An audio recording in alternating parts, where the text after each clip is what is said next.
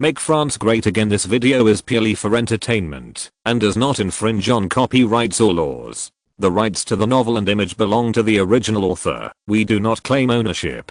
Don't like waiting and want to listen to this fanfic in full now? Subscribe to our Patreon, where you'll find the best fanfics. Chapter 201, Lift Martial Law, December 29th, 1849. With the surrender of James Rothschild and the sweeping down in Paris drawing to a close, a group of Republican MPs, led by the Republican leader Lamartine, went to the Élysée Palace to meet with President Jerome Bonaparte. Under the arrangement of Pessigny, Lamartine and other Republicans entered a reception room in the Élysée Palace. Mr. Lamartine, the president is still inspecting the War Department. You need to wait for a while.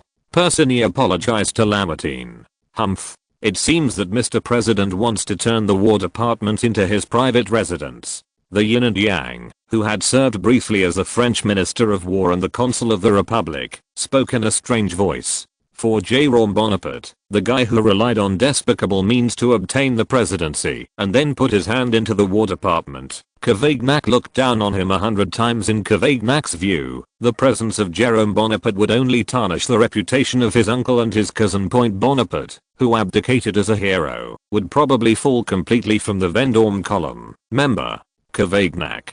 Pessigny counterattacked humbly. As the highest military commander of France, the president's inspection of the Ministry of War is the responsibility entrusted to the president by the Constitution of the French Republic. As the supreme military commander of the Republic, wouldn't it be a dereliction of duty if he didn't always pay attention to the movements of the War Department? Furthermore, it's still under martial law. The president doesn't always inspect the War Department, and he doesn't know how much trouble is going to happen.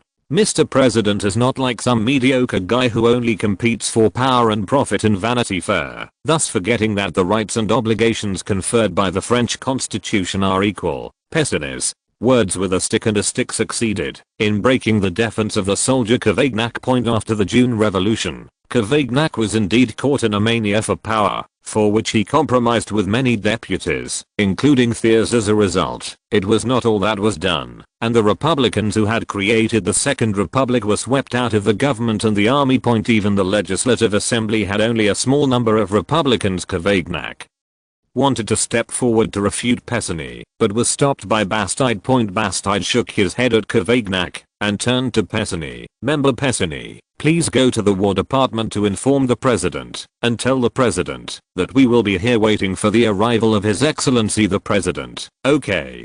Pessigny looked around at the congressmen around him and responded earnestly, I will help you tell the president. You need to be patient. Having said that, Pessigny left the reception room with his head held high and a hint of arrogance on his face. The Republicans in the room were all displeased. What the asterisk is he? A Bonaparte son of a bitch? Cavaignac shouted in a tone of contempt. He is indeed a dog of Bonaparte. Bastide first affirmed Cavaignac's words, and then said solemnly, everyone, I hope you can recognize the reality that even Bonaparte is not a dog. Now we can offend. Our strength is too weak compared to them. Bastide's dejected remarks made the Republicans present a little disappointed. Yes. A year ago, the Republicans were still in charge of the Legislative Assembly, which made laws and limited presidential terms. The party of order in Parliament did not dare to confront them head on. But in just 1 year, the Republican faction has become what it is now. Under the blow of the party of order, the Republican faction soon became the third largest party in the Legislative Assembly.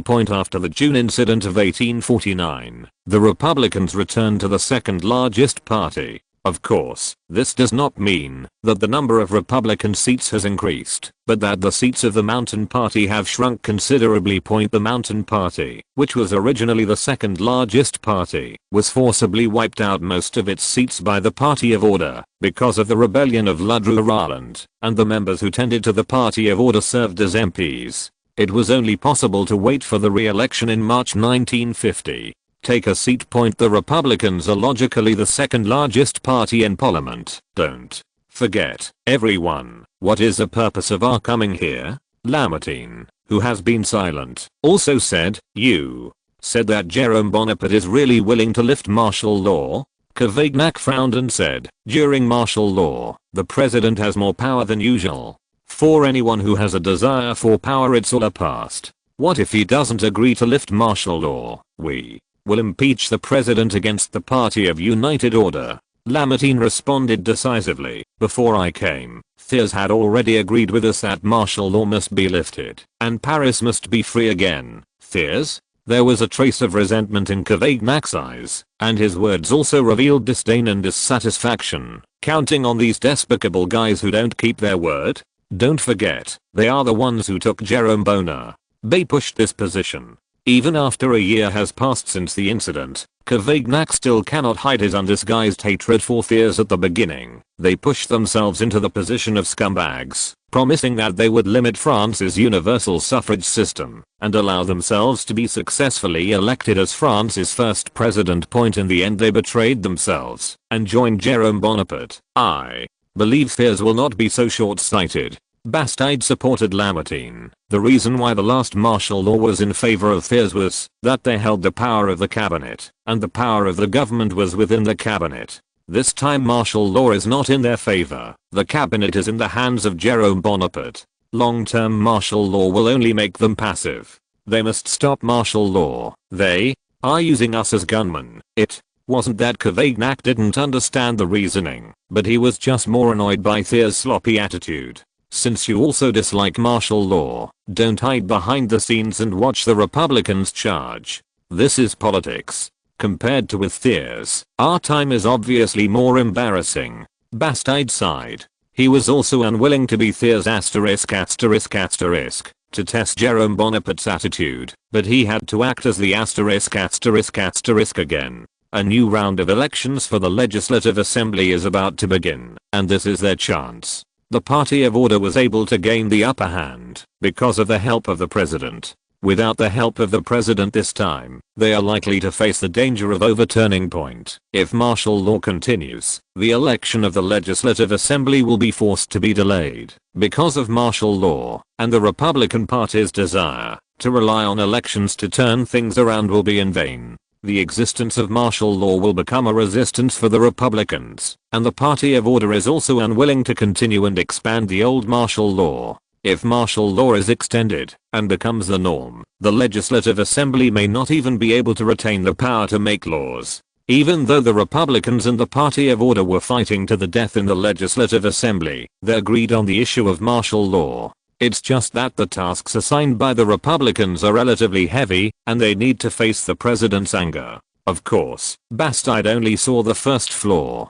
Thiers, standing on the second floor, had already decided to implement the proposal to limit the universal suffrage system shortly after martial law was lifted. By that time, the Republicans in the mountains will be powerless. Lamartine and other Republicans waited anxiously for Jerome Bonaparte, while Pessigny walked slowly and leisurely from the Élysée Palace to the Ministry of War. At this time, Jerome Bonaparte, accompanied by the Minister of War Henault and the Secretary of State St. Arnault, met with the directors of the various departments of the Ministry of War one by one. The soldiers entered the conference room in pairs to meet with Jerome Bonaparte. This time it was Neil and Lendel's turn. Your Excellency, this is Brigadier General Neil, Director of the Logistics Department, and this is Brigadier General Lendl, Director of the Personnel Department. Riegno introduced to Jerome Bonaparte, Mr.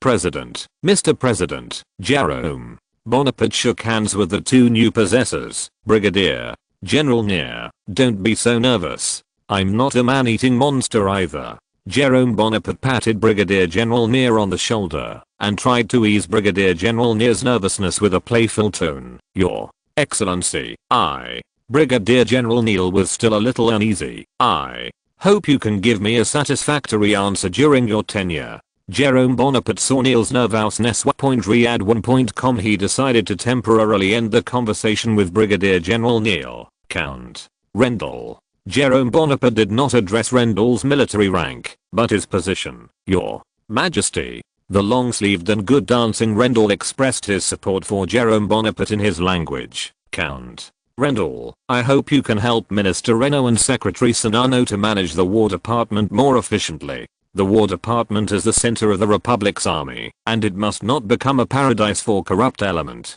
Got it? Bonaparte said to Lendl in a stern tone. This is your duty as the head of the personnel department. I want to see a brand new war department and a brand new army. Of course, Lendl understood what Jerome Bonaparte meant. The so-called cleaning up of vermin is not to clean up a group of people who are not loyal to the emperor. Since he has taken refuge in the Bonaparte faction, of course, he must also hand in a share to the Bonaparte faction. Satisfied with the nomination certificate, the various transfers of the War Department some time ago were his first nomination certificate. Yes, Your Majesty. Rendell responded loudly. I assure you that I will definitely assist Minister Renault to remove pests from the army. Okay. I look forward to your next move. Jerome Bonaparte drew the cake appropriately. All your efforts will be rewarded with satisfaction. Yes. Rendell and Neil responded with a smile.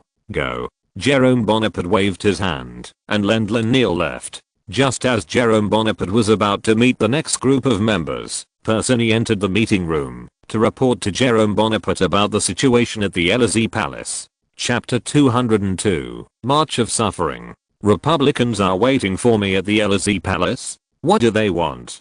Jerome Bonaparte looked at Persigny in confusion, as if asking him. Logically speaking, the relationship between the Republican congressman and him is not to say that they are close to each other, but also that they do not communicate with each other. Point at the beginning, he acquiesced in the suppression of the Republican faction by the Party of Order, which made the force of the Republican faction decline to the point where it was inferior to the faction of the Elysee Palace. Do they want to win over themselves to be the vanguard of the Party of Anti-Order? Jerome Bonaparte turned down the idea. If the Republicans really wanted to, they wouldn't mind acting as a Republican in the period after they abandoned the Party of Order. But after he ousted Adalbero, the Republicans didn't do anything, so it was a little too late to try to win him over at this time. Your Majesty. Persigny carefully said his guess. Could it be related to martial law? The election time is coming soon. Martial law? General election. After Persigny's reminder, Jerome Bonaparte instantly remembered the regulations that the Legislative Assembly had to postpone during the martial arts law period. The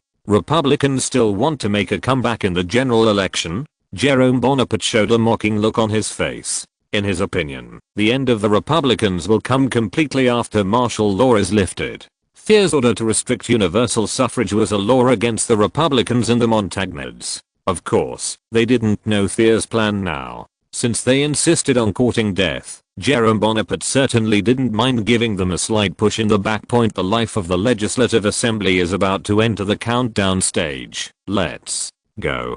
Back to the Elysee. Jerome Bonaparte responded to Persigny. Yes, Your Majesty. Accompanied by Persigny, Jerome Bonaparte gathered all the members of the Ministry of War in the chamber to convey to them his love for the army. After several successive purges, the Ministry of War has completely turned into a hall of Bonapartists, and both the administrative and military bureaucrats applaud Jerome Bonaparte at the same time. At the end of the meeting, Jerome Bonaparte said with a smile, everyone, a new era has come.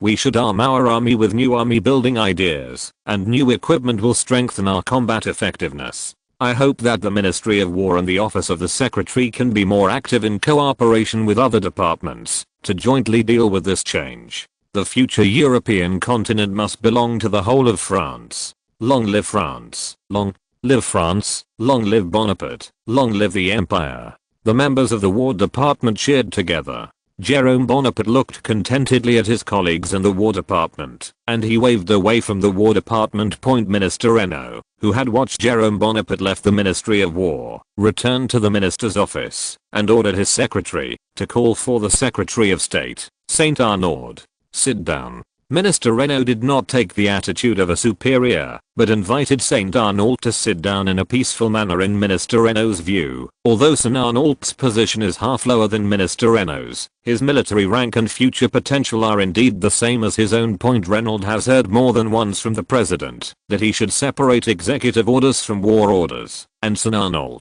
who controls the military secretary office, will undoubtedly separate the War Department to become an existence at the same level as him one day. Attitude towards a soldier of the same rank. Your Excellency Minister. General St. Arnault maintained a respectful attitude towards Minister Reynaud, and it was also beneficial to him to strictly enforce the etiquette of the upper and lower ranks of the army. Have you heard what His Majesty said just now? Minister Reynaud asked St. Arnault. You mean cooperation with other departments? The alert St. Arnault instantly grasped the focus of Jerome Bonaparte. That's right. Reynaud nodded with satisfaction. The President's intention is for us to strengthen cooperation with the Ministry of Railways. I hope this cooperation can be started by the Military Secretary's office. Minister, what do you want me to do? St. Arnault asked Minister Reynaud. The Ministry of Railways has been established, and I hope that the office of the Secretary can set up a resident agency in the Ministry of Railways to strengthen the connection between the military and the Ministry of Railways. Minister Reynaud put forward his own suggestion. This General St. Arnault hesitated for a moment. No one knows the crooked melons and crack dates, affectionately called, of his subordinates better than him. As a group of military elites with a bright future, let them honestly stay at the Ministry of War to make plans for marching in the Near East and draw up close-up maps. It is already for the sake of the immeasurable future of the Military Secretary's office. And what is the future of going to the stationed agency? For an excellent elite who is eager to fight on the battlefield, dealing with coal, charts, and data all day long, performing tedious calculations mechanically, breathing the air covered with black dust. There is nothing more terrifying than this. What's the matter? Is there any difficulty? Minister Reynaud asked with concern. No problem. General St. Arnault said decisively. Since the minister entrusted the task to the office of the military secretary, St. Arnault must not be able to live up to the expectations of the president, and the minister isn't just arranging personnel to be stationed in the agency. It's as simple as compulsively ordering them to go. Who doesn't want to take off their military uniform and go home? The experience of managing armies in Africa taught St. Arnault that the more aggressive you are with the army, the more it will obey your control. On the other hand, if you are weak, the army will take your orders less seriously. Okay. Minister Reynaud showed a satisfied smile. His work with St. Arnault undoubtedly relieved him a lot. Many places where he did not appear in front of him were people who were inconvenient to dismiss him. The same is done by St. Arnault. In general, St. Arnault is a qualified executor, tool person. The poor members of the military secretary office did not know that they were about to be dispatched by their superiors to the engineering troop of the Ministry of Railways for day-to-day calculations and inspections. The carriage returned to the Élysée Palace with the President of the Republic Jerome Bonaparte and the Secretary General Pessigny. It was already around 4 o'clock in the afternoon, and the sky over Paris was gradually darkening. In the afterglow of the sunset, the cold winter wind whistled and hit the glass of the Élysée Palace, making a crackling sound. This is the last dawn before darkness. Led by Pessigny, Jerome Bonaparte soon came to the room where the Republicans were. Gently pushing the door open, Jerome Bonaparte saw many of the old acquaintances from before. Cavaignac, Carmartin, Bastide. He walked to Lamartine with a smile and stretched out his hand to shake hands with Lamartine. Mr. Lamartine, members, welcome to the Élysée Palace. Your Excellency, thank you for taking the time out of your busy schedule to meet us. Lamartine immediately complimented Jerome Bonaparte. After chatting with each other for a while, the two sent to the main topic. Mr. Lamartine, what do you want to do with so many deputies coming to the Élysée Palace? Jerome Bonaparte asked Lamartine with a smile on his face. Mr. President, we are here for martial law. My party and I agree that the underworld forces in Paris and the guy who murdered you have been tried, and martial law can be lifted. We don't need to let the people of Paris all the time always in a situation of fear, Lamartine said earnestly to Jerome Bonaparte. Worry about being afraid? Jerome Bonaparte restrained his smile and put on a serious expression. I don't think the people of Paris have anything to be afraid of. Is the current environment more than was it worse before? Is our army more terrifying than the bedbugs lurking in Paris? Or? Jerome Bonaparte looked around and asked, some of you are accomplices of those gangsters. Do you want to intercede for those people? As soon as this statement came out, many people present did not dare to refute. It is a politically correct thing to crack down on gangs anytime, and they dare not chew their tongues in the face of right and wrong. Jerome Bonaparte's questioning made Lamartine speak less. Riyadh1.com. Seeing this, Bastide stepped forward again and said to Jerome Bonaparte, "Your Excellency, no one is the black man. Fellow gangsters, we also agree with your decision to crack down on gangsters. Most of the gangsters have now been pulled out by the army, and the remaining gangsters just need to be handed over to the police. There is really no need to waste resources to destroy the gangsters. What Paris needs now is tranquility." "You mean that the lifting of martial law will bring peace to the people of Paris?" Jerome Bonaparte asked calmly, changing his stern tone. "Your Excellency, the people of Paris long for freedom. The control of the army will be appreciated by the people of Paris in a short period of time, but if you stay in Paris for a long time, it will inevitably make the people of Paris feel shackled, and their gratitude to you will be turned into a complaint. We need to lift martial law before the people of Paris complain, so that Paris can return to peace. The people of Paris will always remember everything you did, President." Bastide does not mention throughout the whole that lifting martial law can bring. What interests do they have, but instead point out the benefits that lifting martial law can bring to the president. This is the quality of a qualified politician. Compared with Bastide, Lamartine and Cavaignac obviously have some tastes of children playing at home. After thinking for a moment, Jerome Bonaparte pretended to be unwilling and asked Bastide the series of accidents that happened during martial law. "Since it was an accident, of course I didn't want to discuss it." Bastide immediately replaced Lamartine and said that everything during the martial law would be turned over after the martial law. "I agree to lift martial law." Bastide and other Republicans all showed joy on their faces, but if you're listening to this novel on a channel other than Fanfic World, it means they downloaded and uploaded it without effort. We cordially invite you to visit our channel, Mundo Fanfic Novelos. There you'll find the original version of this story and you can explore many other novels of various genres. We're waiting for you to immerse yourself in a world of incredible novels. Chapter 203, Military Spending Imposed on Parliament. The turning point of Jerome Bonaparte made Bastide and others present with joyful expressions on their faces. They didn't understand what the dishonest president was trying to do. "Your Excellency, but what?" Bastide asked Jerome Bonaparte cautiously. "Don't be nervous," Jerome Bonaparte said with a smile. "I just want to hold a military parade on the outskirts of Paris before martial law is lifted to boost the morale of the French nation. At the same time, it can also deter some of the younger generation."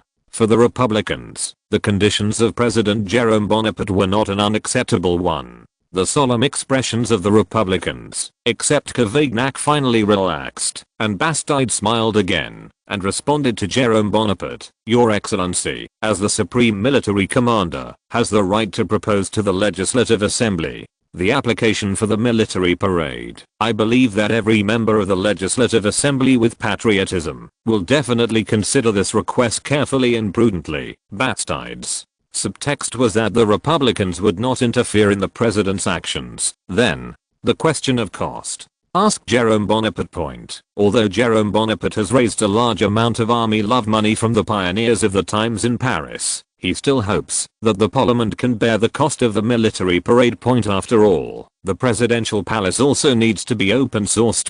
After Jerome Bonaparte ousted a de Lobero and regained most of his own power, the Élysée Palace was also a whirlpool of power centers, and the greater the power, the greater the expense that came with it. In order to deal with the huge power gathered in the Élysée Palace, Jerome Bonaparte set up a large number of subordinate institutions such as the Special Secret Service, the Military Investigation Service, and the Disabled Soldiers Office in the Secretariat's office and the Police Office. Institutions of the Élysée Palace do not have a strict sense of establishment, except for the Special Secret Service, because they are the military establishment. They can take part of the funds allocated by the Ministry of Finance to the Ministry of War to save money, because they are only affiliated with Jerome Bonaparte personally commanded, so the activities they needed were also borne by the president.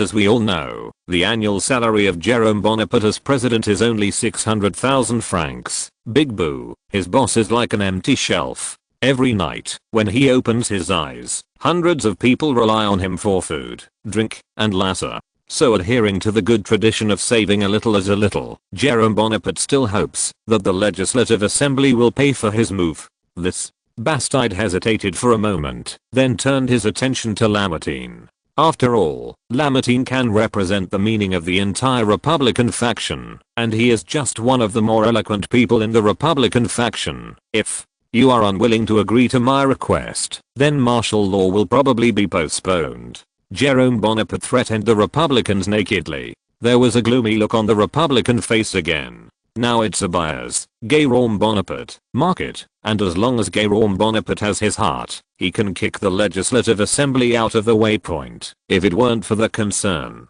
that the Legislative Assembly had not completely checked himself to death, Jerome Bonaparte would not mind strangling them to death like his uncle had dissolved the House of 500s. Jerome Bonaparte's threat was obviously very effective, and the Republicans under martial law had no guarantee that the president would do something out of the ordinary. The failure of Ledru-Roland made them realize that it is difficult for them, the Republicans, to mobilize the people of Paris against despotism again, and they can only follow the existing framework point, even if the framework itself is already against them. Your Excellency, on behalf of the Republicans, we agree to your request. Lamartine, the party whip, made a final decision. He also did not want to delay the election for this matter. The Republicans could only consider restricting the president if they defeated the party of order in the election. That couldn't be better. Jerome Bonaparte smiled, stretched out his hand and said calmly, "Member Lamartine, happy cooperation." There was a look of disgust on Lamartine's face. As an idealist, Lamartine rejected the so-called cooperation of Jerome Bonaparte, but he had to make excuses for Jerome Bonaparte's knockdown. Happy cooperation. Lamartine stretched out his hand and responded mechanically. The two hands quickly separated after a slight touch. After discussing the important matters, Jerome Bonaparte politely asked Lamartine if he would like to dine at the Élysée Palace. No, Mr. President. Lamartine decisively declined the invitation. To dinner he would have been reluctant to meet Jerome Bonaparte if Thiers hadn't asked him to come forward. Jerome Bonaparte did not know that Lamartine's seriousness was a downright refined egoist. An idealism and a refined egoism are not the same thing from the beginning. Pessigny, take me to send the members of the Congress. Rejected.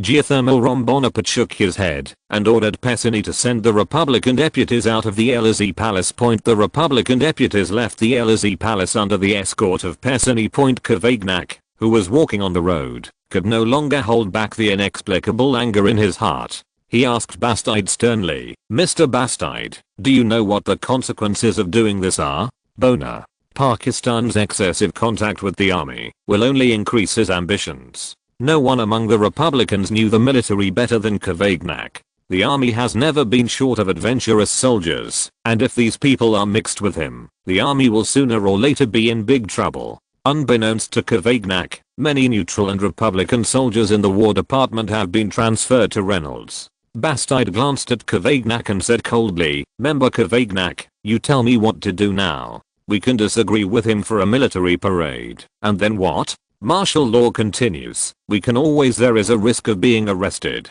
It is better to end martial arts law as soon as possible than this." Bastide pointedly pointed out the embarrassment of the Republicans. They had no ability to negotiate conditions with Jerome Bonaparte. Only the victors could impose conditions on the losers. Cavaignac couldn't say anything to refute for a while. After a while, he showed a helpless smile and said, "You are right." Bastide is also not retorting aggressively. He looks around the MPs and encourages, "Gentlemen, we can think from another angle." Jerome Bonaparte's agreement to lift martial law shows that he is not interested in the army. There is no confidence in whether Paris can be controlled. The citizens of Paris have awakened. They do not need a tyrant. I guess that Jerome Bonaparte's next actions are likely to follow the line of parliamentary struggle. This is for us. It's an opportunity. After hearing Bastide's encouragement, the present MPs also came out of their loss. As long as he still follows the line of parliamentary struggle, then they have a chance To win. The Republicans believe that democracy and republic will sooner or later penetrate into the hearts of every French, and the era of tyrants will be gone forever. Early the next morning. Bastide and Lamartine went to the Rue Portier to meet Thiers and informed Thiers that martial law was about to be lifted. So, you have succeeded. Thiers looked at Lamartine in amazement, but he never thought that Bonaparte could lift martial law so readily. For this reason, he was already prepared to convene a parliament to impeach Jerome Bonaparte after the failure of the Republicans, who was unwilling to lift martial law. Now that Jerome Bonaparte has readily agreed to lift martial law, Thiers has to wonder whether he and the Republicans have reached an agreement. Facing Thiers' suspicious gaze, Lamartine said lightly, "Mr. Thiers, my goal is the same as yours when it comes to lifting martial law, and you don't need to have any doubts about it. We do promise the conditions proposed by the president." Lamartine told Thiers the terms of Jerome Bonaparte. "I don't think you and your party will object." "Of course." Thiers responded without hesitation. www.riyadh1.com. Having lost an extra income, he was also unwilling to watch martial law continue. This will only make more and more people circle around the Élysée Palace. January 1st, 1850. The Legislative Assembly reopened, and General Synopsis, Secretary of State, took the place of Minister of War for a routine questioning by the National Assembly. Although this time the parliament was just a project carried out by convention, the whole meeting was naturally filled with an inexplicable smell of gunpowder. General Saint Arnault, in December last year, you and your minister, General Renaud, imposed martial law without going through the Legislative Assembly. I don't know how you explain it. Arnault said. I don't think this is martial law without authorization. Saint Arnault retorted without hesitation, we are under the order of the president. The president, as the supreme commander of the army, has the right to impose martial law, which is the power conferred by the constitution to His Excellency the President. Besides, Commander Changanier, the Paris City Defense commander, also agreed to the plan of martial law. Saint Arnault carried the flags of Changanier and Jerome Bonaparte, so Meris could not find any reason to refute. Procedurally speaking, Saint Arnault did not exist then. How do you explain the shooting incident of the 2nd Brigade in Temple District? Marest asked again. You can ask the citizens of Paris what they think about the shooting. Saint Arnault looked at Marest with disdain and said, if it weren't for the army's presence, I'm afraid those **** would never get it for the rest of my life. Deserved punishment. Chapter 204, Military Parade. 1. January 29th, 1849. In France in January, the nights are always long and the days are short. The sky at 6 o'clock is still dotted with stars. The grey-black sky and the howling cold wind shrouded the whole of Paris, making it feel an inexplicable depression and trembling, like a very today's Paris. The study room of the Élysée Palace under the grey-black sky unexpectedly lit up. Through the candlelight emanating from the study room, one could vaguely see a figure appearing by the window of the study room. He was Jerome Bonaparte. With a Napoleon hat on his head, a blue and black leather dress, a Legion of Honor medal on his chest, and a pair of leather boots on his feet. Jerome Bonaparte was standing by the window, gazing at the soon-to-be white sky in the distance, and then using out of the corner of the eye, he glanced at the gilded pendulum sitting next to him. There are still more than 4 hours before the start of the military parade. This is the earliest time when Jerome Bonaparte has woken up since he became president, and it is also the first military parade in Jerome Bonaparte's career as president. Ceremony. In the heart of every man, he always hopes that he will become a general who can command thousands of troops, and Jerome Bonaparte is no exception. He just lay in bed and slept, for fear that he would miss the military parade the next day, but he was not sleepy at all, and all he could think about was how he would command them to defeat the enemy in the future until 2 AM on the 29th. Just before falling asleep, Jerome Bonaparte, with a strong inner hint, only slept for 3 hours and 30 minutes before being woken up by the biological clock. After waking up, he carefully put on the clothes prepared the day before and went to the study alone, holding a candlestick with 4 candles, waiting for the start of the military parade. He came to the study carefully and did not disturb anyone in the Élysée Palace. Even the 4 soldiers who were in charge of patrolling and defending the Élysée Palace at night did not find out until the study room was bright. In the study, Jerome Bonaparte paced back and forth with his head lowered. From time to time, he came to the mirror to tidy up his uniform, or adjusted his Napoleon three-cornered hat on his head. In short, the heart of President Jerome Bonaparte is very anxious. As time passed, the stars quietly disappeared, the sky was no longer grey and black, the hot sun slowly rose from the horizon, and the whistling cold wind gradually weakened with the dawn. The time came to 7:30. Pessiney, who got up early in the morning, yawned and went to the presidential bedroom to wake up Jerome Bonaparte. Since the police chief, Colonel Fleury, was assigned by Jerome Bonaparte to the National Guard staff as a full-fledged colonel, the job of waking Jerome Bonaparte was handed over to Pessiney. Pessiney, who entered the presidential bedroom, did not find the figure of Jerome Bonaparte, and he was instantly refreshed after being exhausted. It stands to reason that His Majesty should be sleeping in the bedroom at this moment. How could it suddenly disappear? The president's disappearance caused Pessiney to panic, and he ran out of the bedroom in a panic to tell them about the president's disappearance. At this moment, the door of the study slowly opened, and Jerome Bonaparte came out of the study. "Your Majesty, you." Pessiney stared at Jerome Bonaparte, who was already dressed in surprise, with wide eyes. "What's the matter, Secretary General Pessiney?" Jerome Bonaparte looked at Pessiney in surprise, then glanced at his clothes and asked curiously, "Is there anything dirty on my clothes?" No. Pessiney, who had recovered his senses, denies. "I just feel. Pessiney struggled with the words, to use in order not to offend the president, but to be able to explain. "I think my routine is a bit abnormal, don't you?" Jerome Bonaparte said what Pessiney didn't want to say, and then explained, "It's the first military parade, and it is inevitable that you will be a little excited." "Yeah." Pessiney nodded in understanding. At 8:30 am, a group of cavalrymen dressed in brown-red war horses arrived at the gate of the Élysée Palace. Residents coming and going on the street looked at the clothes of the soldiers in surprise. Some elderly residents had 3-point pride in their eyes. I was moved by 7 points. Wearing the green dragoon uniforms of the First Empire, and wearing high-top military caps with feather collars, they seemed to have returned to France after more than 30 years, and the Empire seemed to be back. As the leader of this cavalry team, Colonel Fleury of the National Guard staff and his deputy Edgani wore red dragoon uniforms with a command knife tied to their thighs. Much like the cavalry under the Emperor officer, the team stopped in front of the mansion of the Élysée Palace, and Fleury, the temporary commander of the army, straightened his chest and gave an order like a bell, "Dismount." All the dragoons got off their horses in unison, and they led the horses to the left and right of the gate of the Élysée Palace. A gilded open-top double-bridge carriage with a beautiful golden bee pattern and a thin white lino drapery was gilded.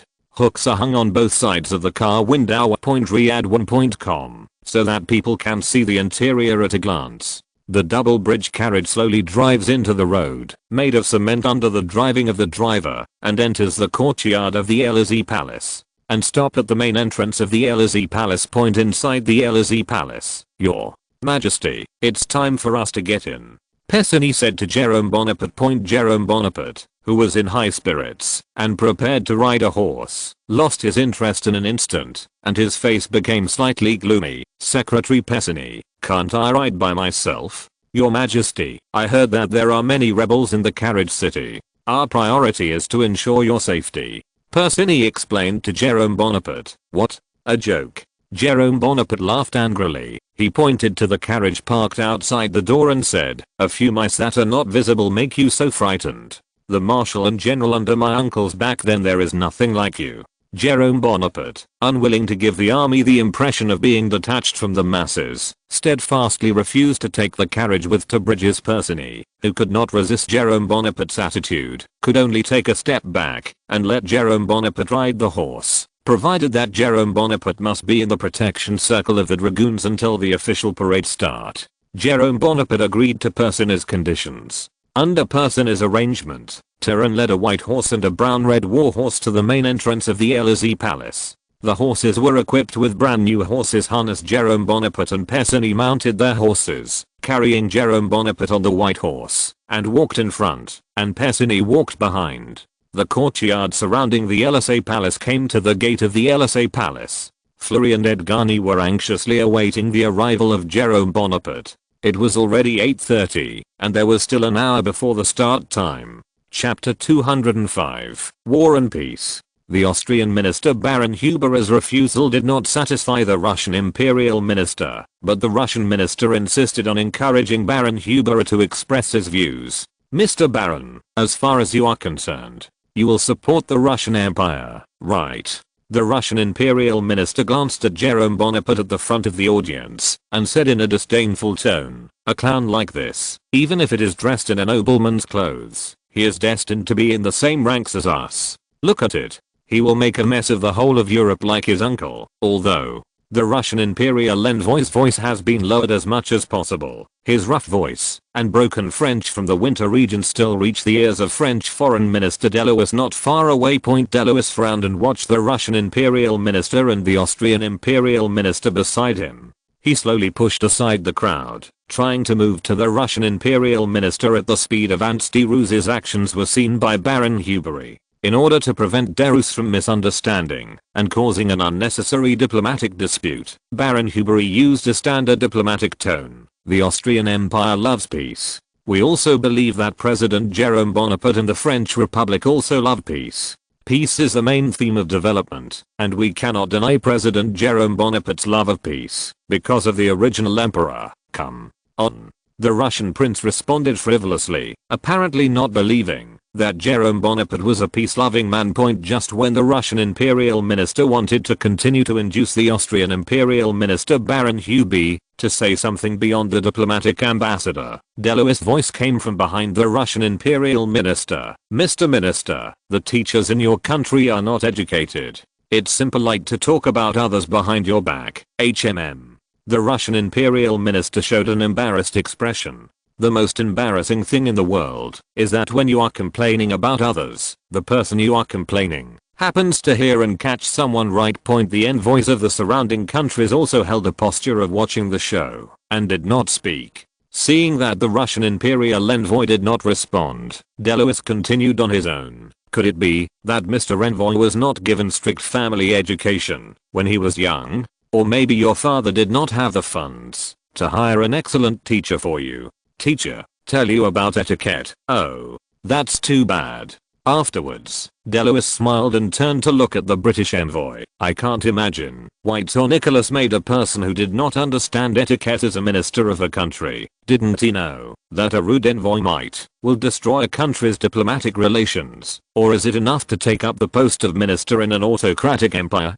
Due to the quasi-free alliance agreement negotiated between Britain and France some time ago, the British minister, who is diplomatically inclined towards the French Republic, smiled and nodded in support. The ambassador of the Russian Empire, who was bombarded like a barrage of cannons by Delouis, showed sullen anger on his face.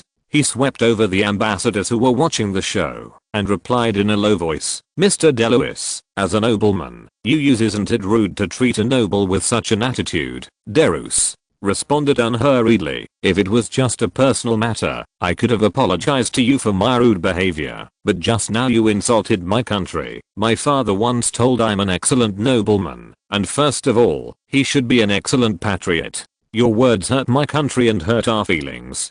Sir, I just said a witty remark. Is this also considered harm? If this is harm, then Napoleon Bonaparte." The Russian imperial envoy tried to confuse the public and hoped that all the envoys in the German region would be pulled into the water. Because Emperor Napoleon's witty saying "you should all marry German women" also brought great humiliation to the German people. Especially the Kingdom of Prussia. The Prussian envoy behind the Russian imperial envoy also showed an embarrassed expression after hearing the extensive AoE injury of the Russian imperial envoy. For the Kingdom of Prussia, that history is really a very humiliating thing. If the Kingdom of Prussia wants to completely wash away its humiliation, it has to enter Paris with dignity like the Russian Empire. It is best to have a coronation at Versailles on the outskirts of Paris. The historical Kingdom of Prussia did indeed wash away its shame and made France a complete joke. 100 years later, people humiliated France like the European people breastfeeding Prussia. It is a pity that the world has no chance to give them a chance to wash away the shame, and the shame will always accompany the Kingdom of Prussia. Mr. Ambassador, His Majesty the Emperor has paid the price for his actions. Will the Russian Empire also be able to bear the price of angering the whole of France? The French Republic's eagerness to communicate with European countries to maintain peace may be due to the unintentional loss of Mr. Ambassador. And cool down. Delouis still maintained an aggressive posture. Since entering the core strategic circle of Jerome Bonaparte, Delouis has understood that there will inevitably be a war between the French Republic, or the French Empire, and the Russian Empire. He is not afraid that angering the Russian Empire will lead to the breaking of diplomatic relations with the Russian Empire. Diplomatic risk. Diplomacy is inherently a combination of toughness and softness. Appropriate toughness can earn the respect of other countries. The Imperial Russian envoy was clearly taken aback by Deroux's aggressive attitude. Although he has been encouraging the Austrian Empire to make a statement just now, when it is the Russian Empire's turn to make a statement, he has no right to completely replace Tsonikalasai and declare war on the French Republic. Not to mention him, even Nesserode, the foreign minister of the Russian Empire, cannot represent the Russian Empire. The only person who can declare war on behalf of the Russian Empire is Tsonikalasai, the little father of the all-Russian nation living in the imperial village on the outskirts of St. Petersburg. The Russian imperial minister smiled and said, "The heart of the eager communication will not be cooled by a few gossip." The Russian imperial minister smiled and said, "The heart of the eager communication will not be cooled by a few gossip. Empire welcomes every friend who treats them sincerely." Friend? Delouis continued to sneer. If it is said that being a friend of the Russian Empire is subject to unprovoked ridicule and abuse, then we would rather refuse. Afterwards, Delouis swept his gaze across the surrounding diplomatic circles and said with affectionate words, "Every friend who treats France with sincerity will be treated with sincerity. We welcome the king and queen of your country to come to France and see with their own eyes. Witness France under His Excellency the President. I believe they will eliminate their prejudice against France and fall in love with it. I also believe that the French Republic will become a peace-loving country." The British envoy, who had been silent for a while, appeared on Delouis' side and broke the news. Queen Victoria and Prince Albert are considering a meeting. Visit the French Republic in the near future. The ministers of various countries present were all shocked by the news of the British minister's revelation. Queen Victoria and Prince Albert represent the face of Britain. If they visit the French Republic, does it mean that the United Kingdom will form a complete alliance with the French Republic? The ambassadors of the Austrian Empire and the Kingdom of Prussia showed solemn expressions once the Kingdom of Britain and the French Republic are allied. What will happen to the German region? The cooperation between the Kingdom of Great Britain and the French Republic is not as simple as 1 + 1 = 2. Anyway, the Russian Empire welcomes the integration of the French Republic into the European family and its contribution to peace in Europe. The Russian minister had to bite the bullet and change the subject, thinking in his heart whether to inform St. Petersburg of the news. The French Republic will welcome the arrival of the Queen and her husband with 12 points of enthusiasm. Delouis knew that the British envoy's so-called visit was just to give France a boost. In the absence of definite news from the Ministry of Foreign Affairs, all the so-called near-term and consideration can be regarded as a distant thing. "Gentlemen, President Jerome is going to speak." Deroux's decided to end the unpleasant moment. He pointed to Jerome Bonaparte in front of the auditorium. At this time, Jerome Bonaparte waved his hand, and the parade field gave a frenzied cheer, and every soldier, led by the commander, gave a cheer like a mad believer. Long live Bonaparte, long live the Republic. The sound was so loud that it made the earth tremble. The sound continued for a few seconds, then stopped when Jerome Bonaparte waved again. You reading www.okanshu.com. Now is the time for Jerome Bonaparte to speak. Under the parade, and on the viewing platform, tens of thousands of eyes were fixed on Jerome Bonaparte. Jerome Bonaparte was not at all nervous. The current scene seemed to him like eating and drinking. French most loyal and best soldiers, it is a pleasure to meet you in the Sartori region on this sunny morning. I, Jerome Bonaparte, the Emperor's nephew, is honored to be able to inspect your fine army. You are the defenders of the nation, the nemesis of the invaders, and I'm just an ordinary French citizen.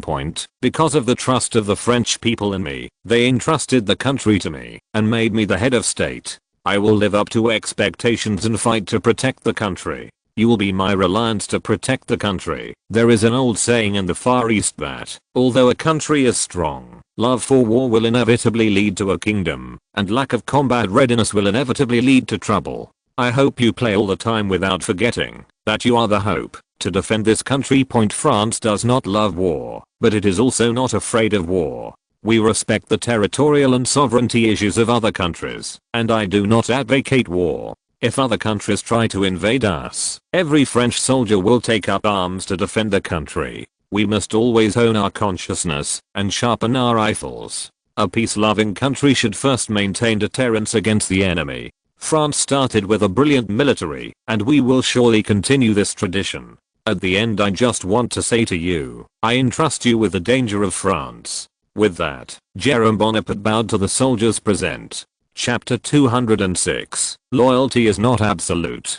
Jerome Bonaparte's bow was unexpected for everyone present.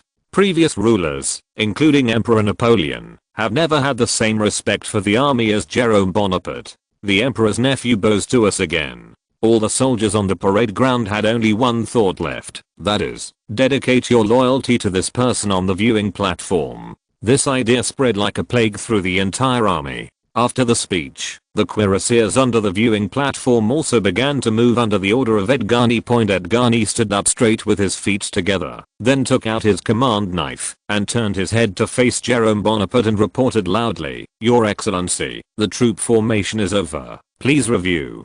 Jerome Bonaparte did not speak, but waved his hand. Edgani, who received the order, quickly turned around and shouted, "Get on the horse." The cuirassier battalion is uniformly mounted on black high-headed horses. These cuirassiers will act as messengers to pass through the various phalanxes to pass the order of entry of the parade. Their skilled equestrianism and gleaming breastplates made them the focus of the military parade. The foreign envoys on the viewing platform commented on the breastplate cavalry. Some said they were elite troops, while others said that it was just a look that would collapse at the touch of a button. They hear none of those comments, and certainly don't bother to listen to the laymen who fearlessly pass on the authority of the president to every military. Under the instructions of these presidential avatars, the authority of the president has been implemented in every phalanx. Under the leadership of the commander, the soldiers of the phalanx began to move in an orderly manner. The uniform weapons and uniforms made them like layers of waves. Each unit began to move quickly without making the formation messy, and waited until they left. When you reach the viewing platform, the speed can be slowed down. When each phalanx soldier passed under the viewing platform, he hysterically called out his number and shouted, "Long live Bonaparte, long live the Republic." Between the neat steps of the soldiers, the ground on the viewing platform shook, as if the earth was also overturned. Every slogan brought a smile to Jerome Bonaparte's face, and to show respect for the army, he took off his hat every time the troops shouted a slogan. The phalanx of the 1st Paris Brigade ended with "Long live Bonaparte, long live the Republic." When it was the turn of the 2nd Brigade in Paris, the 1st Phalanx, led by Brigadier General Conrobel, began to change slogans. "Long live Bonaparte, long live the Empire." Led by the commander, the soldiers began to shout at their throats the expressions of foreign ministers and members of the Legislative Assembly on the viewing platform changed instantly, and no one did not understand what this slogan represented. These slogans were a serious offense in the Bourbon and Orleans eras, and even in enlightened republics they also signaled political incorrectness. To shout "Long live the Empire" in a republic is like declaring war on the Republic. If it wasn't a sacred military parade, they would have impeached Conrobel. Compared with the sudden change of politicians in the Legislative Assembly, the big-headed soldiers obviously don't care about this. Under the deliberate propaganda of the commander, the big-headed soldier should think that the so-called Republic and the Empire are the same thing, and the President and the Emperor are also the same. All alone. Not only them, but even the commanders of those troops also paid tribute to Jerome Bonaparte during the military parade. In their eyes, Jerome Bonaparte is an era that has passed by France. When all the troops of the 2nd Paris Brigade ended with the cry "Long live Bonaparte, long live the Empire," the 3rd Paris Brigade appeared in this army that had gone to Rome. Obviously, it had more military spirit than the previous security forces. There was a murderous look in his eyes. led by the lower commander of the 3rd Paris Brigade. The 3rd Brigade, which was supposed to shout "Long live Bonaparte, long live the Republic," like the 2nd Paris Brigade, shouted the slogan "Long live Bonaparte, long live the Empire." This group of soldiers who came back from the battlefield was louder and more passionate than the soldiers of the 2nd Brigade. The face of Changanier on the viewing platform also changed a little, and the Paris 3rd Brigade tried to get out of his control. The majesty and obedience from the superiors did not make the 3rd Brigade obedient. De Castellana showed a meaningful smile, and the behavior of the army was not what he expected. In such an environment, how many people can really not be swept away by this frenzy? Jerome Bonaparte smiled even more. The so-called military parade was originally a tool he used to test the loyalty of the army and his ability to control the army. The behavior of the 3rd Brigade in Paris made him realize that he could do without change. In the case of Nirvana, established prestige in the army. He succeeded. The military empire founded by his uncle still lives in everyone's heart, even if it's just a small microcosm of the empire. That's enough. The shadow of the French First Empire will take root in the hearts of every soldier. Although there are elements of Jerome Bonaparte's perseverance in giving back to the army, part of it is the army's memories of the past. Just imagine, if the army really doesn't miss the empire built by his uncle, then even if he tries his best, he won't be able to let the army shout the slogan of "Long live the Empire." Although both Bourbon and Orleans waged wars to please their armies, they gave their armies little favors compared to the wars they waged, and the wealth they brought to the emperor after decades of dormancy and tranquility. The army will never be bought by small favors. The French army has forgotten the pain brought to them when the emperor was defeated, and how to scold the emperor who led him to victory when the army was defeated. The bottom-up army, tired of peace, has grown up with ambitions again. They hope that there is someone who can lead them to repeat the path that the emperor set at the beginning. They will use the blood of the enemy to pave the way for their own honor and mettle, establish immortal feats in the great cause of conquest. To accomplish what they have in mind, they can abandon the weak monarch, d'Orleans, turn their backs on the mediocre legislative assembly, and find a new leader who can lead them to glory, whether this leader believes in Louis, Bourbon, or Napoleon.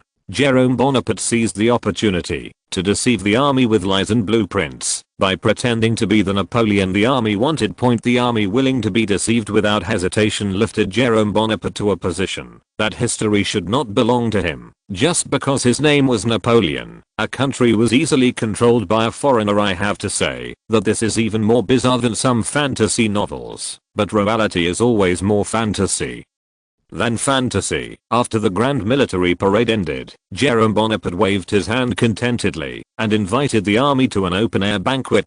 The army also went to the open-air banquet in an orderly manner under the leadership of the commanders of the various formations. The unlimited supply of frozen chicken and enemas formed a hill and placed on the table. These were carried out by Fleury and Pessigny. After many days of preparation, hundreds of restaurants in Paris were invited to make it overnight, and it took nearly 1 million francs to complete the work. Soldiers at the open-air banquet could indulge in the frozen chicken and enema on the table and drink the draft beer piled up in barrels. At the call of the officer, the soldiers began to toast for the health of Jerome Bonaparte. The empathetic Jerome Bonaparte will also order Edgony and others to brush their presence around, and he also walks through various wine tables with the officers to draw in the relationship between each other. Officers and soldiers surrounded Jerome Bonaparte to express their respect to Jerome Bonaparte. Jerome Bonaparte also responded one by one, until Pessigny told him that the banquet in the back room was about to begin. The angry president speaks the truth. Riyadh1.com. I'm also very willing to communicate with you a lot. However, I also have my own banquet, so, Jerome Bonaparte drank the wine in his glass and threw it upside down in front of the table, and the soldiers had no choice but to make way. Jerome Bonaparte and Pessigny entered the castle, which was nearly 100 meters away from the parade. In the splendid castle hall, middle and senior soldiers and foreign envoys mixed together, and wonderful music began to play in the living room after Jerome Bonaparte arrived. Jerome Bonaparte, who entered the living room, was still the focus of the banquet. Officers and foreign envoys came to Jerome Bonaparte one after another to express their blessings to Jerome Bonaparte. Please sit down, everyone. Jerome Bonaparte invited soldiers and foreign envoys to take their seats at a long dining table. The senior generals scattered on both sides of the table whispered in whispers, and their eyes turned to President Jerome Bonaparte and the people beside him from time to time. The reason they reacted so violently was the presence of a man next to the president who was not supposed to be sitting there. On the left of the president is the Minister of War. As the most important aide to the president, he should sit in this position. And on the right of the president is not the commander Changanier they believe, but Renault's assistant Saint General Arnaud, acting as Secretary of State for the Army, replaced Changanier as the president's right hand. Does this herald a break with the president's commander-in-chief Changanier? After Iagno and Saint Arnaud, Brigadier General Canrobert, Brigadier General Neil, Director Lendl, and then Commander Changanier. Chapter 207, Politics on and off the dinner table. Changanier, who was sitting 2 positions away from Jerome Bonaparte on the left side of the long dining table, sat on the red velvet cushion chair without saying a word, looking calm and winning. But if looking closely at his expression, you can see that there is a melancholy in Changanier's eyes, and his fingers are also trembling slightly under the dining table. Except for General de Castellana, who was sitting next to Changanier, no one noticed General Changanier's insignificant actions. Ugh. De Castellane sighed inwardly at Changanier's estrangement. Whether in the east or the west, people are keen to add one attribute after another to the diet itself. For a political figure, the dinner table can also contain politics. In the old dynasties, the king would arrange the dining position according to his relationship with the nobles. Those who were fortunate enough to sit next to the king would be flattered and complimented by everyone. This position represented that he was the noblest who was closest to the king. The nobles will spend a lot of money just to win the trust of the king. Although the revolutionary government during the Great Revolution explicitly banned this custom of the old system, they still recognized it subconsciously. After the Napoleonic Empire and 2 generations of Bourbons, table politics continued to develop on the basis of revolutionary governments, and the appointment and dismissal of bureaucrats often depended on a meal. The actions of President Jerome Bonaparte clearly told everyone present that Changanier had fallen out of favor, and that what awaited him was likely to be dismissed. Everyone. Jerome Bonaparte, who hung his bicorn hat on the back of the chair, got up and raised his glass with a smile. The foreign envoys and senior officers on the long dining table also stood up and raised their glasses. I'm very happy that you can come to participate in today's military parade.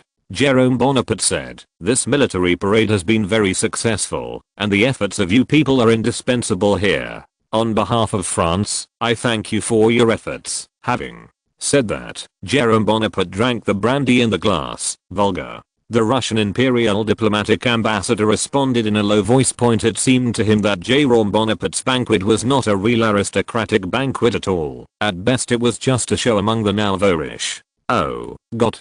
To let them, nobles with noble blood, have a meal with a group of warriors, it is simply terrible. These warriors only mess up normal banquets. Not only the ministers of the Russian Empire thought these things, but many veteran German noble ambassadors who claimed to be the 3 flags in Europe, were also more or less contemptuous. No country has a banquet so rude except in France. Even though Jerome Bonaparte himself has half the blood of the Württemberg family, he does not look like a traditional German nobleman. On the contrary, it is like a thorough military leader. Of course, Jerome Bonaparte knew the thoughts of these so-called old-fashioned nobles. In his opinion, it is better to actively embrace new ideas than to keep a tattered aristocratic classic and to strictly abide by the etiquette in the palace like a zombie. The 19th century was the era of the afterglow of the nobility, and it was also the era of the rise of the bourgeoisie. Although they despised Jerome Bonaparte in their hearts, they still had to go down according to Jerome Bonaparte's process. After everyone at the table had finished drinking the wine in their glasses, Jerome Bonaparte raised his hand to signal that everyone present could take their seats. Everyone, please take a seat. After the foreign envoys and officers all sat down, the banquet officially began. All kinds of refreshments, frozen chicken, enemas, snails, caviar, etc. are neatly placed on the table, which is many times better than the army outside the castle. Banquet lasted for nearly 2 hours before it ended, during which Jerome Bonaparte once again wished France's peace-loving tone, and claimed that the French army existed to defend peace, and they would never launch an aggression at war. The foreign envoys present listened seriously to Jerome Bonaparte's call for peace, and then forgot about it in an instant. The peace-loving lies of the French may only be believed by the natives of Africa. Of course, if the French army was stationed on the territory of the natives would not be willing to believe it. As to whether France loves peace, the Argentine minister in South America has the most power to speak, but unfortunately the Argentine minister was not at the banquet. After the banquet, the troops returned to their camps one after another under the leadership of commanders at all levels. After the blood, the feasted army became more loyal to Jerome Bonaparte. Ministers and dignitaries from various countries began to bid farewell to Jerome Bonaparte one after another, and Jerome Bonaparte smiled and shook hands with them. When it was the turn of the Russian imperial minister, Jerome Bonaparte changed his previous smile to a gloomy expression. Seeing Jerome Bonaparte with a gloomy face, the Russian imperial envoy became uneasy. If there is a diplomatic crisis between the Russian Empire and the French Republic, because of his two hilarious words, I'm afraid that he, the diplomatic ambassador, will consider going to Siberia. President, Your Excellency, thank you for inviting me to the military parade.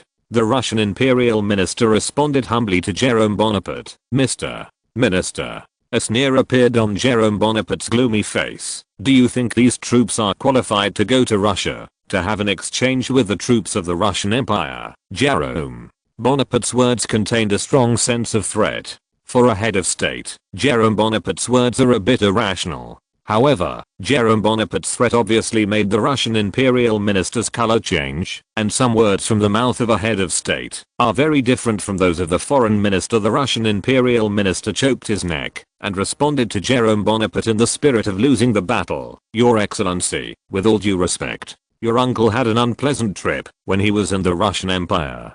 Mr. Minister, please don't forget.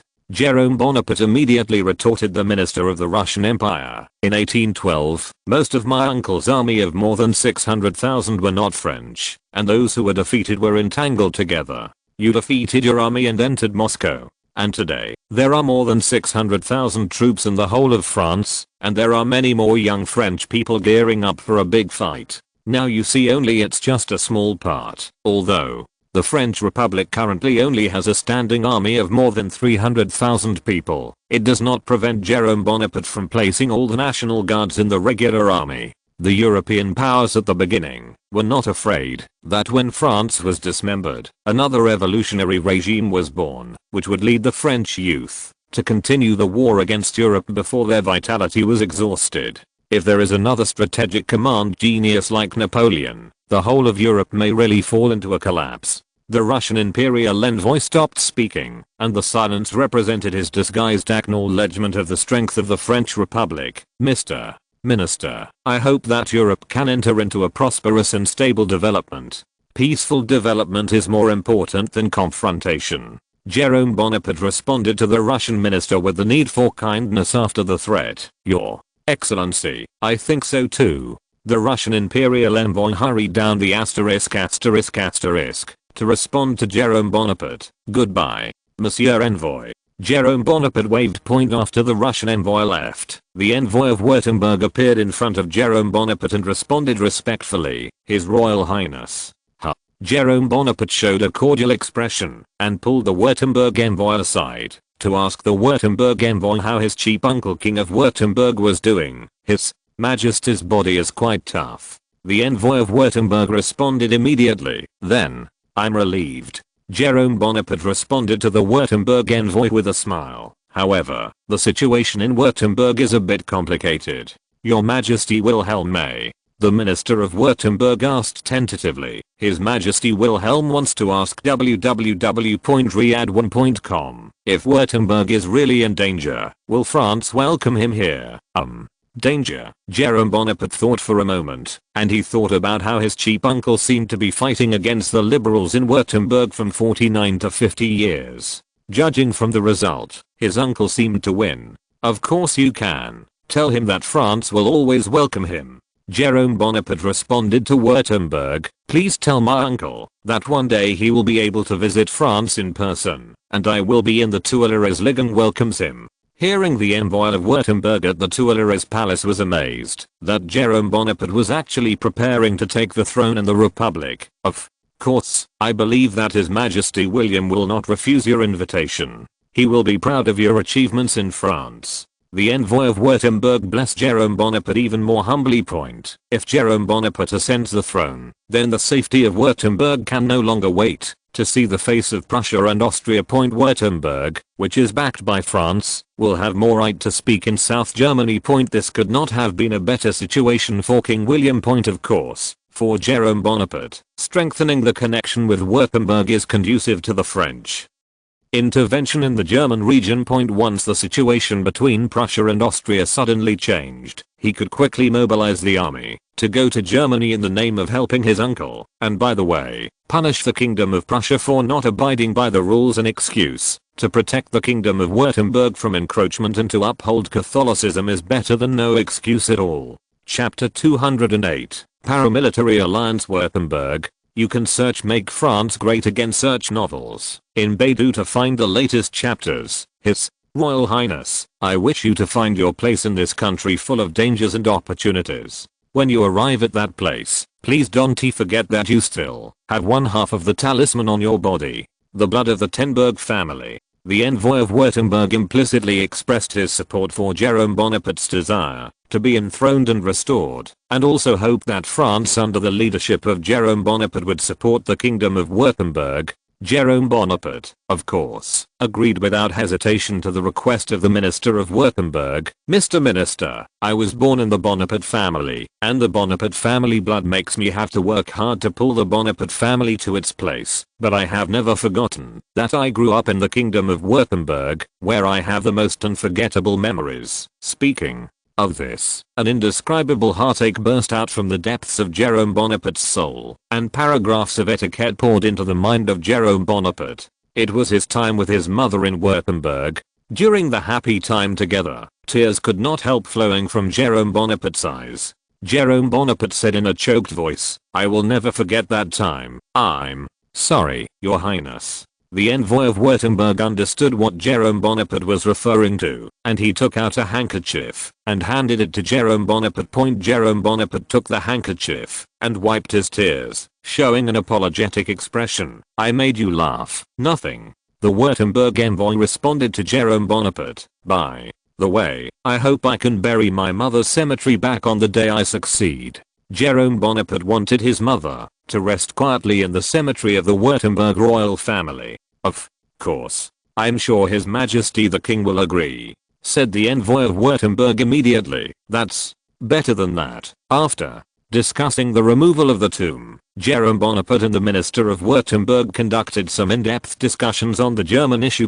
Jerome Bonaparte personally sent the envoy of Württemberg out of the castle gate. After seeing off all the foreign envoys and senior officers one after another, only Jerome Bonaparte's henchmen remained in the castle. Jerome Bonaparte glanced at the core members of the Bonaparte faction present. He clapped his hands lightly. The two servants who had been dispatched from the Élysée Palace were holding corkscrew wine and a few glasses. Cups, aluminum tray appears. Brandy, wine and glasses were placed on the table. Minister Renaud and General Saint Arnault wanted to drink wine for Jerome Bonaparte, but Jerome Bonaparte stopped them. "Today, I should drink wine for you men of merit." Jerome Bonaparte picked up the brandy wine and poured it into the glass after a bottle of brandy bottomed out. All the glasses were filled with wine. Everyone present took up the glasses that had been full of wine and waited for Jerome Bonaparte to answer. Jerome Bonaparte came to the Minister of Foreign Affairs de Roos to toast and praised. "Mr. Roos, well done." De Roos showed a shocked expression, and then he realized what Jerome Bonaparte meant. He asked cautiously, "Your Excellency, shouldn't you accuse me?" Jerome Bonaparte looked at de Louis in amazement. He looked around, then turned to de Louis and said lightly, "Why should I blame you? You protected the French glory. Although diplomatically you are indeed impulsive, but who can care about that?" Immediately, Jerome Bonaparte shrugged and said in a nonchalant tone, "Could Sir Nicholas still declare war on us for the injustice his envoy received in France? Your Majesty, if they dare, I guarantee our promise will kick those Slavs **** with military boots." "That's right. Nicholas, I was nothing but a jerk." The generals echoed Jerome Bonaparte, who saw that the Russian Empire was nothing special. Had it not been for the winter, when the French army attacked the Russian Empire, they would have driven Nicholas I's brother, the whole leaking Alexander I, to the east to join the Tatars. Don't worry, Mr. Minister, if Nicholas did not dare to declare war on us rashly, and they were not ready to fight against us. Jerome Bonaparte smiled and said to de Lewis, tomorrow you will he is the hero of the whole country. Then, Jerome Bonaparte turned his attention to Pessinny and said, Pessinny, yes. Pessinny quickly got up and replied to Jerome Bonaparte, tomorrow, I want to see the news that our minister denounced the minister of the Russian Empire. Jerome Bonaparte ordered Pessinny, yes. Pessinny responded immediately, Your Excellency, you don't have to go to great lengths. De Roos wanted to dissuade him from giving up the idea of Jerome Bonaparte's propaganda. Mr. Minister, we must establish an image of a strong government in the hearts of the French people. Only in this way can we reassure the people of Paris. Jerome Bonaparte explained to de Roos. The inherent contradictions of Paris and its citizens make it the most bizarre existence in all of France. When you try to use the rules to restrain them, they will rage against you as a tyrant and then try to overthrow your rule. When you let them do nothing to show full respect for his opinion, they accuse you of letting them go. In short, every government will make Parisians feel disgusted because it is too lenient or too strict. Just like a girl, when you alienate her, she will say that you are not considerate enough. When you change your attitude and get closer, she reprimands you for being too strict. The best way is to have a degree of relaxation, appropriate relaxation and appropriate tightening to cooperate with each other, and at the same time, buy some small gifts, to make it a pleasant mood, so that it can stop for a while. The foreign minister's anger at the minister is undoubtedly an act that inspires the enthusiasm of every French nation. Those who gain national pride will of course choose to forget some things. Jerome Bonaparte's explanation gave de Roos no reason to refuse. No matter what happens in France, once political correctness is involved, everyone must serve political correctness. Appropriately sacrifice de Lewis is also a matter of course. Besides, de Lewis didn't really sacrifice. Fanatical national enthusiasm will also allow de Lewis to get more political capital. That's it. With the acquiescence of de Roos, Jerome Bonaparte decided to shape the icon of diplomacy. Immediately afterwards, Jerome Bonaparte drank a glass of wine, poured another glass of brandy, and came to Minister Reynaud and General Saint Arnault. Mr. Minister, this Lenoop is a perfect military parade. We fully achieved the results we wanted. Yes, Your Majesty. Minister Reynaud also smiled. This ceremony is much better than we imagined. Most of the officers support you. That's right. Jerome Bonaparte's voice trembled slightly because he was too excited. I see. Many officers are people who support us. As long as they can support me as always, I will what to be afraid of. What can the council in Changanilla do to me? As long as the armies in the suburbs of Paris were under his control, then the whole of France had to submit to him. At that time, it is only necessary to complete the reorganization of all the armies from point to point, just like Louis Philippe did to remove some generals who were unwilling to be loyal. However, after a moment of hesitation, General Saint Arnault, Secretary of State, said carefully, Your Majesty, according to my observation, there are still a small number of people in the army who still don't respect you enough. Jerome Bonaparte sneered and drank the brandy wine in the glass again. Those people are Changanilla's men. That's right. General Saint Arnault responded. However, you have already mastered the support of the vast majority of officers and soldiers. The support of some minorities is not enough to shake your prestige in the army. Although they can't shake my prestige, they can do some damage to our plan. Jerome Bonaparte turned his attention to Count Lendl and said, Mr. Lendl, I don't need to say more about what to do. Come on. Yes. Count Lendl got up and responded to Jerome Bonaparte. According to our observation Riyadh1.com, only a few battalions under the 1st Paris Brigade do not respect you enough. I will transfer them to get where you need to go. In order to fully understand the attitude of the army, long before the military parade began, Lendl deployed a group of people to record the attitude of each army towards the president. If it is the commander's problem, then the commander of the army will be transferred out of Paris or ordered to retire. If it is a problem with the entire army, then the army will be transferred directly in the name of defense, and a group of loyal troops will be transferred from the Italian front point at present, when most of the troops support the president. The transfer of a small number of troops and commanders will not cause an excessive backlash of the troops. That's good. Jerome Bonaparte nodded in satisfaction, then raised his glass and said, "The Bonaparte family will never forget your contribution. I can assure you that when it is done, you will receive what you want." After speaking, Jerome Bonaparte drank the wine in his glass. This cup represents the complete end of the military parade.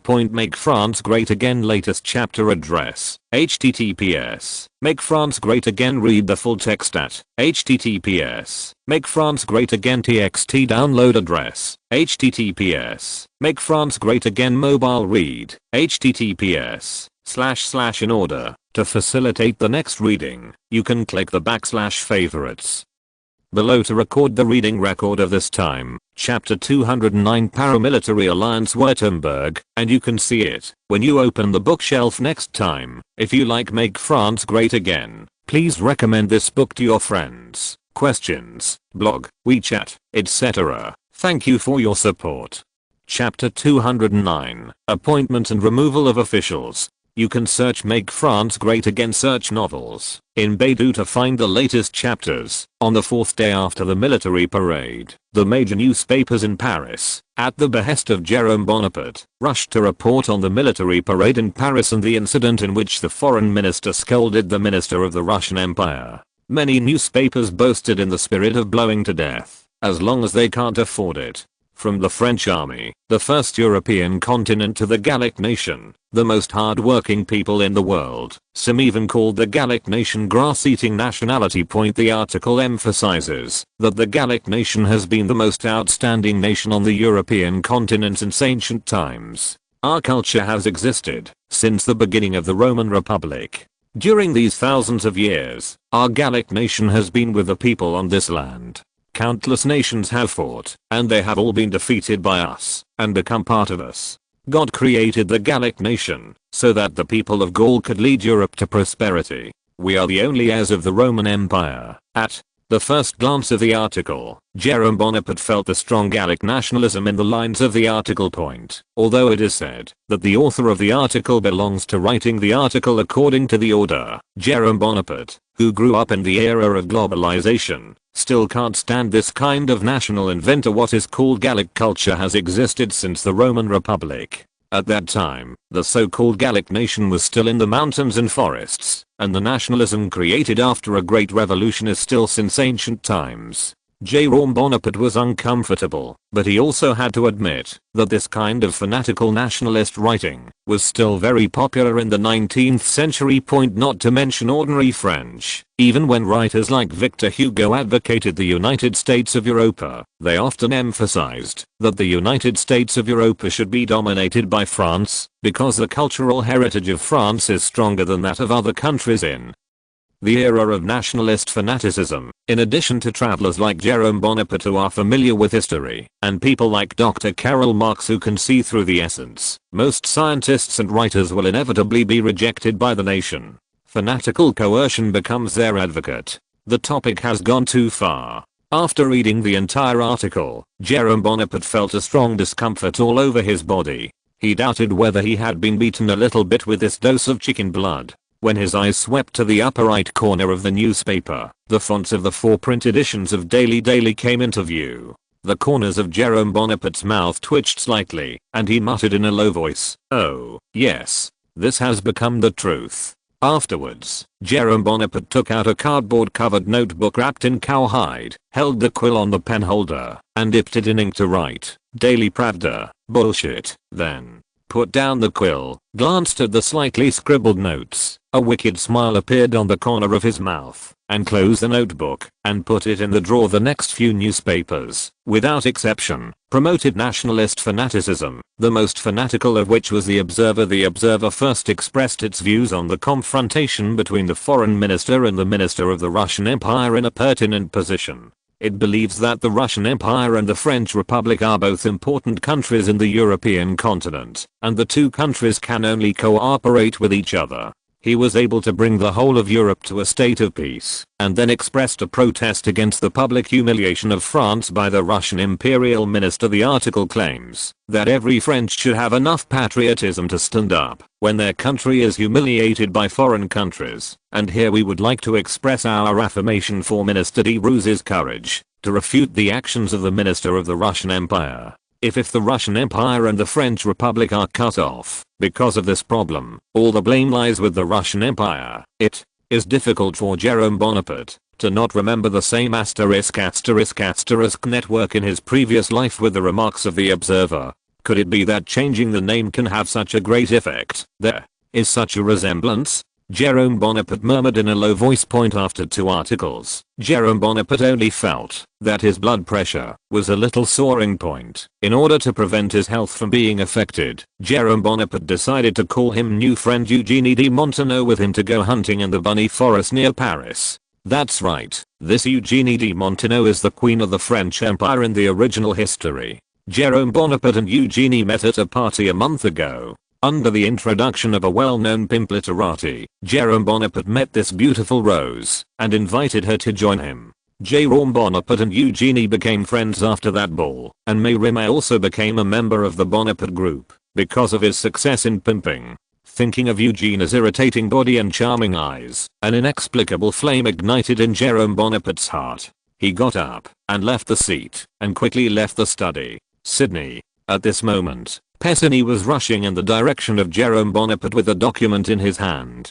Your Majesty. Pessigny hurriedly slowed down and saluted to Jerome Bonaparte. Pessigny, what is that document in your hand? Jerome Bonaparte asked Pessigny, pointing to the document in Pessigny's hand. Your Majesty, have you forgotten? This is the list of promotions drawn up by the Ministry of War. The Minister of War specially sent it here for you to take a look at.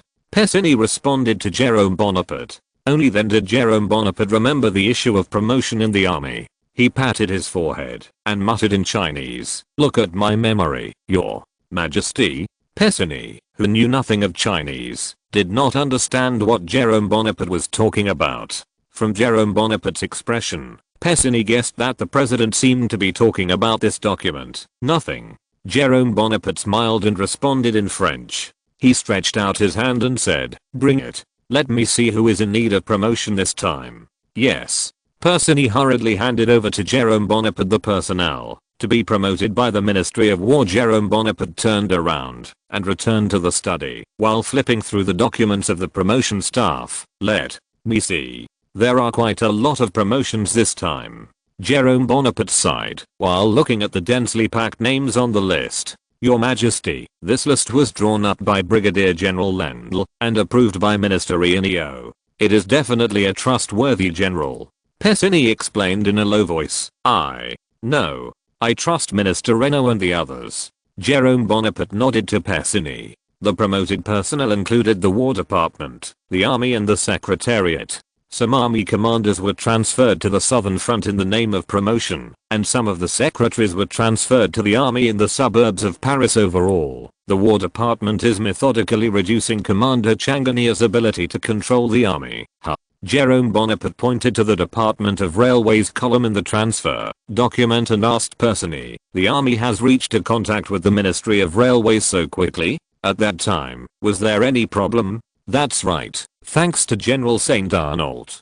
Pessigny explained the ins and outs to Jerome Bonaparte, including how Saint Arnault forced the staff of the Secretariat to go to the Ministry of Railways, and how he suppressed the acceptance of the engineering troops' military stationed personnel. Sure enough, only using tough methods can deter those guys. Jerome Bonaparte nodded and said, after all, he took out his pen and signed his name on the last page of the promotion list. When he closed the document and handed it over to Pessigny, Jerome Bonaparte said, Pessigny, are you interested in going to the Ministry of Public Works as a minister? A look of astonishment appeared on Pessigny's face. He did not understand why Jerome Bonaparte suddenly said this. The Ministry of Public Works has been vacant since Morny was appointed Minister of Railways, and it is reasonable for Jerome Bonaparte to propose Pessigny as minister. I think it's a bit inferior to stay with me with your talents. The position of Minister of Public Works is more suitable for you.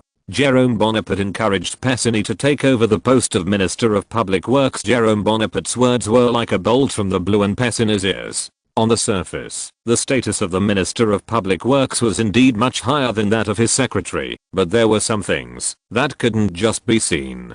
On the surface, the power of the Secretary General comes from the President, who is often the person closest to the President, who holds this position point as an office attached to the President. Its powers change with the power of the President. A strong president will undoubtedly put the power of the Secretary's office above all the departments of the cabinet. Riyadh1.com. Just as now Pessinny, the Secretary General, can use the name of the President to issue orders to major departments. The Minister of Public Works is only the leader of a department, and the scope of his leadership and jurisdiction is only 1/3 of his own land.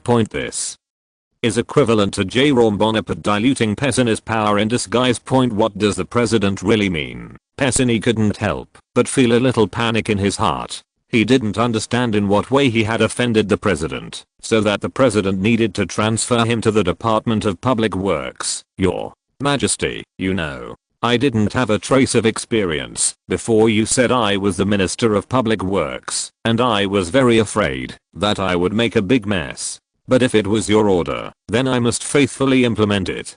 Pessinny responded with trepidation to Jerome Bonaparte. Pessinny, I understand your abilities. Jerome Bonaparte patted Pessinny's shoulder to reassure him. I know I have the ability to be the head of a department. In this matter, you can consider. Come on. What I need is a talented person, not a secretary who only follows me around. Make France Great Again latest chapter address, https, Make France Great Again. Read the full text at https, Make France Great Again txt. Download address, https, Make France Great Again. Mobile read, https, / For the convenience of reading next time, you can click / favorites below to record the reading record of this chapter. 210 Appointment and removal of officials, and you can see it when you open the bookshelf next time. If you like Make France Great Again, please recommend this book to your friends, questions, blog, WeChat, etc. Thank you for your support. If you're listening to this novel on a channel other than Fanfic World, it means they downloaded and uploaded it without effort. We cordially invite you to visit our channel, Mundo Fanfic Novelos. There you'll find the original version of this story and you can explore many other novels of various genres. We're waiting for you to immerse yourself in a world of incredible novels. Chapter 210, Prince Marshal. You can search Make France Great Again search novels in Baidu to find the latest chapters. You think about it. I need someone who can be alone. Jerome Bonaparte's frank eyes and words gave Pessinny a trace of solace in his uneasy heart. He did not know how much candor Jerome Bonaparte's words were, and he also did not dare to use his own. The mind presumes the mind of a man who has transformed into a monarch. The only thing Pessinny can be sure of is that the President probably still needs him, and the transfer is likely to be for the balance of power. If the President really doesn't need him, he could be kicked out of Paris. Your Majesty, I will give you an answer in the near future. Pessinny humbly responded to Jerome Bonaparte. Pessinny can't disobey the President. He can only delay as much as possible, so that delay is not destined to last too long. Yeah. Jerome Bonaparte smiled and nodded in understanding. He didn't know what kind of fruit his whim thought would bear. When he promised Pessinny the position of Secretary General in the Papal State, he did not consider that the secretarial office could become a giant in less than a year. Jerome Bonaparte was a little worried that too much power would bloat Pessinny. He had to adjust the functions of the subordinates in the secretarial office and promote some departments that had some subordinate relations with the secretarial office to prevent the secretarial office from ending up. Big risk. However, in order to split the secretarial office, Pessinny must be removed, and then Jerome Bonaparte thought of the post of Minister of Public Works in terms of position. The Secretary of Public Works is a higher rank than the President's advisor. A disguised promotion will reduce the impact of the division of the Secretariat. Go, said Jerome Bonaparte to Pessinny. Yes. Pessinny turned and left Jerome Bonaparte's study. Wait. Just as Pessinny was about to leave the study, Jerome Bonaparte stopped Pessinny. Your Majesty. Pessinny turned around and asked Jerome Bonaparte what else he ordered. Forget it. whispered Jerome Bonaparte. Point. If I knew earlier, he shouldn't have promised so readily. After hesitating for a long time, Jerome Bonaparte said something inexplicable to Pessinny. Ask Minister Riegno. Is there a suitable candidate to be promoted to Marshal this year? Yes. Pessinny left Jerome Bonaparte's study and went to the Ministry of War. After handing the promotion documents to the Minister of War, Renaud, Pessinny told Minister Renaud what Jerome Bonaparte had instructed him to say. Your Excellency Minister, the President asked me to come and ask if there is a candidate for promotion to Marshal in the army. Minister Renaud was stunned by Pessinny's question for a while, and he subconsciously asked after a long time to react, Mr. Pessinny, is the President preparing to be named a Marshal? I don't know. The President will probably take into account how things will develop. Pessinny responded in an official tone. At present, there is no candidate for promotion in the army. Minister Renaud said to Pessinny. He suddenly seemed to think of something, and quickly added, however, among the non-army staff, there is a suitable person choice. Who? Pessinny seemed to be thinking of a person, but he wasn't sure whether the person he was thinking of was the same person that Renaud didn't want to think of. Prince Montfort. Minister Renaud said the suitable candidate, and then explained thoughtfully, I'm not flattering the President. Prince Montfort is indeed the most suitable candidate for promotion to Marshal. He is the younger brother of the great Emperor, and he has fought alongside the Emperor, and there is no one more suitable to be a Marshal than the Prince of Montfort. Although Minister Renaud has repeatedly stressed that he is not flattering, but from his example, Minister Renaud is indeed flattering the President. All the generals who have experienced that period do not know the dark history of Prince Montfort.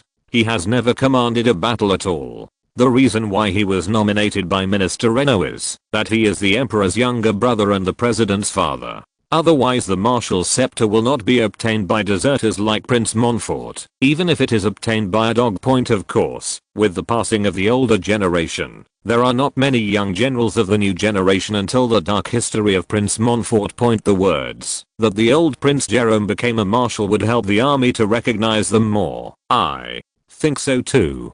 Pessinny nodded and said to Minister Renaud, then Minister Renaud, can I trouble you to draw up a separate list for Marshal promotion? Of course. Minister Renaud responded without hesitation. The list for the promotion of the Marshal was quickly drawn up in the hands of Minister Riegno. The only person who was promoted to the Marshal was the old Prince Jerome, and the reason for the promotion was I once fought for France. Minister Riegno handed the list of promotions to Marshal to Pessinny, who took over the list and then said goodbye to the Ministry of War. Pessinny, who had returned to the Élysée Palace from the Ministry of War, was about to go to the study on the second floor to tell Marshal Jerome Bonaparte about his promotion, but stopped at Vaudreuil at the entrance of the stairs. Sir, you can't enter now. Wadley shook his head and reminded Pessinny in a low voice, Wadley, please tell me, did someone enter the room after I left?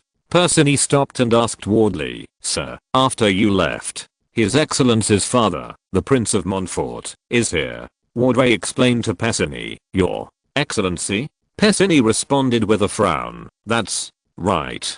Wadley nodded in response. Then I'll just wait here for a while. Pessinny said to Wadley with a smile, then took out a ruby and handed it to Wadley. Thank you for providing me with this information. Wadley looked at Pessinny in astonishment. He didn't understand why Pessinny gave him this gem. Even if he didn't tell him about it, Pessinny would know. After all, Pessinny is the person the President trusts most, and Wadley hurriedly said, Sir, it's not necessary. It's not a big deal. It may not be important now, but that doesn't mean it's not important in the future. Take it. Pessinny said something that sounded inexplicable in Wadley. When Pessinny is at the President's side, he really doesn't need to give gifts to colleagues. After he left the Élysée Palace, his colleagues at the Élysée Palace became Pessinny's most important source of intelligence. He must maintain this line, otherwise he is likely to completely lose trust in front of the President because of something. Because Pessinny repeatedly asked Wadley to accept it, Wadley was embarrassed to refuse. He accepted the gift Pessinny gave him, and at the same time, he was more respectful to Pessinny. Of course, he doesn't know the news of Pessinny's upcoming transfer. Apart from Jerome Bonaparte and Pessinny himself, no third party knew this information. While Persigny and Vaudrey were waiting for the study on the second floor to open again, Jerome Bonaparte in the study was having a dispute with his cheap father, the old Jerome, Prince Monde. "When are you going to let Parson come over?" asked old Jerome, who was sitting opposite Jerome Bonaparte. Jerome Bonaparte responded indifferently, "As long as the affairs in America become normal, my half-brother and nephew will be able to come over."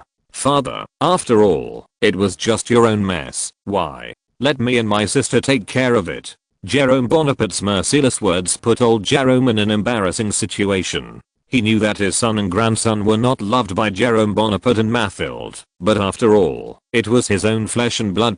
The old Jerome, who was in his 60s, couldn't bear to see his son and grandson wandering away. He hoped that the whole family could live with me. "You promised me." The old Prince Jerome's words could not help revealing a pleading look. He knew that he could only turn to his president's son now. "My son, for the sake of my imminent burial." Jerome Bonaparte shook his head at the pleading of old Jerome, and his tone was also much kinder. "Father, I understand how you feel now. I assure you that once things in America are on track, you can come back." "That's great." Old Prince Jerome smiled. However, Jerome Bonaparte turned stern again. "They can't join the Bonaparte family. This is my last condition. My child, those are your brothers and nephews." Old Jerome still hoped that they would join the Bonaparte family. "This is the bottom line for my sister and I." Jerome Bonaparte put on an inhumane expression. Riyadh1.com. He is firm about his half-brother joining the Bonaparte family opposition. "Okay." The old Prince Jerome, who couldn't beat Jerome Bonaparte, had to agree. "However, you have to give them some compensation. Don't worry. If they really show their talents, I will give them the title of Duke." Jerome Bonaparte said to old Jerome, "This is okay too." Although the old Prince Jerome felt guilty about Jerome Patterson's failure to join the Bonaparte family in a justifiable manner, he also knew that this was undoubtedly the best way. If Jerome Patterson joins the Bonaparte family, then the head of the Bonaparte family will have big problems. "Father, if I have nothing to do, I'm going out for a walk." Jerome Bonaparte issued an expulsion order to the old Prince Jerome. He was afraid that his cheap father would propose something that would be difficult for him to do. "By the way, about the marshal?" old Jerome hurriedly asked. Jerome Bonaparte gave the old Prince Jerome a sullen response. "I have asked Persigny to go to the War Department to ask if there is a suitable candidate. Make France Great Again latest chapter address, https, Make France Great Again. Read the full text at https, Make France Great Again txt. Download address, https, Make France Great Again. Mobile read, https, / For the convenience of reading next time, you can click the / favorites below to record the reading record of this time, chapter 211 Prince Marshal, and you can see it when you open the bookshelf next time. If you like Make France Great Again, please recommend this book to your friends, questions, blog, WeChat, etc. Thank you for your support.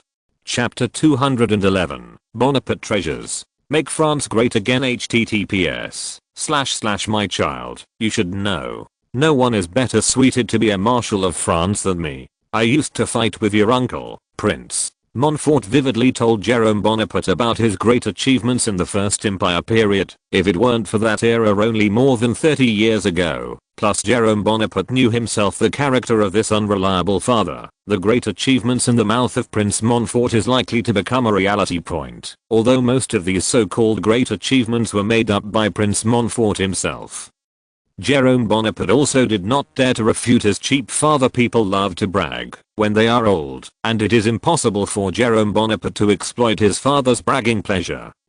Jerome Bonaparte could only perfunctory with the usual, and from time to time he nodded affirmatively to Prince Montfort. The more he talked, the more vigorous Prince Montfort even openly rebuked Jerome Bonaparte. "My son, you should give your family more trust. Outsiders are always outsiders, and they may be tempted to betray you. Your family will never betray you."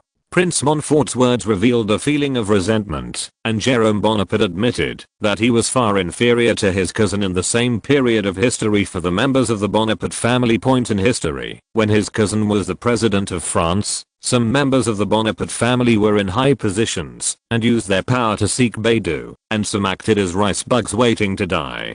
Support point now, when he is the president of France, most members of the Bonaparte family have not much gained benefit. Instead, they have been reprimanded by Jerome Bonaparte because of their unfavorable behavior. The members of the Bonaparte family of wealth and parliamentarians were even kicked out of France by him. The entire Bonaparte family supported Jerome Bonaparte far less than his cousin. However, things always have two sides, and if there are disadvantages, there will be advantages. Under the training of Jerome Bonaparte, the entire Bonaparte family members are moving in the direction of 996 and 007. Some negative aspects about the Bonaparte family. The news also gradually dwindled. Father Jerome Bonaparte restrained his smile, put on a face that no one should approach, and said indifferently, "What do you think I should do to satisfy them? Of course, give your family more trust and let them participate more in your business." Prince Montfort heard the change in Jerome Bonaparte's mood, and his attitude could not help but change, pleading. "Humph."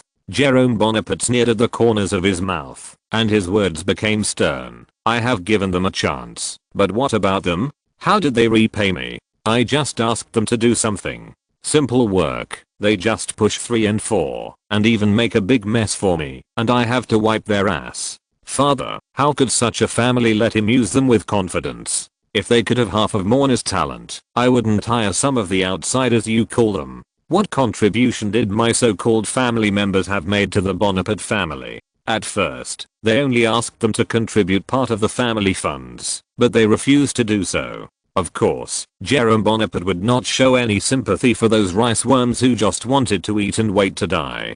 Jerome Bonaparte scolded like a hurricane, which made Prince Montfort stunned, unable to say anything to refute for a while. That's your brother anyway." Prince Montfort refuted Jerome Bonaparte in a low voice. "My so-called brothers just regard the honor of the family as a bargaining chip that can be discarded at any time, and they don't even value the family business as much as those outsiders who are loyal to us for us. A person who does not value the honor of the family will naturally also I won't take them seriously." Jerome Bonaparte said firmly, "As the leader of the Bonaparte family, I will never allow a person in the family who enjoys the benefits of the family but is unwilling to contribute to the family. You are right." The strong Jerome Bonaparte made Prince Montfort have to agree with his point of view. On one side are his own sons, and on the other side are those distant relatives who seek him. Montfort knew where his asterisk should sit. "What about me? My child, I have been supporting your cause." Prince Montfort decided to change the goal of benefiting the Bonaparte family to benefiting himself. "Father, what more do you want?" Jerome Bonaparte said calmly, "I have agreed that my brother and nephew can step into France, and your martial scepter will be handed out soon. What else is there to be dissatisfied with, my dear son? I know that you want to build an army of your own, make it your right-hand man, and make a contribution to the Bonaparte family." Prince Montfort said to Jerome Bonaparte politely. "That's right." An unnatural expression appeared on Jerome Bonaparte's face. "My cheap dad wouldn't be thinking, that's too bad." Just when Jerome Bonaparte was wondering if his cheap dad was hinting, the next sentence of Prince Montfort directly made Jerome Bonaparte confirm his guess. "I think I can help you in this matter." Prince Montfort's voice was solemn, as if every word had been carefully considered before spitting out of his mouth. "How are you going to help me?" Jerome Bonaparte twitched slightly at the corner of his mouth. He had already guessed what his father was going to say next. "I can help you take charge of this army." Prince Montfort made no secret of his ambition to command the army. "Father, you don't have a military rank now." Jerome Bonaparte declined his cheap dad's wish to control the army. Not everyone was a military genius like Emperor Napoleon. Even Jerome Bonaparte, who knew the future war pattern, still needed the assistance of the general staff. His father, a prodigal son, mastering the army was simply a nightmare for the French army. "Didn't you say that you would definitely help me get the marshal's scepter?" Prince Montfort showed a sly smile. "Don't tell me the purpose of your wish to become a French marshal is to better accept the army," Jerome Bonaparte said with a frown. "This is just one of the reasons." Prince Montfort analyzed plausibly. "I'm the Marshal of France, Please give me the command. No one will say anything. Soldiers, they have nothing to say. I'm in the army, the oldest general. Those parties can't say, I'm your father. It's simple. The parliament has nothing to say. It's your power. Soldiers will cheer. My name is Napoleon. Please believe me, the Changanier you appointed is just an unfamiliar wolf, and it would be better for me to replace him. If you don't consider the character of his own cheap dad, his suggestion can indeed be considered, but cheap dad's character is destined not to be a strict commander, and a commander with a not tough enough attitude cannot assist him in completing the coup d'etat. Jérôme Bonaparte did not want his father to lose his chain and escape from his post without authorization when the coup d'etat was approaching. The coup itself is a risky business, and he dare not pin his hopes on the premise that his father does not run away in advance. No, I can't give you the command of the army. Jérôme Bonaparte decisively rejected his father's unrealistic idea. The son's control of the government and the father's control of the army are themselves the greatest challenge to parliament. In this period, I can't provoke the bottom line of parliament too much. Parliament will not interfere too much with the army. Prince Montfort retorted to Jérôme Bonaparte, "Father, we cannot stimulate the parliament too much. Otherwise, Changanier will most likely unite with the parliament. At that time, our situation will be very difficult." Jérôme Bonaparte decided to exaggerate Changanier's threat of cooperation with the Legislative Assembly. No one knows Prince Montfort better than he does. His father was a man of unsteady will, and he would involuntarily choose to take a step back when faced with difficulties. Just as Jérôme Bonaparte expected, when Prince Montfort heard that Changanier and the Legislative Assembly might cooperate and oppose, he subconsciously complained that Jérôme Bonaparte should not have hastily established Changanier commander of the Seine department. Jérôme Bonaparte smiled slightly, but did not try to explain to Prince for he understood that his old father had to choose to take a step back. If that's the case, then I have to wait for the opportunity. Prince Montfort sighed regretfully and then told Jérôme Bonaparte to implement the rank of marshal. "I will definitely urge the Minister of War as soon as possible," Jérôme Bonaparte said casually. Riyadh1.com. "Then I will not disturb you," said the Prince of Montfort, standing up to Jérôme Bonaparte. "I'll send you off." Jérôme Bonaparte, who got rid of Prince Montfort's entanglement, got up with a sigh of relief and sent his father out. "Mr. Pessigny, the door of the study is open." Wardley on the first floor saw Pessigny and hurriedly reminded Pessigny. Pessigny looked up and saw Jérôme Bonaparte and Prince Montfort walking out of the study. "I see." When Jérôme Bonaparte sent Prince Montfort into the carriage to return to the Élysée Palace, Pessigny came to Jérôme Bonaparte and handed over the promotion list to Jérôme Bonaparte. "Just one?" Jérôme Bonaparte pointed to the name of Prince Montfort on the list of marshals. "Yes, Your Majesty, there is only one." Pessigny responded respectfully. "Okay, let Minister Riegnaud prepare for the promotion ceremony of Prince Montfort. By the way, is there any newspaper in London?" Jérôme Bonaparte, who had been busy with his father's mess, was no longer in the mood to go on outings. He decided to take a look at the comments of his peers in London. In the field of milk law, Britain has been far ahead of Europe. "I'll fetch it for you right now," Pessigny replied to Jérôme Bonaparte. "If my memory is not mistaken, Director Mockett is responsible for the arrangement of foreign newspapers. Let him bring the newspapers here." Jérôme Bonaparte did not want Pessigny to get involved in the Élysée too much palace. He hinted at Pessigny Road. "Yes." A look of loss flashed across Pessigny's face, but he responded quickly. "Like to make France great again. Please collect it. Make France great again. Update the fastest."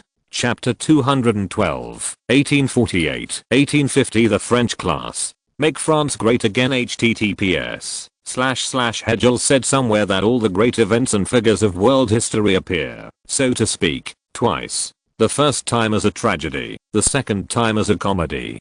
Corsidier instead Danton, Louis Blanc instead of Robespierre, 1848 to 1850 Mountain Party instead of 1793 to 1795 Mountain Party, nephew instead of uncle. History has merely replayed the roles they played, turning tragedy into a comedy. Mr. Clown, who stole the presidential power through the illusion that his uncle left in the hearts of the French people, still uses lies and shamelessness on the French stage to weave the illusion that the empire still exists. when they tried their best to maintain his almost crumbling rule with their own iron blood and toughness, those bourgeois had lost the decisiveness they had when they dealt with the proletarians in the face of the disguised iron blood, and they turned to this place Joker around to maintain his rule point. But how did they know that Mr. Jerome Napoleon was never on their side, not even on the side of the big bourgeoisie? Point readers, I have spoken of an Orleans dynasty, a so-called financial aristocracy, consisting of many great bankers, barons of exchanges, proprietors of coal, iron, and forests, and the part of great land proprietors who collude with them. They occupy the throne, they impose laws in parliament, and they assign all kinds of well-paid offices. From the cabinet ministers to the government tobacconists in that country, there is no place for the proletariat, not even for the bourgeoisie, specifically the industrial bourgeoisie. The real industrial bourgeoisie is part of the official opposition, that is, its representatives are only a minority in parliament. The more the political aristocracy of the financial aristocracy develops into pure political power, and the more the industrial bourgeoisie itself believes that after the brutal suppression of the various uprisings of 1832, 1834 and 1839, its asterisk over the working class has been consolidated, the more resolute its opposition will be. The struggle of the February Revolution, which overthrew the Orleans dynasty, made the industrial bourgeoisie officially part of the ruling class, turned their guns, and started shooting at their allies. We can see these industrial bourgeoisie unite with the financial aristocracy. The two June events in 1848 and 1849 removed the proletarians and petty bourgeois from parliament. The press under martial arts law was severely censored. The secret societies disbanded. The proletarians returned to the time of the Kingdom of Orleans. But what did these industrial bourgeoisie gain? Odilon Barrow's cabinet stepped down, and Hopper, the general who was once loyal to the financial professional manager Louis Philippe, was helped by Napoleon to a position that should not belong to him. Hopper, the puppet prime minister, also understood his situation, and chose to obey Napoleon. Monsieur Napoleon can finally hide behind the scenes again, to conspire to manipulate the beautiful France. In October 1849, the Odilon Barrow-Fallow coalition cabinet fell, and only followed Napoleon's cabinet. In this cabinet we can see Fuld, who was appointed by Napoleon as Minister of Finance. Maybe some readers don't know Fuld, but they only need to know that Fuld is inextricably linked with the Exchange and the Bank of France. Getting Fuld into the Ministry of Finance is equivalent to bringing the wealth of the French nationals, officially delivered to the Exchange, through the Exchange, and to govern the state for the Exchange's benefit. As soon as Fuld was appointed, the financial aristocracy could not wait to announce their restoration in the bulletin. The industrial bourgeoisie has been put together. There are indications that from the first day of its existence the Republic has not been freed from the rule of the financial aristocracy, but has consolidated it. At this point, some people may ask why the Rothschild family suffered heavy losses, since the financial aristocracy rules the Republic, and they are also a member of the financial aristocracy. Here is where Napoleon was most wise and shameless. He saw Rothschild's position in France. As a financial dictator, James Rothschild, while holding most of the financial power in Paris, also suffered the envy and hatred of countless financial aristocrats. Napoleon relied on the instability within the financial aristocracy to take the initiative to attack the Rothschild family. They incited public opinion almost by means of banditry to seize a large amount of money from the Rothschild Bank. After dividing up the assets of the Rothschild family, Jérôme Bonaparte pretended to announce the establishment of a so-called workers' relief center in an attempt to use small favors to bribe a group of party members who were like him, use the wealth of the Rothschild family in exchange for the grievances of the little bourgeois to disappear, in exchange for the citizens of Paris to continue to have illusions about this decadent regime. Jérôme Bonaparte agitated the citizens of Paris with lies and pretense. With this extremely cheap method, he became the most powerful man in the exchange in Paris, and was promoted by the Banque de France to fight against foreign forces. We have reason to believe that Jérôme Bonaparte will never be willing to play the role of Louis Philippe. There will inevitably be a war between Jérôme Bonaparte and the Bank of France. In the study of the Élysée Palace, Jérôme Bonaparte, sitting on the sofa, flip through the contents of **** and unknowingly read the first page. TSK TSK TSK. It is worthy of standing at the top of this era. Man, this insight. Unfinished, Jerome Bonaparte continued to read the content on the next page. If the dismissal of Odilon Barrot represented Jerome Bonaparte's repression of the government, then in mid-January the grand military parade on the plain of Sartoria Versailles was undoubtedly the test your mastery of the army and paint a white powder called peace for your endless desire to expand in the future. From Jerome Bonaparte's triumphant declaration at the military parade, that the army is the guarantee of the French Republic at the time of starting from a glorious military, this war poison wrapped in peace and order will be eaten by them one day, if the real Napoleon, in the midst of the difficulties of his aggressive expeditions, was adept at encouraging tired soldiers with sudden displays of paternalistic concern. Then the fake Napoleon thought the soldiers shouted Vive Napoleon, Vive la saucisson. That is, long live the sausage, long live the clown, is to thank him. When Jerome Bonaparte and his henchmen stole France with the help of the army one day, while European countries were busy with their own affairs, how could they thank the army for helping the army? I'm afraid there is no greater expression of this fake Napoleon's gratitude to the army than waging a war. Of course, our fake Napoleon didn't have the guts to start a battle similar to his uncle's, and it's very likely that he would fight a symbol of a second-rate country in some remote corner of Europe war. Seeing the signature on the second page of the newspaper, Jerome Bonaparte licked his dry lips slightly, the corners of his mouth filled with uncontrollable excitement. Although he had expected this day to come, when it came, he couldn't calm down. Oh my god. How can I be judged like this by Dr. Karl Marx? It's a great honor. Jerome Bonaparte put the newspaper on the table and shouted uncontrollably. He could be sure that his name would accompany Karl Marx forever. Your Majesty, he insulted you like that? You are still. Mockett, who was standing beside Jerome Bonaparte, looked at Jerome Bonaparte in astonishment. He even once suspected that the president's mind was not burnt out. Shouldn't you be mad? Angry? Jerome Bonaparte responded with a straight face, holding back a smile. I'm really angry. Afterwards, he shrugged his shoulders and made a helpless expression, pointing to the Norineland Zeitung. But the author of this article has been in London all year round, and we can't do anything about it. Your Majesty, I understand. Mocker responded firmly. Jerome Bonaparte said stunned. What do you understand? It's still very easy to kill someone in London. Mocker responded lightly. Riyadh1.com don't. Jerome Bonaparte's face changed drastically. He was finally able to be on at once, and maybe he could be listed in the textbooks of the Soviet Union and a certain superpower as a villain, but he couldn't let Mocker, a stunned young man, be destroyed. Your Majesty, shall we let him abuse you? Mocker asked Jerome Bonaparte, pointing to the newspaper.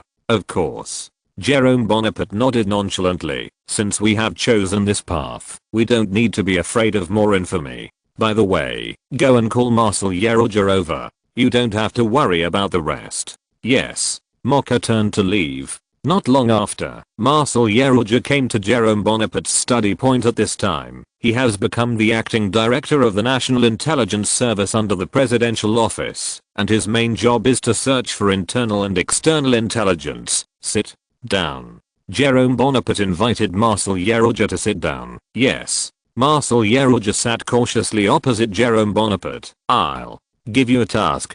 Jerome Bonaparte pointed to the Norineländer and said to Marcel Yeroja, use the channels in your hand to send this author allowance. Then, he said again, don't let anyone until the money is paid by us. Marcel Yeroja looked at Jerome Bonaparte in disbelief. He didn't understand what Jerome Bonaparte was trying to do. Is there any difficulty? Jerome Bonaparte asked again. No, nothing. Like to make France great again. Please collect it. Make France great again. Update the fastest. Chapter 213. Paris Intelligence Integration. Make France great again. HTTPS. Under the respectful gaze of Marcel Yeroja, Jerome Bonaparte looked at Marcel Yeroja with a smile. He slumped his right hand on the side of the sofa and asked the National Intelligence Service in a relaxed tone. Formation. Thanks to your Majesty. The general framework has been set up. Many members of the department are recruited from the police department. Some of them are even ashamed of their professional ability. Marcel Yeroja humbly reported to Jerome Bonaparte that a large number of police officers who were deeply abused by the judiciary were exiled in the name of justice due to the anti-crime operation carried out in Paris some time ago. Many of the vacant positions were temporarily filled by some police officers from other provinces. That is to say, during this time, Marcel Yeroja found a group of good seedlings who were suitable for the role of railway police. After the regime in Paris was stabilized, the police officers who were temporarily transferred from other provinces were replaced by newly selected police officers from Paris. Marcel Yeroja absorbed some of the foreign police officers who were about to leave Paris and made them into the National Intelligence Service. Remember, many police officers in the field chose to join the group without saying a word after hearing that they were serving the president. Jerome Bonaparte nodded with satisfaction and said, "I believe in your ability. The National Intelligence Service can properly recruit some people from the police department as the backbone of the department. However, you must also cultivate some of your own talents." Then, Jerome Bonaparte solemnly warned, "Please remember that your responsibilities are different from ordinary police departments. You must not only play a role in monitoring the inside, but let some of the mice lurking in the dark have nowhere to escape. We should also pray for the role of spying on the enemy's situation externally, whether it is tempting or bribing. In short, your goal is to break into the interior of hostile countries to instigate countermeasures. Knowing the attitudes of countries towards we will help the government to further formulate policies. In extreme cases, some people can be assassinated. In short, your task is very difficult, and you must not take it lightly." Jerome Bonaparte's series of requests made Marcel Yeroja's expression even more solemn, and he faintly felt that this task was not easy. At present, Paris is in a power vacuum after cleaning. The old gang forces have been uprooted, and the new gang forces are still growing. I hope you can seize the opportunity and hold Paris firmly in our hands. Jerome Bonaparte once again instructed Marcel Yeroja. Any organization that becomes professional has to go through an ignorant groping stage. Jerome Bonaparte does not want this stage to last too long, so he has the responsibility to improve national intelligence for Marcel Yeroja Hospital. Yes. Marcel Yeroja's expression became more submissive. Jerome Bonaparte asked Marcel Yeroja to stop. He couldn't help but regret why he hadn't thought of this method earlier. It was much faster to secretly train a gangster to serve him than to do it himself, especially these local gangsters living in Paris. I know it's very difficult to build a perfect intelligence organization. Jerome Bonaparte stood up and came to Marcel Yeroja, who also showed a flattered expression and got up. Jerome Bonaparte stood up, patted Marcel Yeroja on the shoulder, and said in a cordial tone, "However, the sooner it is built, the better we can be sure. I will not forget everyone who has contributed to France. I will do my best to form a perfect team." Marcel Yeroja assured Jerome Bonaparte with an excited look on his face. "I believe in you." Jerome Bonaparte replied. Marcel Yeroja left the Élysée Palace under Jerome Bonaparte's bells and whistles. Marcel Yeroja, who was sitting in the carriage, restrained his smile. He frowned and showed a dignified expression. He recalled what the president said at the Élysée Palace in his mind. "Stop." Marcel Yeroja in the carriage suddenly shouted at the coachman outside the carriage. The coachman quickly tightened the reins, and the two brown-yellow high-headed horses responsible for pulling raised their front hooves in pain, because the coachman quickly tightened their necks, and a violent neigh came out of their mouths with the help of the horses neighing. The coachman put his head close to the carriage and asked in a low voice, "Director, what's the matter?" Marcel Yeroja opened the curtains. At this time, the fiery red sun had gradually set from the west, and it was shedding the last light and heat of today on the world. The carriage under the setting sun pulled out a long shadow, and the shadow was imprinted on the small foreign building on the side, as if the entire small mansion was shrouded in shadows. The dazzling gaze made Marcel Yeroja couldn't help covering his eyes. After muttering "it's too early," he ordered the coachman to send him back to the National Intelligence Agency. As the sun went down, the time gradually came to 8 o'clock in the evening.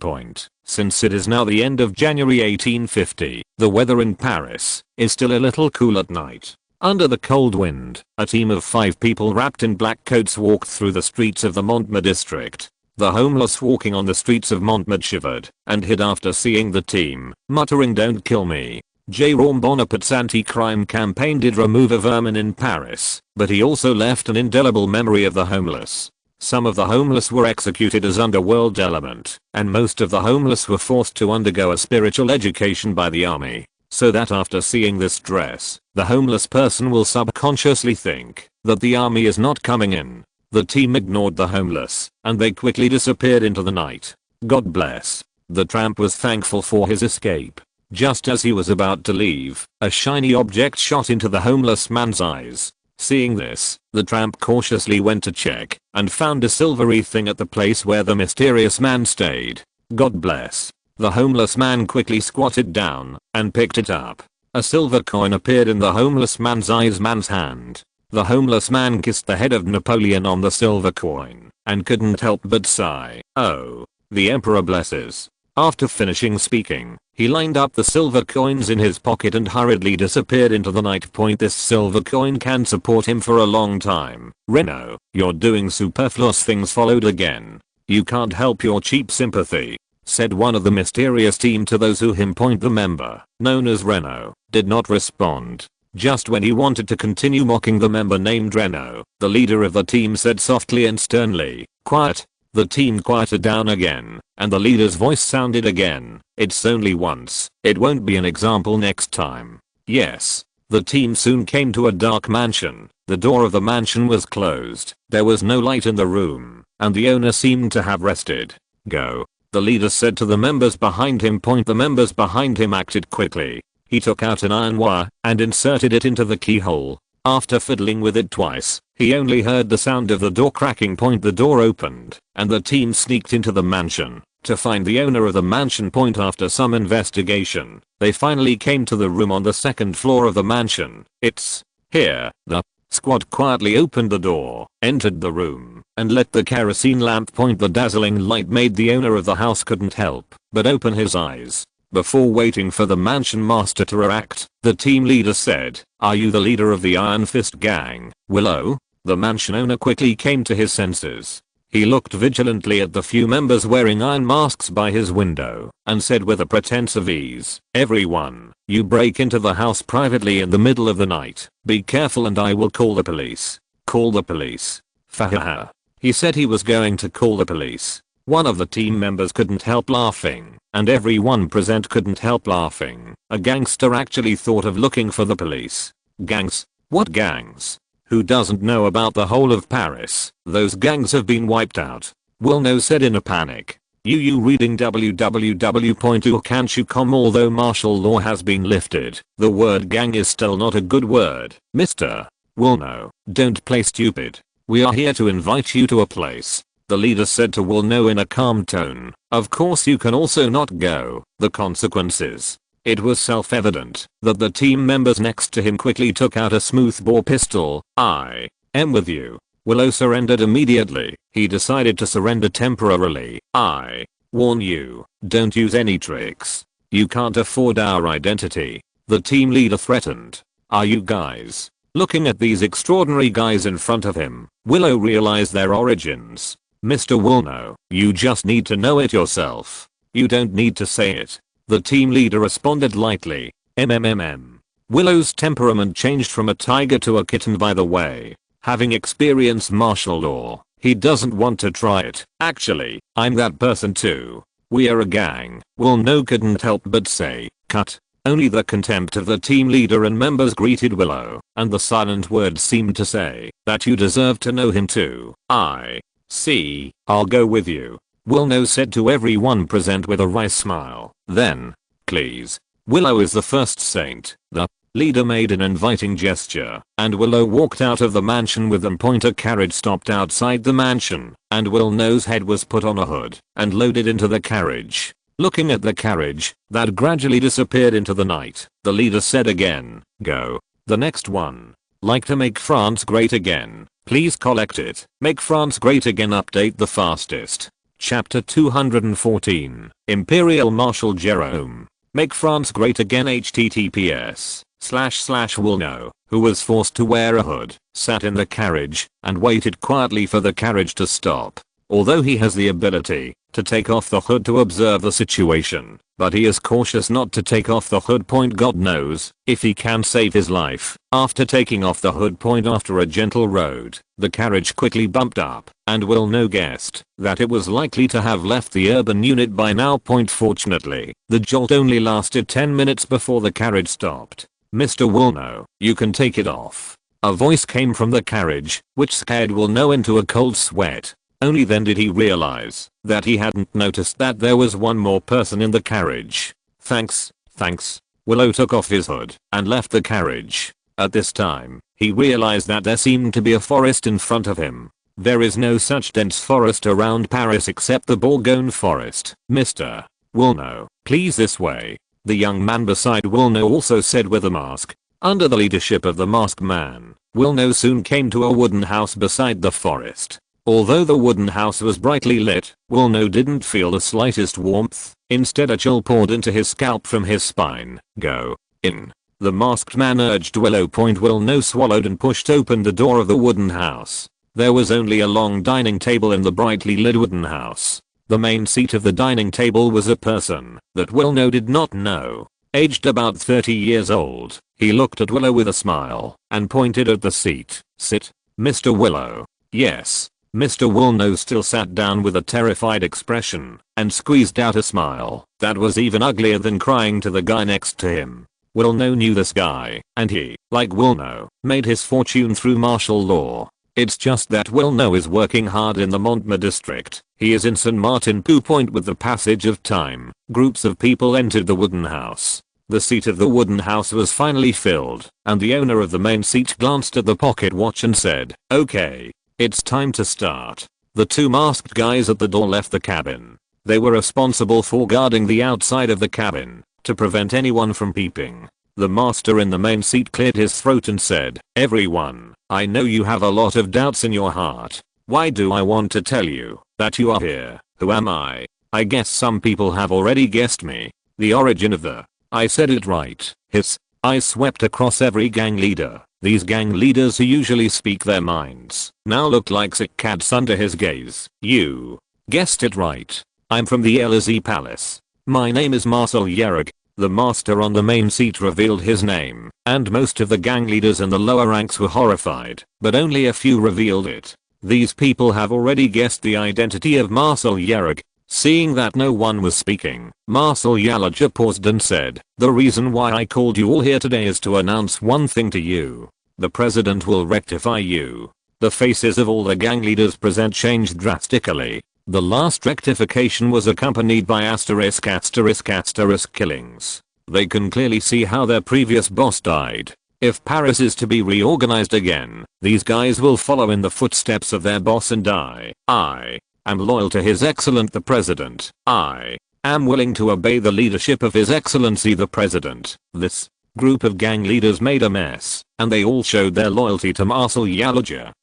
You are also worthy of serving the president?" Marcel Yerrig looked at these scumbags with contempt. Yes.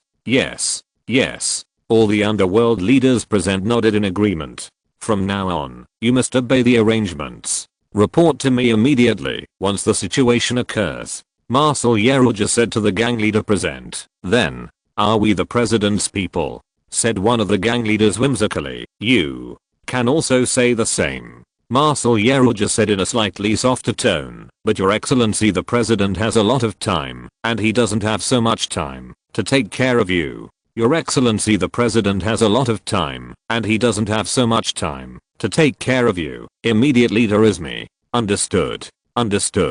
The gang leaders said they understood. Marcel Yerrig instructed word by word. "My request is very simple. You clearly define the territory under your jurisdiction. I don't want to hear any negative news about the fight during this time. Otherwise, when we were able to kill your boss, we can also kill you." Yes. The gang leader present couldn't help shuddering. Marcel Yerrig got up and lifted the wooden board behind him, and a map of Paris appeared, marking the power of the various gangs on the map. In order to make this map, Marcel Yerrig worked hard. "Okay, what's on the map is your sphere of influence. I hope you can ensure that there will be no large-scale turmoil within your sphere of influence." Marcel Yerrig drew a few more strokes on the map, dismissing some of them as unreasonable. The distribution of King's sphere of influence is completed. None of the gang leaders present raised doubts, and they also did not dare to raise doubts. Mr. Marshall, what can we do for the president? A gang leader asked Marshall Yalaja. You should have some people under you. You only need to act when the president needs you. Marshall Yalaja wrote lightly. Point after Marshall Yalaja's distribution, the power of the gang bosses present has been expanded to a certain extent. That, these forces originally, Verno asked tremblingly. They don't exist anymore. All the guys who didn't come here today have all disappeared. Marshall Yerrig said with a smile that made all the underworld bosses horrified. Will no left again, this time without a hood. Point confused in his mind. He came to the carriage he once rode in, and the carriage carried Will No back to the mansion. Point with heavy steps. Will No came to the window and looked at the kerosene lamp emitting orange light. There was a wry smile on the corner of Willow's mouth, and he was lying on the bed facing the bed. Point early the next morning, several subordinates shook Willow awake. Point with a sleepy expression. Willow looked at the group of subordinates and said impatiently, "What happened, boss?" His subordinate said excitedly, "The gang leader of the Hammer gang who was hostile to our gang recently committed without suicide knowing who he had offended." What? Suicide? Willow woke up instantly, and he asked his subordinate urgently, "Are you sure he committed suicide?" This. After hesitating for a moment, his subordinate said in a low voice, "The police said he committed suicide, but I heard that someone might have been assassinated. The Tekken gang leader was shot 6 times in the back. No one committed suicide. There will be 6 shots in a row. Whoever asked the police to say that? 6 shots in the body. Suicide." Willow couldn't help swallowing, and the chill swept through his body again. On this day, many prominent people in Paris were forced to commit suicide with 6 shots. What is even more strange is that the annexation of the Paris gangs is not as as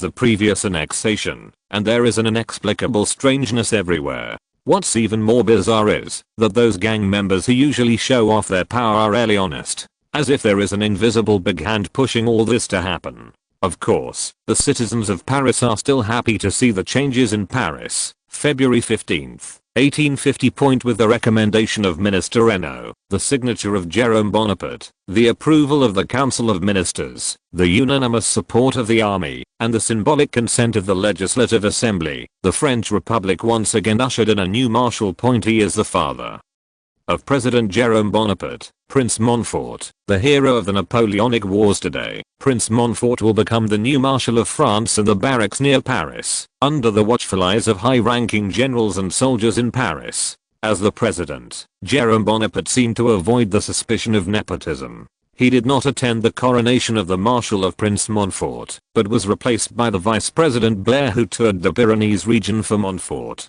4 handed over the scepter. Riyadh 1.com at 9 am. Prince Montfort, dressed in the costume of the first Imperial Marshal, took a double bridge open top carriage to the barracks in the suburbs of Paris. At this time, Vice President of the French Republic Blair, Minister of War Reynaud, Secretary of State Saint Arnault, Commander Changanier de Castellane, Prime Minister Opper, and retired generals and serving generals who once fought for the First Empire. We are now waiting for the arrival of the new Marshal, Prince Montfort, on the makeshift viewing platform. In the presence of all the soldiers, Prince Montfort stepped out of the carriage. Extraordinarily serious, the generals on the viewing platform had to admit that the serious Prince Montfort really had a touch of the Emperor's charm. Prince Montfort walked slowly to the stage, turning to face all the soldiers. "Salute." War Minister Reynaud ordered. All the soldiers paid their respects to Prince Montfort, and the loud ode to the expedition sounded.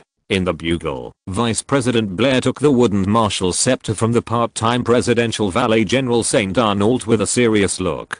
Time seemed to freeze at this moment, and everyone held their breaths and looked at Vice President Blair. Just as he was watching, Blair walked slowly towards Prince Montfort and handed the cane, which symbolized the marshal, to Prince Montfort. Prince Montfort took the cane from Blair's hand with a solemn expression. Suddenly, the soldiers under the stage made a roar. Then came a burst of cheers. "Long live the Marshal! Long live the Empire! Like to make France great again. Please collect it. Make France great again. Update the fastest." Chapter 215. Grand Marshal Cert. Your Majesty, Please accept France's most loyal cheers to you." Amid the cheers of "Long live the Marshal, long live the Empire," Prime Minister Oppa, who was a small and transparent cabinet, approached the newly promoted Imperial Marshal Prince Montfort and complimented him. Looking at the unanimous cheers from the audience, Prince Montfort's thoughts could not help but return to the era of 45 years ago, when his brother, surrounded by the most loyal French army, abolished the Republic and turned it into an empire.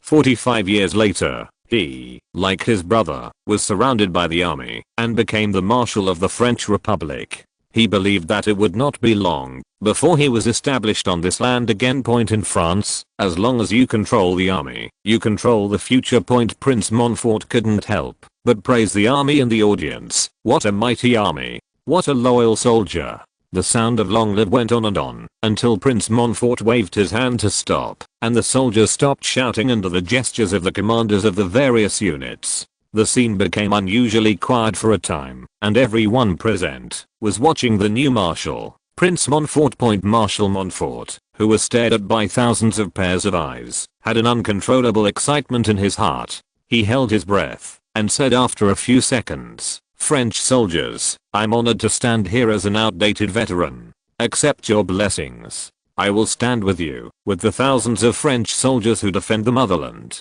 Jerome Bonaparte used his earthy Italian and German accent to preach to all the soldiers present. With the blessing of the emperor's younger brother, he made what should have been a boring speech very inspiring.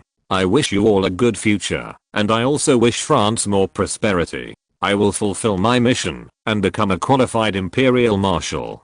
Prince Montfort ended his marshal's inauguration speech with a standard concluding remark. I don't know if it was unintentional or intentional. Prince Montfort changed the Marshal of the Republic to Marshal of the Empire, and several retired Bonapartist generals in the audience showed a knowing smile. The inauguration ceremony of Marshal Montfort ended. An open-top gilt double-bridge carriage appeared under the steps of the viewing platform. Marshal Montfort and Vice President Blair got into the carriage. The person responsible for driving the carriage was the National Self-Defense Lieutenant Colonel Fleury, staff officer of the Army Staff. The carriage moved slowly, and Prince Montfort was able to wave goodbye to the soldiers present. The soldiers in the phalanx moved in the direction of Marshal Montfort's carriage.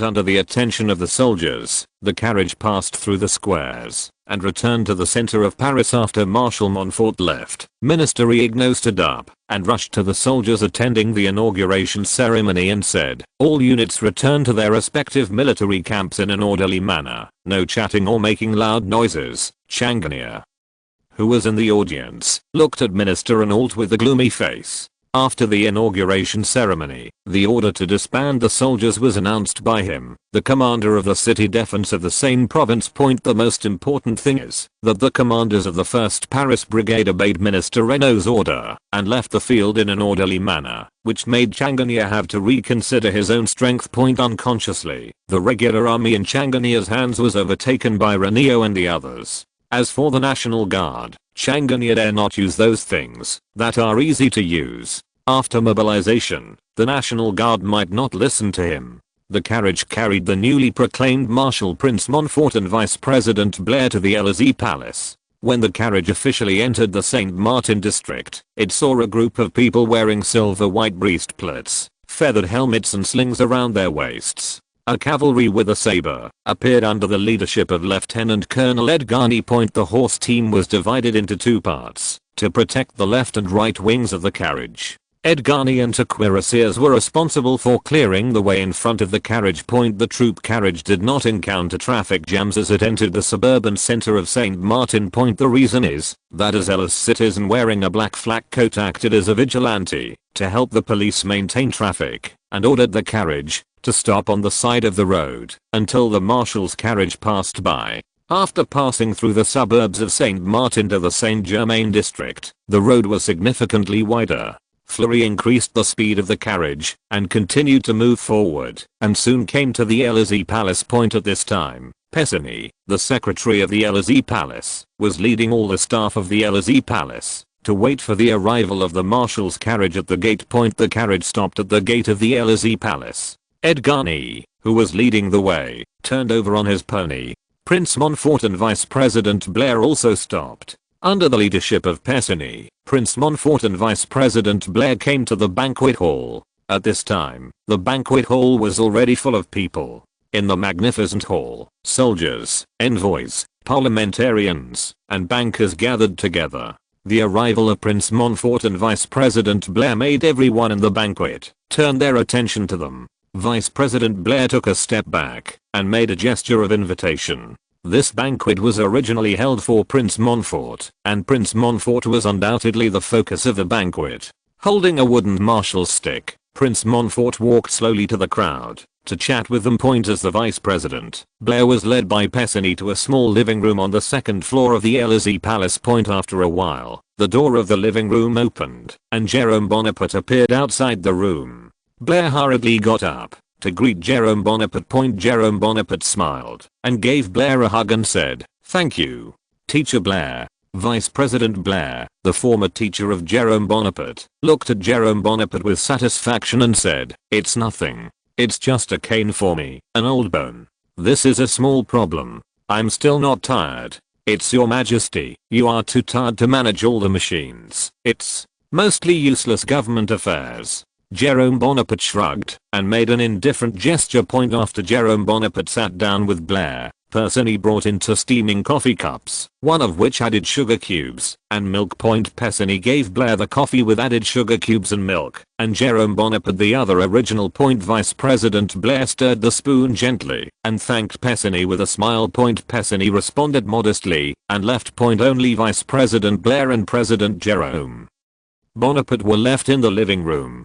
"Mr. Blair, I'm really sorry. After you just returned to Paris, you ran non-stop to arrange the inauguration ceremony for my father." Jerome Bonaparte sincerely apologized to Blair. "It's nothing." Vice President Blair smiled slightly, and his slightly tired eyes were full of joy. "I'm very happy to witness the appearance of a Marshal Bonaparte. By the way, what is the current situation of the one from the Pyrenees?" Jerome Bonaparte asked Blair. Vice President Blair shook his head, took a sip of coffee and said, "Although his spirit is good, his body is not as good as the day. It is estimated that it will not be long before he goes to see God." Alas. Jerome Bonaparte sighed and said with emotion, "The former marshal who swept across the battlefield inevitably died on his sickbed in the end. If he was given another chance, he would probably choose die on the battlefield. I think he would choose to fall on the bed." Vice President Blair retorted, with a mocking expression on the corner of his mouth, "If he really wants to die on the battlefield, he has many chances to die.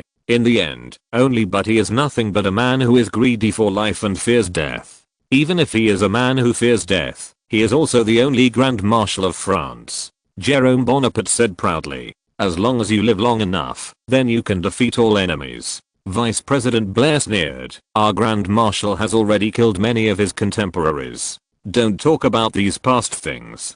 Jerome Bonaparte chose to avoid talking about the past of the Grand Marshal. He instead asked, "So what is his attitude towards us?" "Respectful." Vice President Blair responded. Riyadh1.com. However, I could feel in my conversation with him that our Grand Marshal did not believe that we could easily and successfully overturn them, referring to the legislation parliament. "So, he doesn't want to support us?" Jerome Bonaparte couldn't help but lose a bit in his heart. If the Grand Marshal can support him at this time, then he will be more sure to suppress Changanier as the French Ivy League Marshal cert. Even though he retired at home, he still had a profound influence on the French army. "No," the Marshal said, "that he is willing to support us." Vice President Blair said the result of Jerome Bonaparte's astonishment. "What does he want?" Jerome Bonaparte asked calmly. Vice President Blair responded indifferently. He said he didn't need anything. Jerome Bonaparte stared at Vice President Blair in amazement. He was somewhat suspicious of Marshal Cert's motives. "He told me that he did not need to run for posterity. All his wealth will be given back to France in the form of donations after his death. What more does a man like him need? Glory? He already has it. Fame? He also gained it by the emperor's side. Now he has only a body left.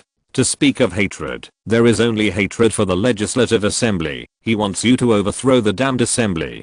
Don't forget to shoot a few more people for him. He also told me that the emperor shot many people back then." Chapter 216. Life and Death Struggle. You can search Make France Great Again search novels in Baidu to find the latest chapters. Marshal Soult's answer made Jerome Bonaparte realize once again that what he experienced was not a game with strict boundaries, and that everyone did not strictly follow the rules as set by the programmers. Everyone is a person with flesh and blood, and they also have joys, sorrows, and their goals are not all for the so-called politics, just like the current Marshal of Cert Point. Although Grand Marshal Cert did not believe that he could successfully build an empire, it did not prevent him from helping himself. The reason he helped himself was simply that he wanted to kill a few more members. For such fun people, Jerome Bonaparte felt that the more the better. It seems that our Grand Marshal suffered the humiliation of those guys.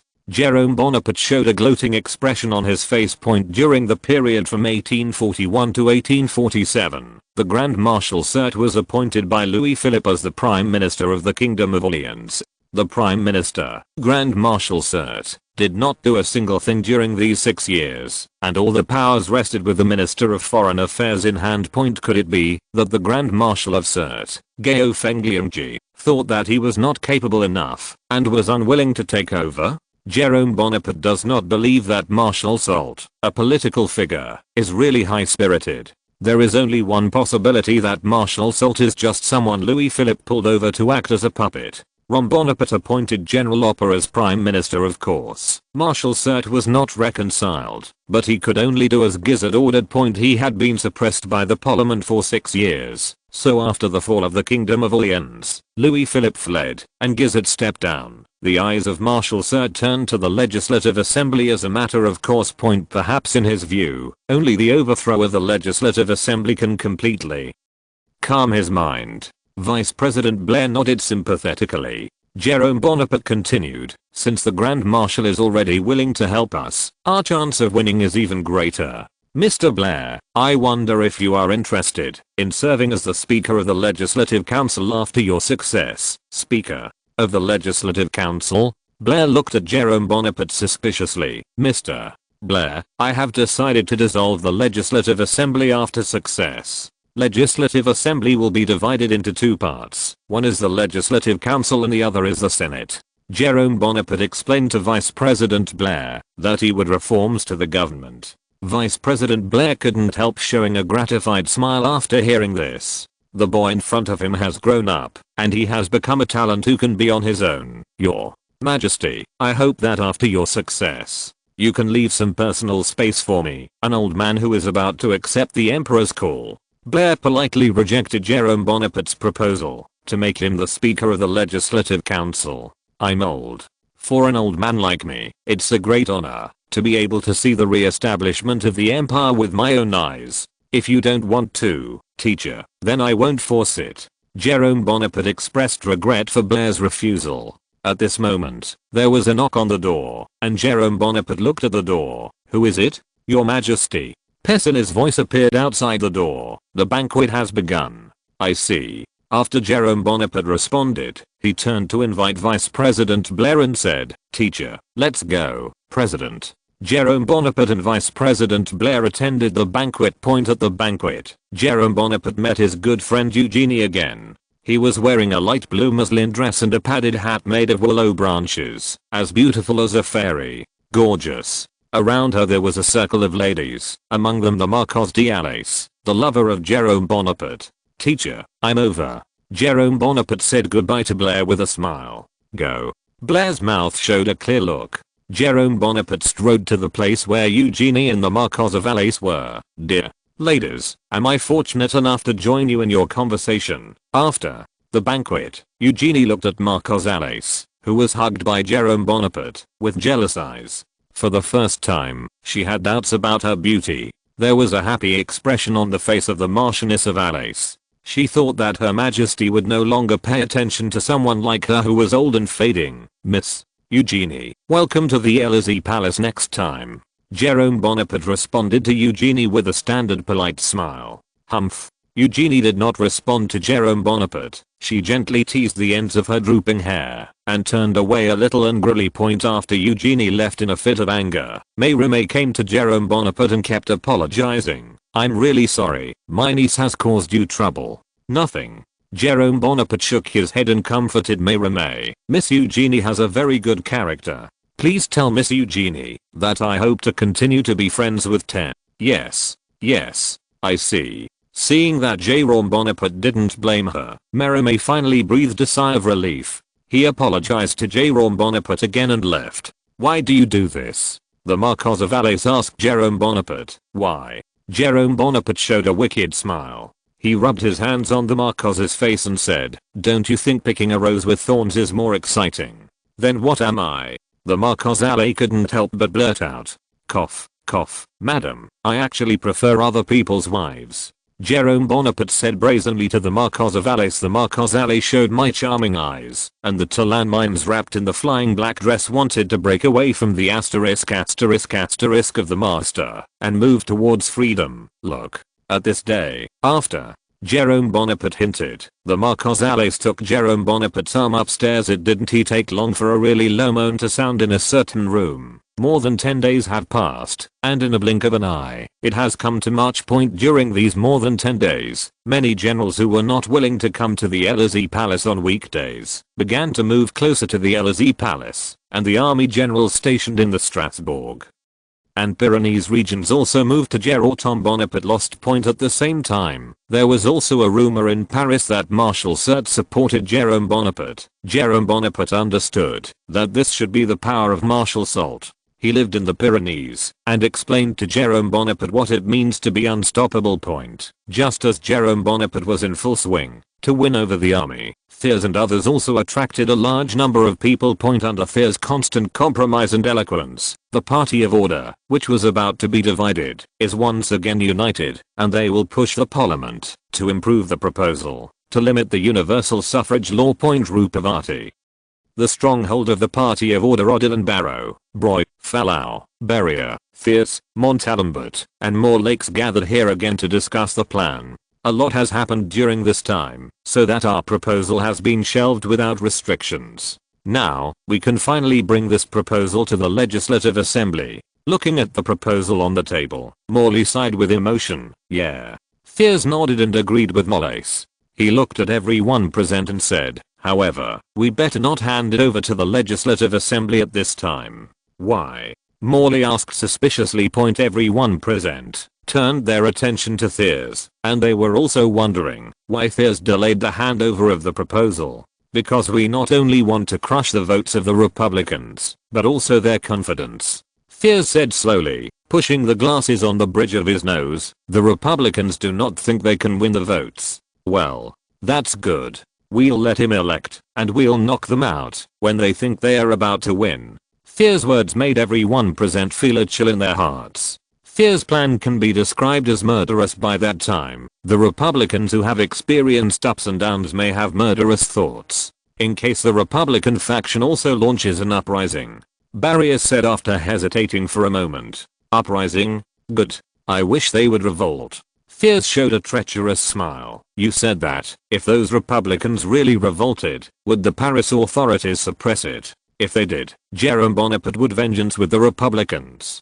He can no longer use those guys to threaten us. If we don't suppress them, those Republicans will threaten his position. We just need to be responsible for cleaning up the mess. Thiers' strategy can be described as not cruel. Riyadh1.com. As long as the Republican rebels, then the contradiction between the Republican and the president will lead to the separation of the president and the Republican. The president no longer has the means to threaten them. Not only that, but I will set up a committee in the Legislative Assembly. Thiers said his second scheming. This committee will exclude those who have taken refuge with Bonaparte. We will have complete control through the committee. Legislative Assembly. The people present were once again surprised by Thiers' means. Had it not been for Thiers, the party of order would have been settled by Jerome Bonaparte long ago. Since not every faction present could get their own memory in the committee set up by Thiers, everyone present agreed with Thiers' plan. March 3, 1850. The Legislative Assembly elections began again, and the party of order still firmly grasped the changes in the whole situation. Conservative members in the southern and central regions voted for the party of order. The Republicans followed with votes from some of the left, west, and north of Paris. The Republicans' decision between the two sides will focus on the more than 50 MP seats held by the Mountain Party. Make France Great Again latest chapter address. https Make France Great Again. Read the full text at https Make France Great Again txt download address. https Make France Great Again mobile read. https // For the convenience of reading next time, you can click the / favorites below to record the reading record of this time, chapter 217, The Struggle of Life and Death. And you can see it when you open the bookshelf next time. If you like Make France Great Again, please recommend this book to your friends, questions, blog, WeChat, etc. Thank you for your support. If you're listening to this novel on a channel other than Fanfic World, it means they downloaded and uploaded it without effort. We cordially invite you to visit our channel, Mundo Fanfic Novelos. There you'll find the original version of this story and you can explore many other novels of various genres. We're waiting for you to immerse yourself in a world of incredible novels. Chapter 217, Battle of the Legislative Assembly. You can search Make France Great Again search novels in Baidu to find the latest chapters. March 5, 1850. As expected, the Social Democratic faction, which had won nearly 200 seats in the Legislative Assembly, quickly attacked the majority party of order. A battle for seats was staged at the Bourbon Palace in the early morning of the 5th. The speaker responsible for organizing and maintaining the order of the Bourbon Palace and announcing whether the proposal has legal benefits is still Marist, and the speaker standing on the podium is the Republic. The representative of the party, Lamartine. The Legislative Assembly should uphold the principles of fairness, impartiality, and openness to serve French freedom and democracy. Lamartine, who was born a romantic poet, faced all the members of the Palais Bourbon present with his peaceful tone. I hope the Legislative Assembly it is a parliament of the whole country and its citizens, not the parliament of a group of people and a group of parties. If our Legislative Assembly really becomes a response to a certain party, then democracy and legality in France will be gone. Lamartine paused and turned his attention to the seat of the party of order. Who does he think he is? The uproar rose and fell in the party of order camp, and some of the orthodox MPs shouted with disdain on their faces. Montalembert, one of the leaders of the orthodox faction, also looked badly at Lamartine on the podium and asked Thiers with a hint of resentment in his tone, "Member Thiers, when are you going to shoot?" Thiers was still smiling, and he lowered his voice and responded unhurriedly, "Don't worry, I said that, when they think they have completely won, I will knock them to the dust. Now they are just a bunch of jumping clowns. I hope you don't make me wait too long." Montalembert responded lightly, then closed his eyes and stopped talking, silent, seeing that the Legislative Assembly was about to become a vegetable market. Marest hurriedly tapped the wooden palm in his hand to maintain the order of the Legislative Assembly. The members of the Party of Order sat quietly again in their seats under the wooden palm of Speaker Marest. "Mr. Lamartine, what is your proposal?" Speaker Marest turned his attention to Lamartine. He didn't think Lamartine would say a lot of exaggerated words for no reason. "I hope that the Legislative Assembly will be able to re-elect the seats that the Montagnards lost last June." Lamartine said his purpose. He hopes to be able to bring 50 seats to his own camp. "Impossible. You are disturbing the Legislative Assembly." Some members of the Party of Order camp, mostly members of the Party of Order who filled the vacancies in the Montagnards after the June Revolution of 1849, resolutely lashed out at Lamartine, for whom the annual Legislative Assembly elections were torture enough, now that Lamartine wants to hold a second election for 50 MPs. He wants to take everything from the Party of Order. The Party of Order has no right to grant these 50 parliamentary seats that belong to the Mountain Party privately.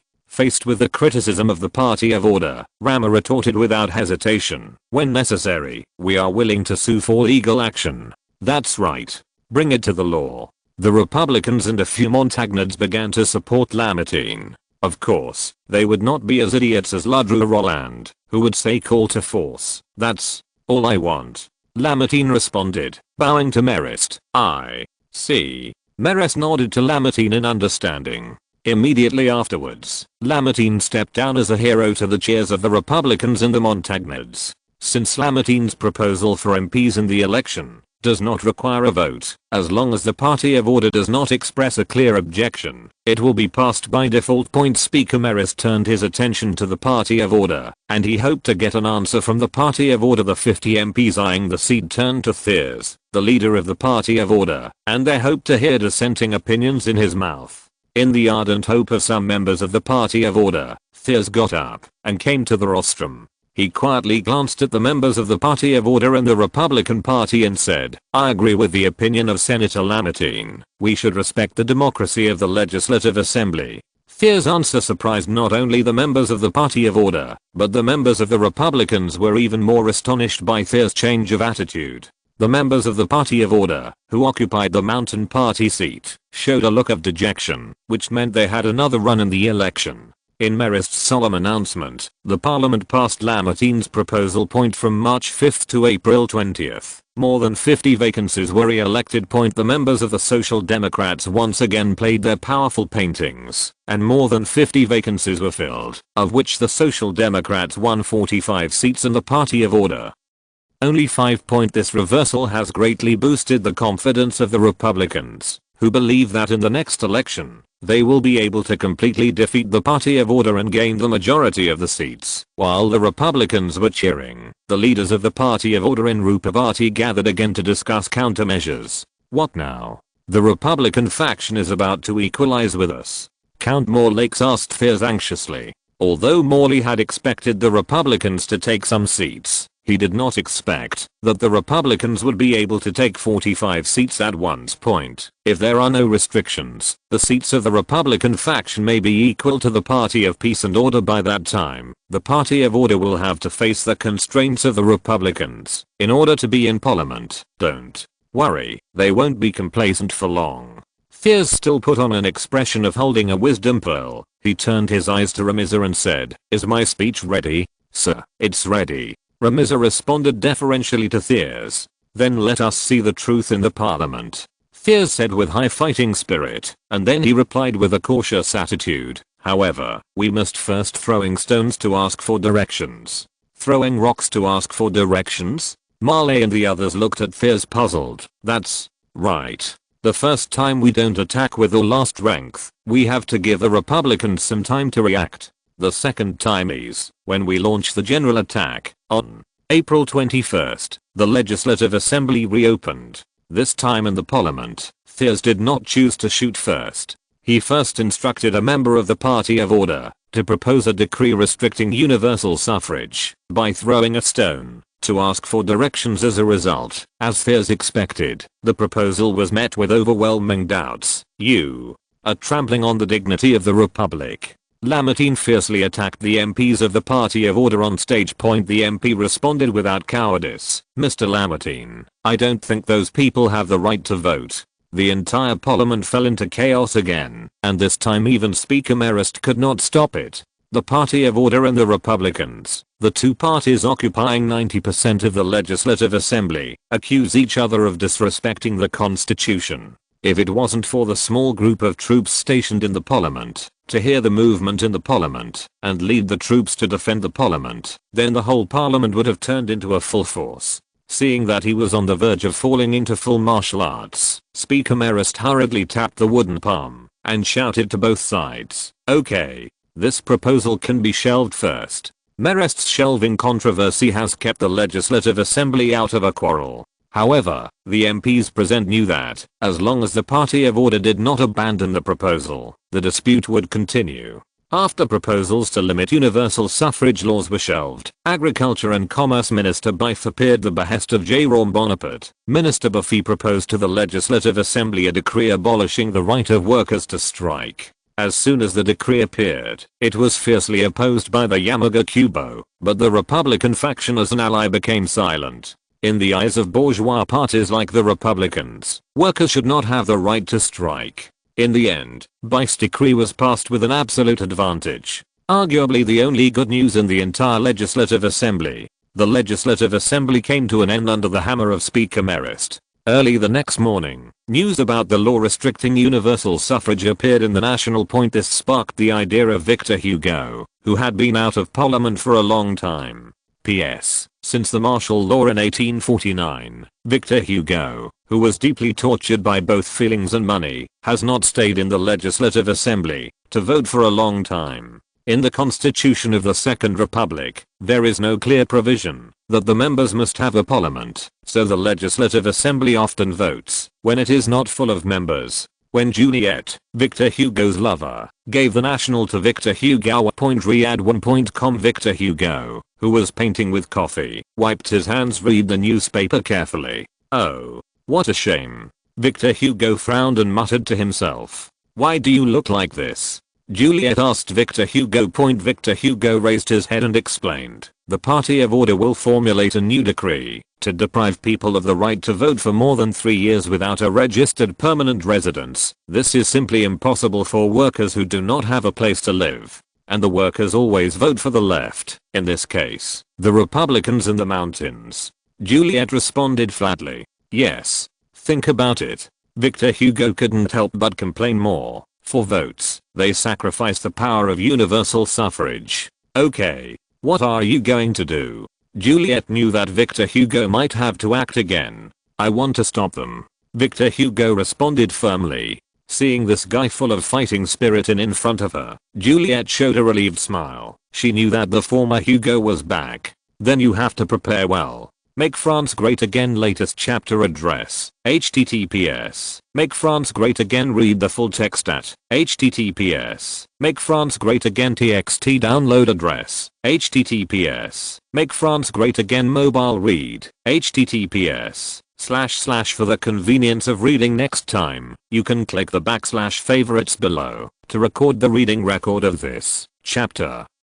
218 Legislative Assembly Battle, and you can see it when you open the bookshelf next time. If you like Make France Great Again, please recommend this book to your friends. Questions, blog, WeChat, etc. Thank you for your support. Chapter 218, The End of the Republic. You can search Make France Great Again search novels in Baidu to find the latest chapters. April 27th. 1850. After a 6-day truce, the Party of Order and the Social Democrats once again fought a new round of struggle over the decree restricting the law of universal suffrage. With the first round of throwing stones for directions, Thiers has roughly figured out the attitude of the Parisians towards the restriction of universal suffrage.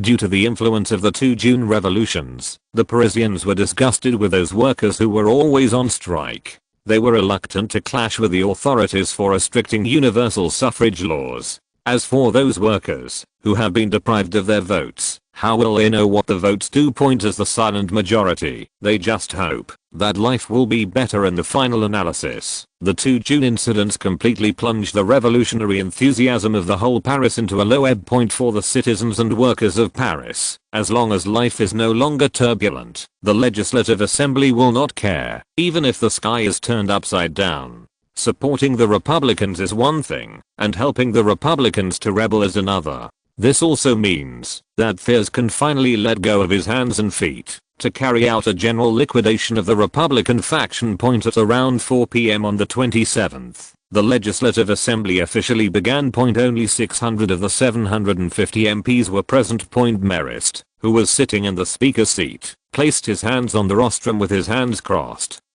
leaned forward slightly to maintain a relaxed posture, and said to all the MPs present in a relaxed tone, "Gentlemen, we continue to discuss the law on universal suffrage proposed by the Party of Order. I hope you can follow the order of the Legislative Assembly this time.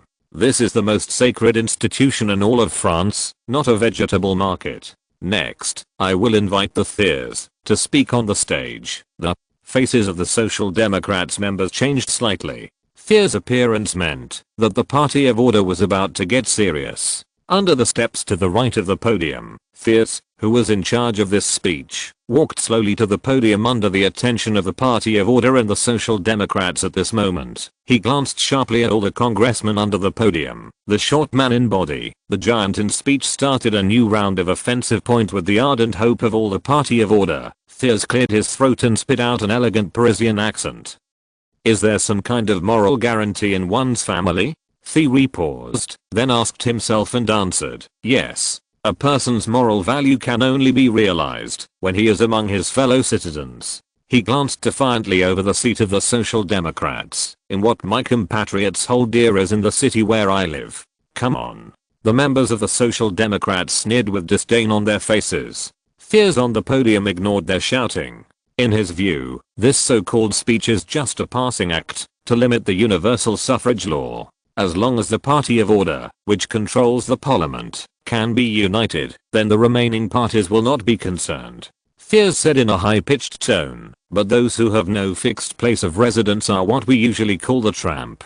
He raised his right hand slightly and made a gesture of introduction, as if the tramp appeared in front of him. Then, he spread his hands and said in a disdainful tone, it has no moral value. Yes, yes. The Party of Order, which regards order, morality, and religion as its constitution, applauded Fear's speech. In their view, those so-called proletarians are not qualified to vote at all, and they will only call red molecules and clowns, referring to Jerome Bonaparte, were elected to the parliament. These two guys are not the best choice for the Order city management, gentlemen. These homeless people cannot decide their own destiny through elections. Fears continued. The audience remembered the warm applause, which was the cheers of the Party of Order. They will come together and form a dangerous force. Fears turned his gaze to the side of the Party of Order, and his tone became even higher. How can you say that? Asked Fears loudly, the Social Democratic MP, only to be muffled by a roar of applause. They should be named the most shameful name in history. Fears' tone carried the contempt revealed in his bones. As a poor boy from Provence, he had already betrayed his class, and the only way for the upper class in Paris to prove itself is to draw a clear line with the original class. They are called untouchables. The Social Democrats in the audience are getting more and more rowdy, and the people, the real people, Fears emphasized, those who have the right to vote have to suffer for the sins of this city of gangsters. Fears' passionate speech made the Party of Order stand up and applaud. After the speech, Fears stepped down. The Party of Order smiled at his speech, and they gave Fears a glance of approval.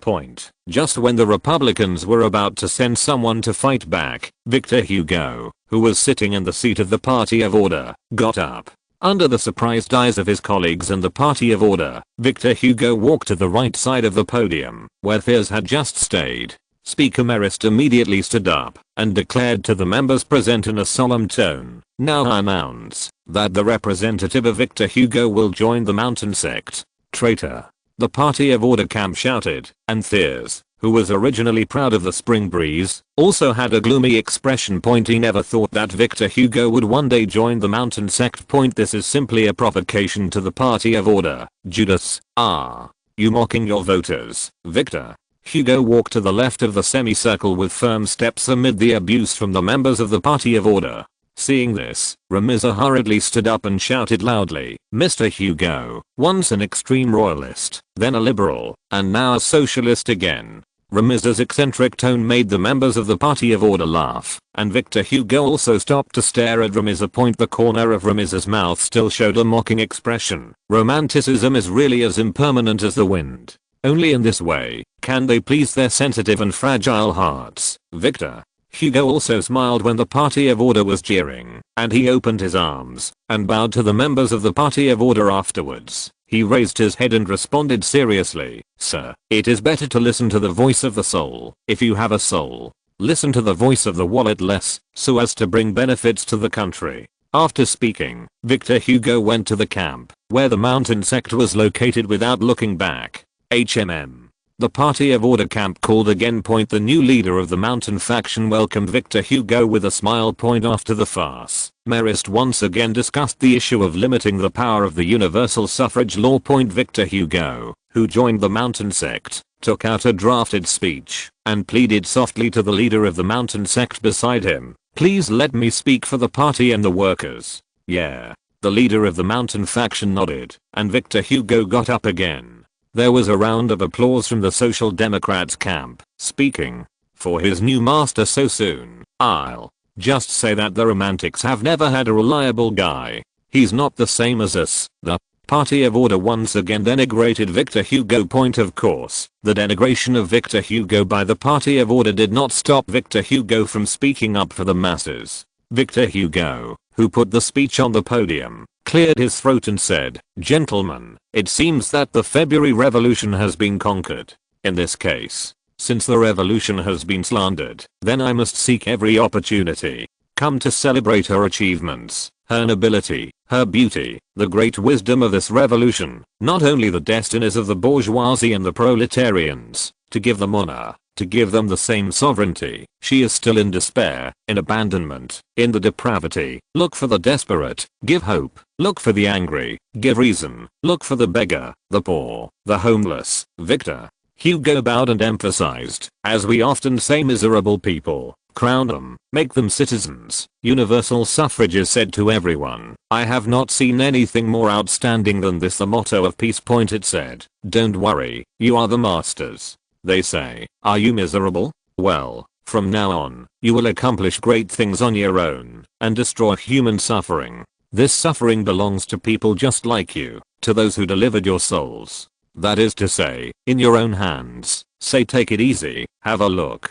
Gentlemen, profound justice and profound politics. The power of universal suffrage gives the suffering people votes, takes their guns away, empowers them, and calms them. At the apex of every citizen's conscience, from the humblest to the greatest, in the depths of the soul, there is a divine and indestructible emotion. That is power, and this emotion is a cornerstone of human reason and the granite of human conscience." Victor Hugo couldn't help but raise his voice. "Power. Gentlemen, in the face of power, everything will eventually collapse, and there is no way to escape. Injustice, hypocrisy, bad laws and bad government. We want to return its power to the people." After Victor Hugo's shocking conclusion, the entire conference hall fell silent. "Thank you." Victor Hugo once again bowed to all the members under the stage and left. After a long time, the reacted Speaker Marist asked quickly, "Everyone, please vote on the bill restricting universal suffrage." The Party of Order and the Social Democrats responded by raising their votes. The Party of Order raised all white votes in favor, while the Republicans in the mountains raised their opposition minority. Even with the blessing of Victor Hugo's speech, the Party of Order still defeated the Social Democrats by an overwhelming majority. Next, I announce the passage of the proposal to limit the universal suffrage law. A trace of loneliness flashed in Speaker Marist's eyes, but as a Republican, he had to personally declare the creed that he had worked hard for all his life for, which was undoubtedly the greatest punishment for him. Make France Great Again latest chapter address. https. Make France Great Again. Read the full text at https. Make France Great Again txt download address. https. Make France Great Again mobile read. https. // for the convenience of reading next time, you can click favorites below to record the reading record of this time, chapter 219, the end of the Republican Party, and you can see it when you open the bookshelf next time. If you like Make France Great Again, please recommend this book to your friends, questions, blog, WeChat, etc. Thank you for your support. Chapter 219, President Bonaparte in Action. You can search Make France Great Again search novels in Baidu to find the latest chapters. Deafening cheers erupted from the Party of Order as soon as the proposal to restrict universal suffrage was passed. From this moment on, the war that has lasted for more than 2 years between the Party of Order and the Social Democrats can finally be ended, and nearly 1/3 of the residents of France will be completely deprived of their qualifications to vote, which means that the Social Democrats lost 1/3 of their support, while the remaining 2/3 of the votes were mostly small bourgeois living in the city. Their conservative nature will allow them to vote for the Party of Order, because the Party of Order is the guardian of religion, order, and morality. With the exception of a few members of the Social Democrats who showed expressions of despair, the vast majority of members waited quietly for the end of the Legislative Assembly with a sullen face. Having lost the universal suffrage law, they were no longer able to pose any threat to the Party of Order. Quiet. Speaker Marist tapped the wood palm again, trying to keep the Legislative Assembly as majestic as it should be. The Party of Order gradually quieted down under the wooden palm of Speaker Marist, provoking the Social Democrats with applause instead of cheers. This Is another fruit moon for the new republic. Emile Olivier, a member of the Mountain faction who was sitting beside Victor Hugo, responded to Victor Hugo beside him angrily. Victor Hugo smiled and did not respond to Emile Olivier. Although Victor Hugo agreed with Ernest Olivier's words in his heart, he still had respect for the Legislative Assembly in his heart. The reason why the Legislative Assembly can bring about this result is in the final analysis, because of their strength. To the applause of the Party of Order, Speaker Marist announced the end of the Legislative Assembly. The Party of Order, the Republican Party, the Mountain Party, and the Élysée Palace Party all left. Look. Our great poet of the Romantics changes like a gust of wind, and in the end has done nothing. The MP from the Party of Order came to Victor Hugo's side and mocked Victor Hugo. Victor Hugo responded with a smile. Gentlemen, you won. You won beautifully, but your victory was won by trampling on the sanctity of the Republic. Hopefully one day you will not be treated the same. Victor Hugo's response made the members of the Party of Order show a touch of anger. This is what a loser and a traitor should have to say. What a traitor you look like. Before the member of the Party of Order could sneer again, Thiers, the leader of the party, said from behind the member, "Let me go. I want to talk to Mr. Hugo." The senator hurriedly made way, and Thiers the dwarf appeared in front of Victor Hugo. At this moment, Thiers looked at Victor Hugo with a smug look on his face, and he invited Victor Hugo in a gentle and elegant tone. "Member Hugo, can you accompany me for a while?" After a moment of hesitation, Victor Hugo, determined to cut ties with the Party of Order, responded with "Okay, Thiers," and Victor Hugo walked out of the Bourbon Palace side by side. At Thiers' invitation, Victor Hugo got into Thiers' carriage, and Thiers took him home. Inside the carriage, Thiers did not look angry at all. He smiled at Victor Hugo and said in an easygoing tone, "Member Hugo, can you tell me why you quit the party? Is it just because of the party? Did your compliance not meet your expectations? Mr. Thiers, isn't that enough?" Victor Hugo asked rhetorically. Thiers shrugged and responded, "Men Hugo, I was once a member of the Romantics. I wanted my own power for the poor in France, just like you. Mr. Thiers, I have also heard about your deeds." Victor Hugo nodded. "But," Thiers said with a wry smile, spreading his hands, "as I get higher and higher, I find that there is a thing called rules in this country all the time. We all have to rely on this to do things. Buzz. Mood. Do you want to say that everything you say and do is not your original intention? The proposal to restrict universal suffrage is not the subjective consciousness of the land." Victor Hugo's words revealed a touch of sarcasm. Victor Hugo didn't look down on Thiers' evasive response with the so-called rules. No.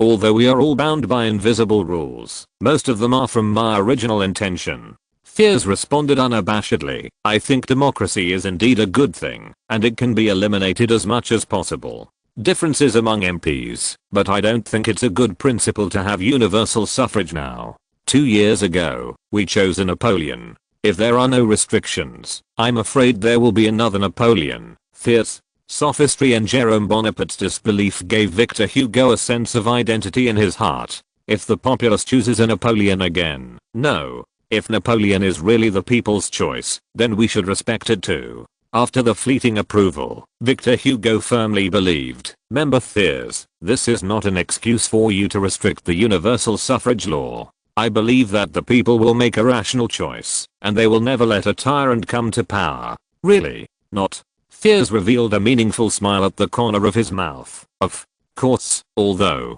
Thiers' smile made Victor Hugo's heart a little more uneasy. Victor Hugo still responded to him unswervingly, "Okay." Thiers shrugged and said sincerely, "Men Hugo, you are just like me now. The Mountain sect is not your final destination, and it will not take long for you to discover that they are not you.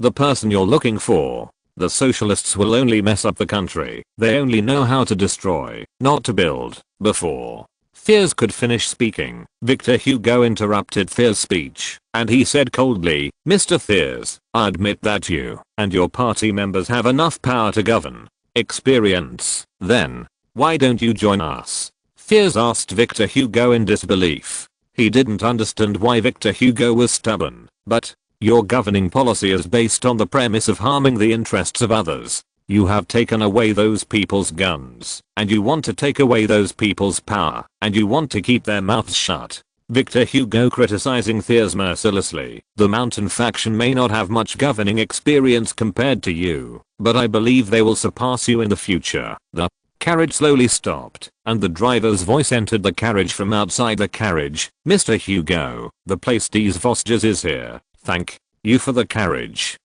Thiers. I think it's time for me to go. Victor Hugo pushed open the door and left Thiers' carriage. The door closed slowly, leaving Thiers alone in the car. Romantic poets are always so wishful thinking.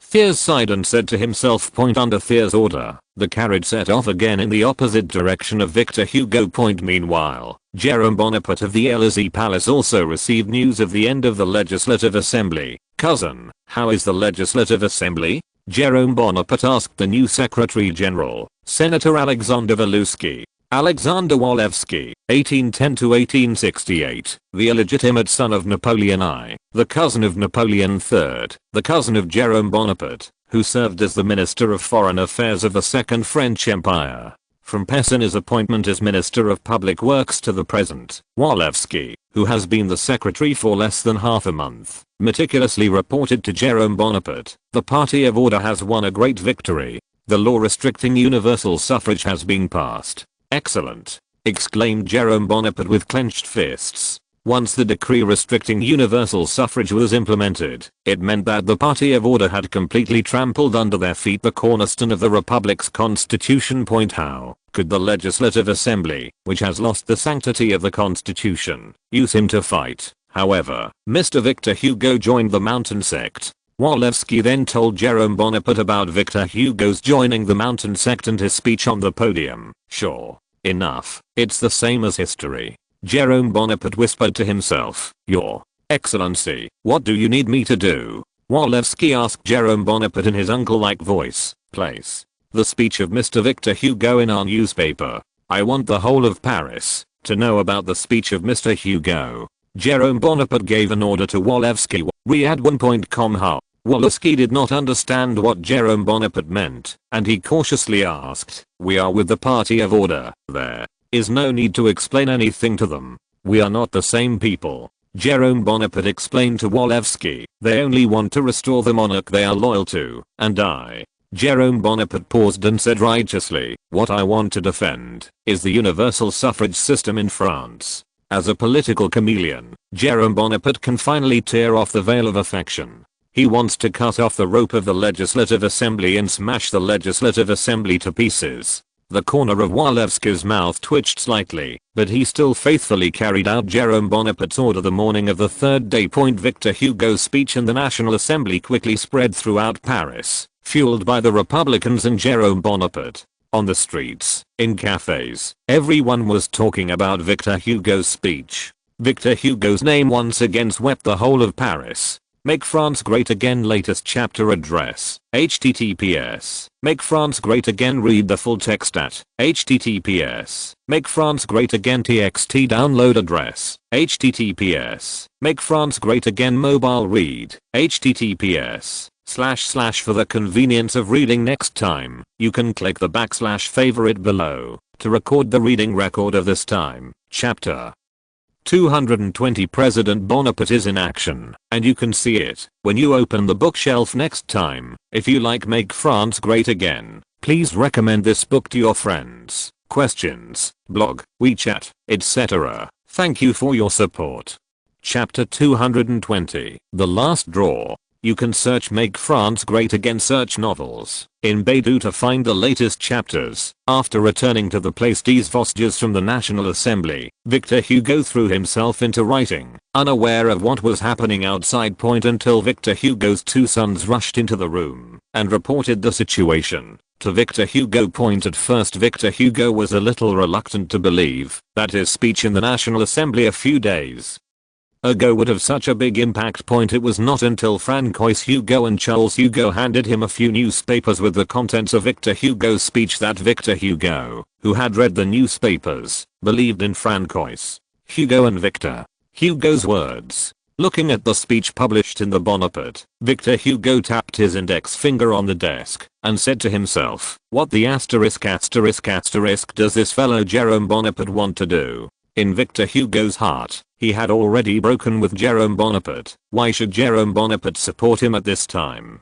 Maybe he wants to reunite with his father. Francois Hugo said bluntly. I think he may have to use his father's name to carry out his ulterior secrets. Charles Hugo, who had always had a bad sense of Jerome Bonaparte, gave different answers. What secret would that be? Victor Hugo put down the newspaper and asked Charles Hugo with a serious expression. He didn't want his son to become a conspiracy theorist. After reacting, Charles Hugo responded in embarrassment. I don't know either. Victor Hugo frowned and said sternly, Cheryl, I don't want you to be a person who lives in conspiracy theories all day. I understand. Father. Charles Hugo nodded in response. Just when Victor Hugo was educating Charles Hugo, a knock on the door entered Victor Hugo's study. As if receiving amnesty, Charles Hugo did not wait for his father, Victor Hugo, to issue an order and said, Father, I will open the door. After all, Charles Hugo smeared oil on the soles of his feet and ran to open the door. Seeing his father's gaze, Francois Hugo began to notice himself. In order to prevent him from being reprimanded by his father, Francois Hugo hurried to help Charles Hugo. Father, Miss Fortuna's servant. Charles Hugo's voice came from the living room. Victor Hugo, who heard that it was Miss Fortuna Amarin's servant, hurriedly put down the newspaper and got up and went to the living room. Mr. Hugo, good morning. Fortuna Amarin's maid respectfully respected Victor Hugo in strict compliance with imperial etiquette. Hello. Victor Hugo also nodded and then asked, what is Miss Fortuna's order? My master wants to invite you to her mansion as a guest. The maid humbly handed over the red invitation with golden lines. Victor Hugo took the invitation and opened it. The time of the invitation is 3 o'clock tomorrow afternoon. It seemed that Fortuna Amarin was going to invite him to afternoon tea. Please tell the lady I will arrive on time. Victor Hugo responded with a smile. Thank you so much. The maid turned and left with a happy smile. Victor Hugo ordered his son to return to the study after sending the maid away. Sitting on the large chair, Victor Hugo carefully looked at the invitation in his hand. He did not understand why Fortuna Amarin invited him at this time. Since he has promised that people must go, there is no reason to miss the appointment. Time flies to the afternoon of the second day. There was a trace of exhaustion between his brows. Victor Hugo left him for 2 days, but only wrote less than 500 words in his study to go to Fortuna Amarin's residence. Victor Hugo, who was walking alone on the street, suddenly found that his fame was already well known to passers-by. On the way to Mies Fortuna, many people greeted Victor Hugo, most of whom greeted Victor Hugo. It was someone Victor Hugo was not familiar with. Mr. Hugo, good afternoon. HMM. Good afternoon, Mr. Hugo. Your speech in Parliament was awesome. Thanks. In the face of warm greetings from strangers, Victor Hugo always stopped for a moment, smiled and talked to each other for a while, so that it only took 10 minutes. Victor Hugo walked for an hour. When Victor Hugo came to the door of Miss Fortuna Amarin's house, the maid from yesterday appeared in front of Victor Hugo again. Mr. Hugo, you are here. The maid said to Victor Hugo. I'm really sorry. I encountered something on the way. Victor Hugo said apologetically to the maid. Miss Fortuna must be in a hurry. The lady just got up too. In order to ease the embarrassment caused by Victor Hugo's being late, the maid told a white lie. That's good. Victor Hugo sighed. Introduced by the maid, Victor Hugo met Fortuna Amarin. After seeing Victor Hugo, the Emperor, Napoleon, close friend and socialite in the Republic, hurriedly invited Victor Hugo to sit down and put the long-necked coffee cup made of porcelain on Victor Hugo. In front of Hugo. Victor Hugo was a little lost for a while looking at the pattern on the coffee cup. This is the gift that the Emperor gave me back then. Fortuna Amarin proudly said to Victor Hugo. That's really an incredible collection. Victor Hugo responded to Fortuna Hugo, then picked up the coffee pot and drank a cup of coffee. The hot coffee emitted a white mist, and with the help of Victor Hugo's master spoon stirring the coffee, Fortuna Amarin said in a cordial tone, I'll cut to the chase. I'm entrusted by the president. The president hoped to meet you, but he is afraid. Victor Hugo took a sip of coffee. Amaran hesitated for a moment and said, he is afraid of being rejected. I promise him to convince you. Victor Hugo held the coffee cup to his mouth and asked Altuna in a slightly hoarse voice, why does the president want to see me? I think he wants to clear up some misunderstandings. Amaran tried to keep Victor Hugo away from the president and to inform you of the arrangements after that. Don't you regret it, Victor? You should have. He has his place in the cabinet. Victor Hugo put down the coffee cup and responded, I think this may not be a misunderstanding. The truth is always more difficult to accept than imagined. After speaking, Victor Hugo picked up the pastry placed on the plate and chewed it. Please allow me to openly announce to you, Victor. Altuna's tone was a bit complaining. You should get back on track. You still have a way out. Those mountain sects are a group of guys who have lost their minds. They will make you also lose reason and fear of God together. Although Altuna sincerely thought about Victor Hugo, Victor Hugo was still a little uncomfortable. Trust me, I'm sober now. I'll be sober in the future, Victor Hugo said with a sip of coffee. Where's Leonie? What do you want Leonie to do? Altuna asked Victor Hugo. A trace of pain flashed on Victor Hugo's face. He understood that joining the mountain sect would likely bring some torment to himself and the women around him. His wife Adele Hugo and lover Leonie were both at a royalist party, not to mention that Leonie is getting a divorce for herself. Victor Hugo had two lovers in his life, one was Juliet and the other was Leonie, and Victor Hugo's wife knew both of them. The mountain faction has always been in danger, and they can't even guarantee their own safety. Fortuna bitterly discouraged. Do you really have the heart to let Leonie keep out of fear? Are you going to fail Leonie? Does Oni love you, Fortuna? Amarin took advantage of Leonie's moral kidnapping. Victor Hugo agreed to meet Jerome Bonaparte. After thinking for a long time. The meeting is set for May 5th. 4 days later on the afternoon of the 5th, Victor Hugo took a carriage to the Elysee Palace after a long absence. Alexander Walewski in a black suit greeted Victor Hugo with a slightly bloated body. Mr. Hugo, the president has been waiting for a long time. Alexander Walewski said to Victor Hugo. Under the leadership of Alexander Walewski, Victor Hugo once again came to Jerome Bonaparte's study. Jerome Bonaparte is waiting for the arrival of Victor Hugo. Riyadh 1. Complice. Jerome Bonaparte invited Victor Hugo to sit down, and Walewski left the study. Victor Hugo, who was sitting opposite Jerome Bonaparte, leaned slightly against the back of the chair and put his hands together between his legs. He didn't speak and just stared at Jerome Bonaparte silently. The smiling Jerome Bonaparte cleared his throat and said carefully, I hope to be appointed as the French ambassador to Britain. Britain is the most advanced country in Europe, and we should strengthen our exchanges and learn from their progress. Our railways, trains, and even production need to learn from them to develop our own characteristic path. Jerome Bonaparte's purpose is to let Victor Hugo go out and try to pull him into his own camp. By the way, Mr. President, I once said that I don't want to have any connection with your government. Victor Hugo's words revealed the meaning of alienation. There are many differences between us, but it does not hinder our consensus. Jerome Bonaparte continued to approach Victor Hugo, merge all the parties into one, and then help each other. Isn't that what you want? Make France Great Again latest chapter address, https, Make France Great Again. Read the full text at https, Make France Great Again txt download address, https, Make France Great Again mobile read, https, / for the convenience of reading next time, you can click the / favorite below to record the reading record of this time, chapter 221, The Last Draw, and you can see it when you open the bookshelf next time. If you like Make France Great Again, please recommend this book to your friends. Questions, blog, WeChat, etc. Thank you for your support. Chapter 221, Completely Broken. Fall in love with Yaokanshu.com. Make France Great Again, Mr. President. Your Majesty, put away your rhetoric. All you have done is just to extend the time of power in your hands. In 2 years, you will be leaving office, Victor.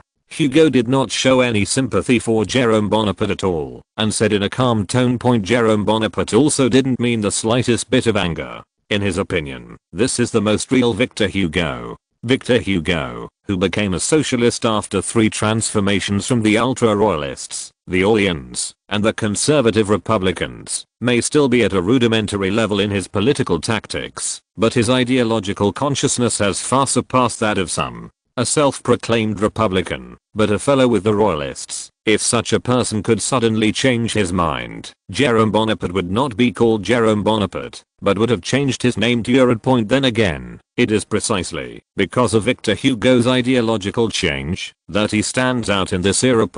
Although Jerome Bonaparte had no hope of visiting Victor Hugo, he still wanted to give it a try. Under the gaze of Victor Hugo, Jerome Bonaparte put down and retreated, got up and put his hands on the back of the chair, and then he was now behind the chair, with his hands on the back of the chair, his body slightly bowed forward. Mr. Hugo, do you think I will resign with peace of mind in 2 years? Put a country that has not been completely transformed into the hands of those people. Remodeling? Victor Hugo scoffed at the transformation in Jerome Bonaparte's mouth. He spread his hands and said, Your Excellency, I didn't see the transformation in your mouth. I only saw the pocket of Paris speech. It's getting tighter and many people don't even dare to speak their own words. You and your party have made the whole of Paris afraid to speak. No.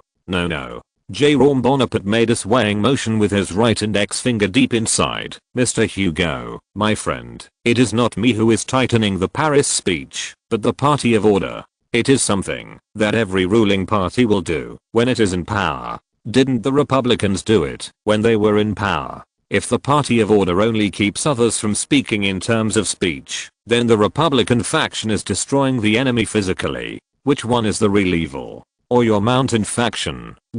I don't think you will forget the original Public Security Committee. Do you want to live in a free world ruled by the Public Security Committee? Wake up. Mr. Hugo, you are not a violent person. The mountain pie will make you lose your mind.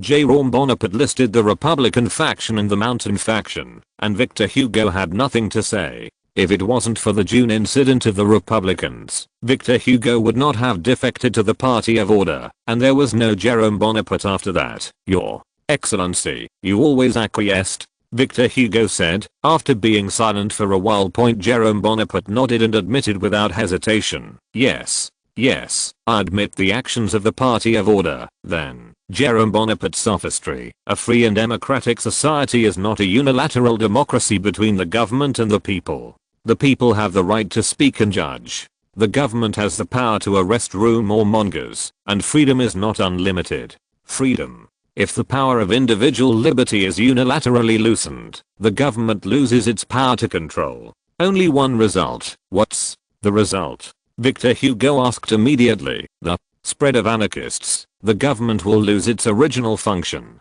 Jerome Bonaparte responded to Victor Hugo. That's not very good. Victor Hugo responded as a matter of course. No, this is not good.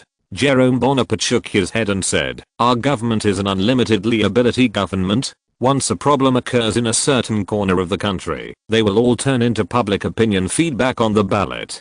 Just imagine, if the power of the government is infinitely compressed, how they will manage the whole country. The socialists only want us to give them power, but they are not willing to take responsibility and corresponding obligations. Is this okay, Jerome? Bonaparte's sophistry caused Victor Hugo to fall into a misunderstanding of thinking. He was aristocratic and arrogant in his bones. He sympathized with the laborers at the bottom. The mentality of the rich giving alms to the poor is average. Throughout Victor Hugo, he criticized Bourbon, Orleans, the Second Empire, and also criticized the Paris Commune. Victor Hugo's life seems to be to criticize for the sake of criticism, and now he is not a great writer who is willing to bend down and listen to others first as an equal. Some people want both the power of freedom and the government to pull them when it's critical. How can there be such a perfect thing? Does he really think we live in an era of communism? Jerome Bonaparte sneered. In the early stage of capitalist development, exploitation and oppression are inevitable, and struggle and resistance will also continue to exist. Your Excellency, maybe you're right. but I'm a Republican, and I believe we can build a country with the rule of law. Victor Hugo, who could not find a reason to refute, responded lightly to Jerome Bonaparte. The legal system? Jerome Bonaparte couldn't help laughing. After the laughter ended, Jerome Bonaparte's expression became serious again. Where is the legal system, you said? Mr. Hugo, the practitioners of the legal state are people, those parliamentarians. Should we count on fears? Falau? Those monarchists who are bent on restoration? Or a group of mountain factions who can't even distinguish between socialism and anarchism? No, seriously, Jerome. Bonaparte turned his head and glanced at the red curtain behind him, then pointed at Victor Hugo and said, "It can't be you." Facing Jerome Bonaparte's almost sarcastic response, Victor Hugo said, "Then what are you going to do?" "Mr. Hugo, I said it. I hope to continue to dedicate my life to France." Jerome Bonaparte said proudly, "My reform has not been completed. I cannot step down so soon. You still have 2 years." Victor Hugo reminded, 2 years? 2 years, right. Jerome Bonaparte first affirmed Victor Hugo's words, and then changed the subject. "Mr. Hugo, 2 years are fleeting. Gotta get ready sooner, so I want to invite you to join us." Jerome Bonaparte smiled and stretched out his hand to Victor Hugo. His meaning was self-evident. Victor Hugo did not speak, and he also raised his head to despise the careerist Jerome Bonaparte. "I demand that the Constitution be amended, so that I have the right to extend my term of office. The president should not have a prescribed time limit. As long as all the French people support him, he should continue to serve the people." Jerome Bonaparte continued to speak brazenly to Victor Hugo, as long as he can remove the restriction that the president can only have one term in the Constitution. Even if he loses 1/3 of the vote base, he can still win, as long as he can get the term of his tenure. The president or the emperor is just a name for Jerome Bonaparte. "If I lost the election, then I'm willing to give in," Jerome Bonaparte said frankly to Victor Hugo. "At that time, you can oppose me as much as you like. The law stipulates that rulers cannot be re-elected, because the foundation of democracy is to hand over power to parliament, not to individuals." Victor Hugo said slowly, "Mr. Hugo, I want you to think about this meeting." Seeing Victor Hugo's refusal, Jerome Bonaparte turned to threatening, "We have a heavy burden on our shoulders, and this concerns the whole of France. Your Excellency, democracy will not yield." Victor Hugo didn't say a word. As he got up and was about to leave, he seemed to think of something and said, "Also, thank you for your great propaganda to me." Having said that, Victor Hugo left the living room alone. In the living room, only Jerome Bonaparte was left alone in a chair, contemplating. Although Victor Hugo's rejection was in his pre-submission Riyadh1.com, Jerome Bonaparte still felt a little regret and loss in his heart. After a while, Walewski appeared in the living room, where Jerome Bonaparte was. "Your Excellency, Victor Hugo, Congressman." Jerome Bonaparte shrugged his shoulders and said with an air of indifference, "Men, Hugo rejected my invitation. But don't worry, even without him, we can still win. Yes, I believe that under your leadership we will be able to win." Alexander Walewski said to Jerome Bonaparte. Alexander Walewski's compliment made Jerome Bonaparte smile again. Immediately afterwards, Walewski informed Jerome Bonaparte of the visit of Major Mignet, the logistical post of the Ministry of War. Jerome Bonaparte was a little surprised at Mignet's visit.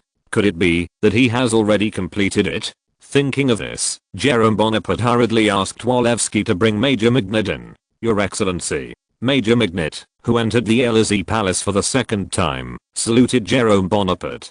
"Mr. Major, have you finished your rifle?" Jerome Bonaparte asked impatiently. "Yes, Your Excellency." Major Mignet responded to Jerome Bonaparte. "Where is it? Let me see." Jerome Bonaparte couldn't wait to use it.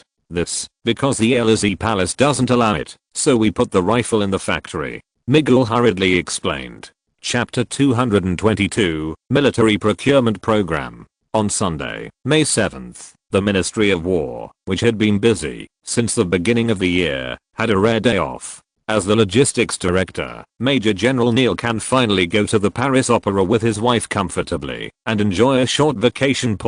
Just as Major General Neil took off his military uniform and put on his civilian clothes to set off for the opera house with his wife, there was a knock on the door. "Honey, open the door." Major General Neil in the bedroom shouted at the lady in the living room. "Okay." Madam responded quickly and went to open the door. Not long after, the bedroom door opened and the lady appeared in front of Major General Neil. "What's the matter?" Major General Neil, who was holding the buttons on his suit tightly, asked. "The president's envoy is standing outside the door." Madam replied to Neil. "What? Special envoy of the president?"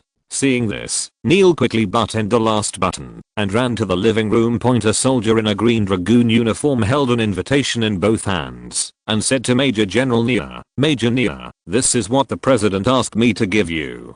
Please serve." "Thank you very much." Neil quickly accepted the invitation and thanked the dragoons. "If there's nothing else, then I'll leave. I wish you and your wife a perfect vacation." Having said that, the dragoon in charge of sending the invitations turned around and left. After Neil watched the dragoons leave, he opened the invitation. The content of the invitation is that the president hopes that he can come to the Boise Boulogne tomorrow and that he will send a carriage back to pick up Major General Nibia in person. In addition, the invitation also states that the president has a little gift for the army. "What's the matter?" Madam came to Major General Neil's side and asked him curiously. "No, nothing." Major General Neil put away the invitation and said to Jerome Bonaparte with a smile, "Let's go then," said the lady, who was unwilling to interfere with her husband's work, holding Neil's arm. Neil and his wife had an unforgettable Sunday. At 9:30 the next morning, a carriage pulled up outside Neil's apartment. "The carriage is here." The lady in the mansion saw the carriage outside the mansion through the glass window of the living room and pointed to the carriage and said to Nina in the bedroom, "I know." Major General Neil's voice came from the bedroom. About half a minute later, Major General Neil, who had changed into a sky blue military uniform, appeared in the living room from the bedroom. He kissed his wife affectionately and said, "I'm going." Madam also nodded in order to look at Nabi affectionately. After leaving the mansion, Major General Neil got into the carriage prepared for him by Jerome Bonaparte. The carriage carried Neil all the way to the southwest and continued to move forward after passing the Arc de Triomphe. After driving for about half an hour, the carriage came to the periphery of the Boulogne forest and stopped at the periphery of the Boulogne forest down point. Just as Major General Neil was about to ask why the carriage stopped, the coachman's voice came from outside the carriage. "Major General Neil, here we are." Neil hurriedly opened the car door and looked forward. All he could see was a log cabin and a few carriages. The log cabin was surrounded by a team of soldiers who were responsible for guarding the cabin. "Where is the president?" Major General Neil asked. The coachman pointed to the wooden house not far away and responded to Major General Neil, "The president stays there." Major General Neil hurriedly got out of the car and walked to the hut by himself. Because Neil set off very late and the distance from his camp to the Boise Boulogne was so far that Neil left at 9:30. At 10 o'clock, arrived in a moment. At this time it was the hottest time of the day. The sun near noon shone on the earth. Even if I was on the edge of the tree where the leaves came from the depths of the Boise Boulogne from time to time, it was still very hot. Fortunately, Major General Neil didn't suffer from the sun for a long time, and he quickly arrived at the wooden house. After accepting the salute of the soldiers who defended the cabin, Neil gently pushed open the door of the cabin. He saw many colleagues in the War Department, including Minister of War Igno, Secretary of State St. Arnault, and Major General Lendl, the last time he was promoted to Major General, and some colleagues from other divisions. "Neil, you're here." St. Arnault, the Secretary of State in the wooden house, hurriedly greeted Neil after seeing Neil. "Mr. St. Arnault." Neil respectfully said to St. Arnault, then turned his attention to the Minister of War Eno. "Your Excellency Minister." "Yeah." Minister Renauld nodded to Neil, stretched out his hand and invited Neil, "Sit down." Neil hurriedly sat down and waited for the arrival of Jerome Bonaparte. It didn't take long for Neil and the others to wait when Jerome Bonaparte appeared. At the same time, a person who was unknown to all the War Department officers and officers present followed behind Jerome Bonaparte. Although Mine was temporarily serving in the Ministry of War, he did not go to the Ministry of War during this time. The rank of Major also had Jerome Bonaparte helping him declare, and General Riegno approved it. "I hope I didn't come too late." Jerome Bonaparte smiled apologetically. He sat on the main seat unceremoniously and pointed at Major Migul in the posture of a golden sword. Today's protagonist is not me, and he, almost. At the same time, all the brigadier generals and generals set their eyes on Migul, who was always calm and could not help swallowing and couldn't help but complain about Jerome Bonaparte's handling. At the moment, the eyes of all the officers were focused on him, and it was difficult for him not to speak, so Major Migul could only bite the bullet and introduce himself to everyone present. Hello, sirs, I'm me from the logistics department of the Ministry of War. Nirvana, the rank of major. Logistics department? Neil looked up and down at Migul, and he didn't seem to have this person in his mind. Neil doesn't have to stare at Major Migul anymore. He hasn't really reported to the Ministry of War. Jerome Bonaparte said to Neil. It was me who was abrupt. Neil showed an apologetic smile. Major Mignet, go ahead. Jerome Bonaparte encouraged Mignet to continue speaking. With the encouragement of Jerome Bonaparte, Major Mignet explained the principles of Mignet and the data of Mignet one by one point at the same time. Under the order of Jerome Bonaparte, copies of printed documents were placed in front of each officer, and the documents were also filled with various data point. After listening to Major Migul's explanation, the generals of the War Department read the information on the Mignet gun in their hands one after another.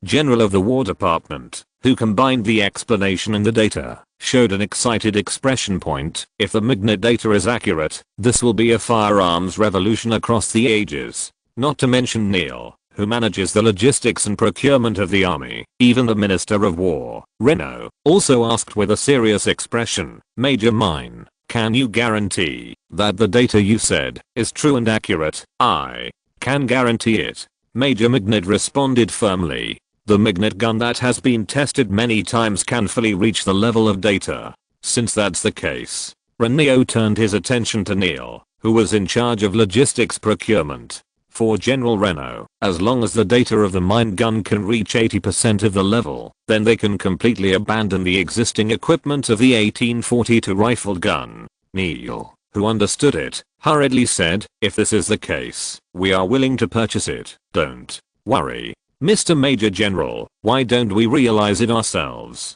There is no shortage of prey in the Bois de Boulogne. In order to completely dispel the army's concerns, Jerome Bonaparte proposed to try it out. Your Excellency, have you made your finished product? Neil asked Jerome Bonaparte excitedly. As an army, he no doubt wished his troops could be equipped with better guns. That's right. Jerome Bonaparte clapped his hands, and Walewski and Mocker entered the door with 12 prototype Mignets on their backs. After handing out each rifle, Jerome Bonaparte went to the Bois de Boulogne with members of the War Department. In the shaded forest, a grey hair appeared in front of everyone's eyes. Jerome Bonaparte hurriedly took out a paper-rolled Mignet bullet from the backpack that contained the Mignet bullet, broke it with force to separate the gunpowder from the cylinder-headed projectile, poured the gunpowder into the muzzle, and then put the cylindrical-headed minute shell, and finally used a clear strip to fit the minute shell to the inside of the gunpowder. Read 1. Install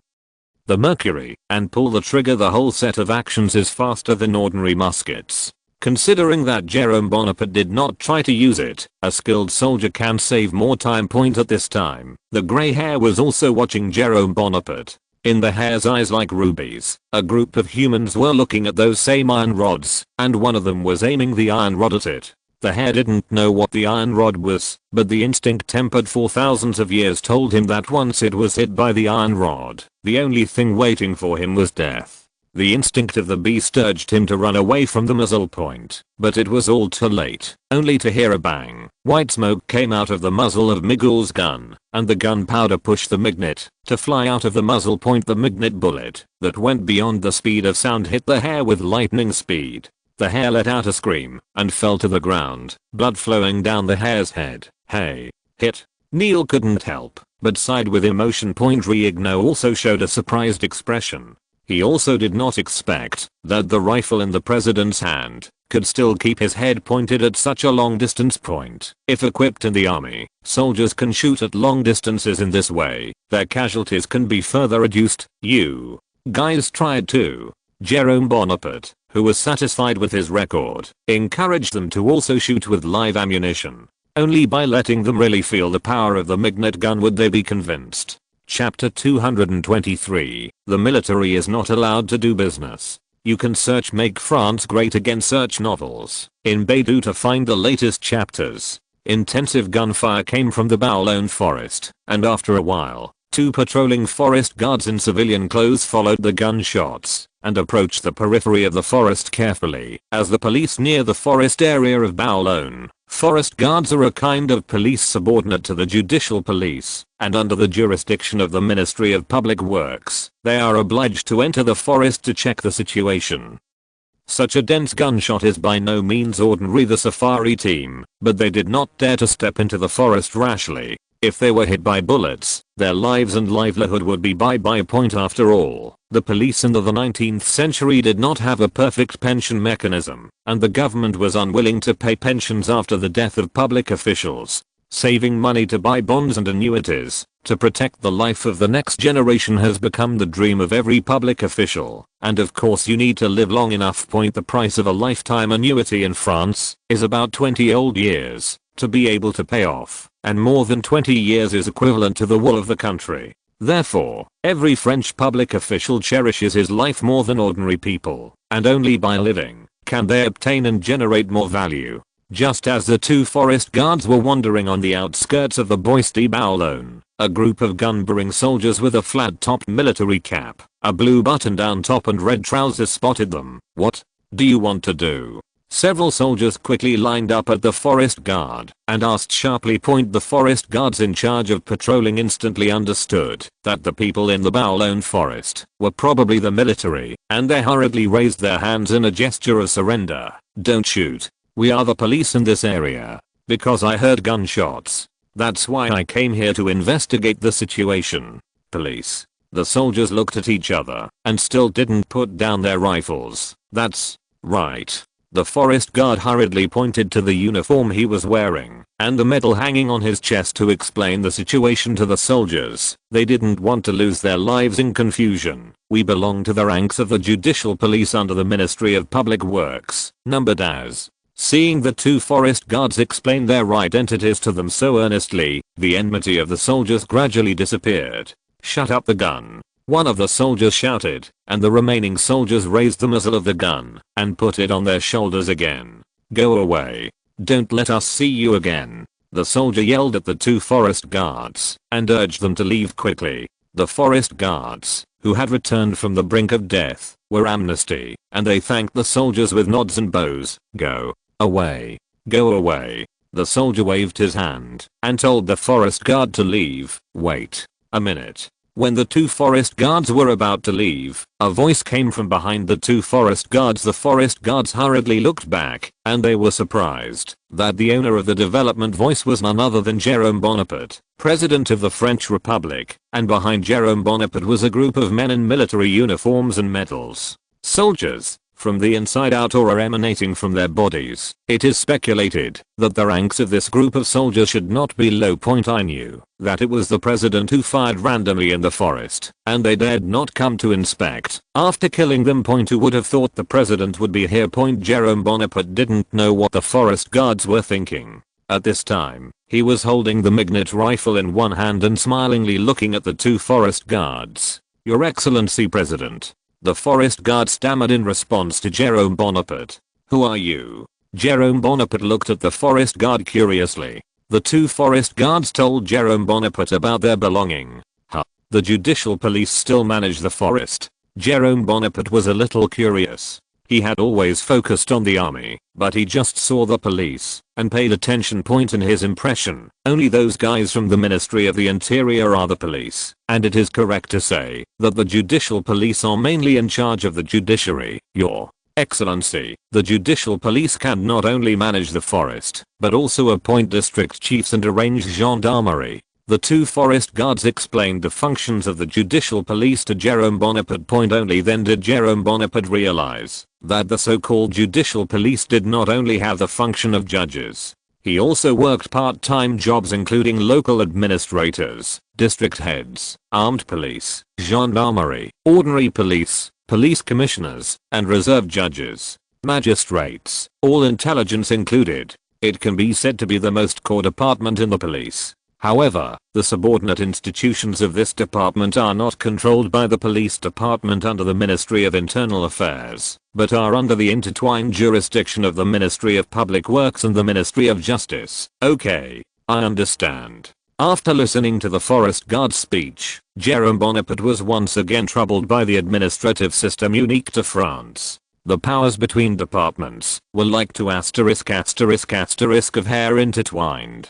Jerome Bonaparte didn't have to think too much to know that intertwined departments would inevitably lead to conflicts of power, and at the end of the conflict, the party with more power often suppressed the party with less power. The police department is nominally a department, but is actually a sub-department of the Ministry of Internal Affairs. Neither the Department of Public Works nor the Department of Justice is comparable to the Department of Police. This is not the most important. The most important is why Attorney General Rowett and former Minister of Public Works Morny did not report the situation of the Ministry of Justice to him. Did you forget to report it, or did it on purpose? Thinking of this, a gloom flashed across Jerome Bonaparte's new medium. If it's just forgetfulness, that's fine. If it is the latter, then Jerome Bonaparte will have to consider whether the Ministry of Justice and the Ministry of Railways should be changed. However, Jerome Bonaparte still wanted to believe that it was the former. Even if the Bonapartists wanted to fight, they would have to wait until they had truly won.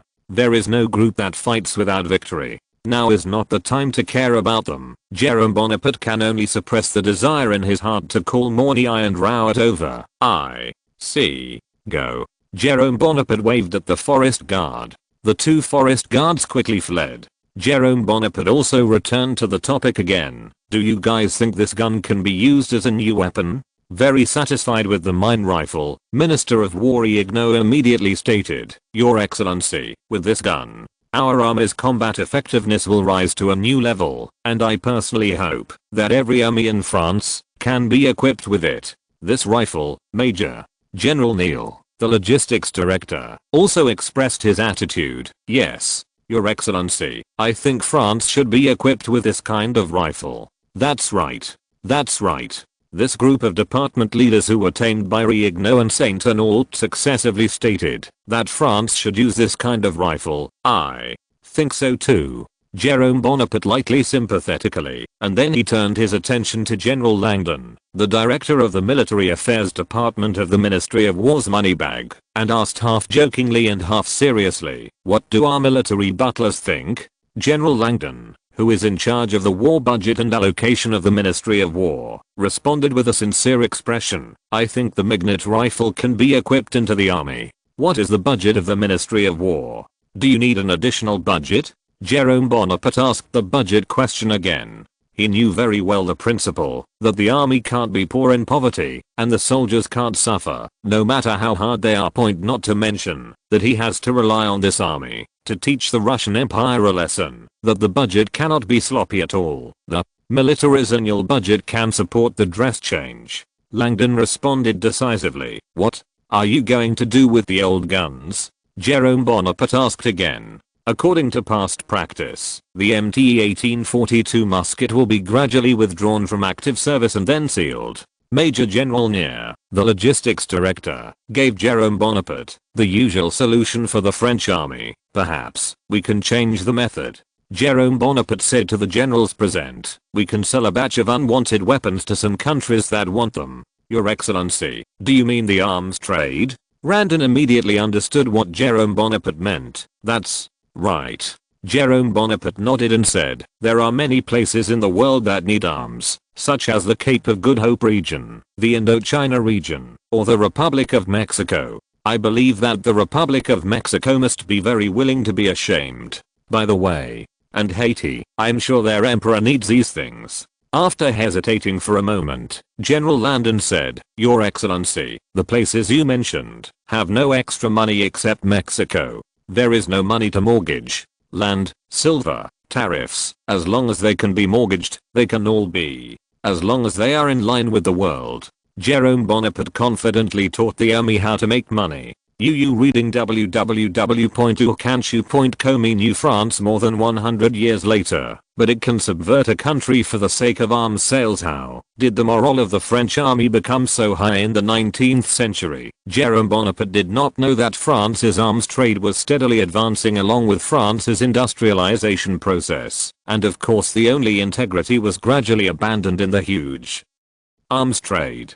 General Landon, Major General Neil. Jerome Bonaparte gave the order, yes. Randon and Neil responded in unison, you. Two generals are about to abandon the army, or count and store the guns that are about to be abandoned. I will help you find a sponsor. Jerome Bonaparte said to Randon and Nearpoint. Although doing business in the army was not a big problem in the 19th century, Jerome Bonaparte wanted to isolate the army from money. Point after all, once the army does business, it will not only affect its combat effectiveness, but also cause the army to have autonomy and become disobedient. Understood. Faced with Jerome Bonaparte's order, Neil and Randon could only agree. Make France Great Again latest chapter address. https. Make France Great Again. Read the full text at https. Make France Great Again txt download address. https. Make France Great Again mobile read. https. // for the convenience of reading next time, you can click favorites below to record the reading record of this time. Chapter 224. The army is not allowed to do business, and you can see it when you open the bookshelf next time. If you like Make France Great Again, please recommend this book to your friends, questions, blog, WeChat, etc. Thank you for your support. If you're listening to this novel on a channel other than Fanfic World, it means they downloaded and uploaded it without effort. We cordially invite you to visit our channel, Mundo Fanfic Novelos. There you'll find the original version of this story and you can explore many other novels of various genres. We're waiting for you to immerse yourself in a world of incredible novels. Chapter 224, Semi-Streamlined Operation and Control Fund. You can search Make France Great Again search novels in Baidu to find the latest chapters. Jerome Bonaparte, who temporarily decided the future ownership of French guns, drove a group of members of the Ministry of War to the production factory of mini rifles. No, to be precise, it is the gathering place of the French steel industry. The industrial cluster is located on a wilderness in the northern suburbs of Paris. The yellow sulfur-smelling fumes drifted from the chimneys of the factories towards the surroundings, and soon drifted to the Seine River, which is less than 2 kilometers away from the factory. At this time, the banks of the Seine were very lively, and a British cargo ship full of bituminous coal was docked at the newly built berth on the river bank. Hurry up, you guys, shouted by the foreman. The workers lifted boxes of bituminous coal from the boat, and loaded them on the cart. When the cart was full, 2 workers would put the cart on the cart, pushed to factory for factory use. Every day that the factory devours vast quantities of coal and iron ore, turning them into rails and steel plates, which are then delivered to the Ministry of Railways. Bituminous coal from Britain and iron ore from Sweden became the main sources of raw materials for the factory generals.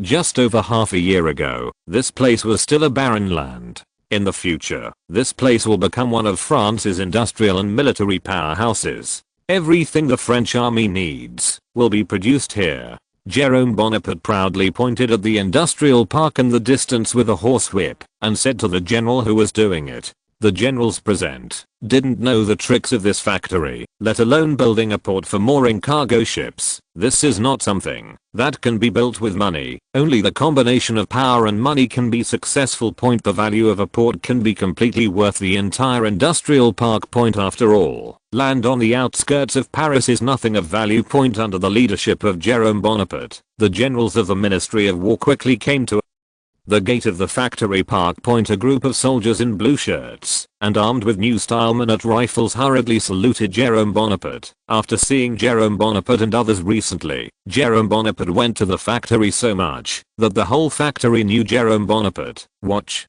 our horses. Jerome Bonaparte dismounted and handed over the horses to the soldiers to give orders. Yes, the soldier took the reins and responded forcefully. The generals of the War Department also handed over the horses to the soldiers. The gate of the factory slowly opened, and Jerome Bonaparte and members of the War Department entered the industry. That's the iron and steel industry area. Jerome Bonaparte, the guide, pointed to the chimney in one corner of the factory, which was emitting sulfur color and mixed with black gas, and then pointed to the workshop in the other corner of the factory. There is the locomotive production area. This industrial park will continue to expand, and they will derive more military subsidiary products on the original basis to ensure the logistical problems of our army. Jerome Bonaparte continued. In his plan, such an industrial cluster should not only be established in Paris, but also in Lyon and Strasbourg to establish corresponding large-scale industrial clusters.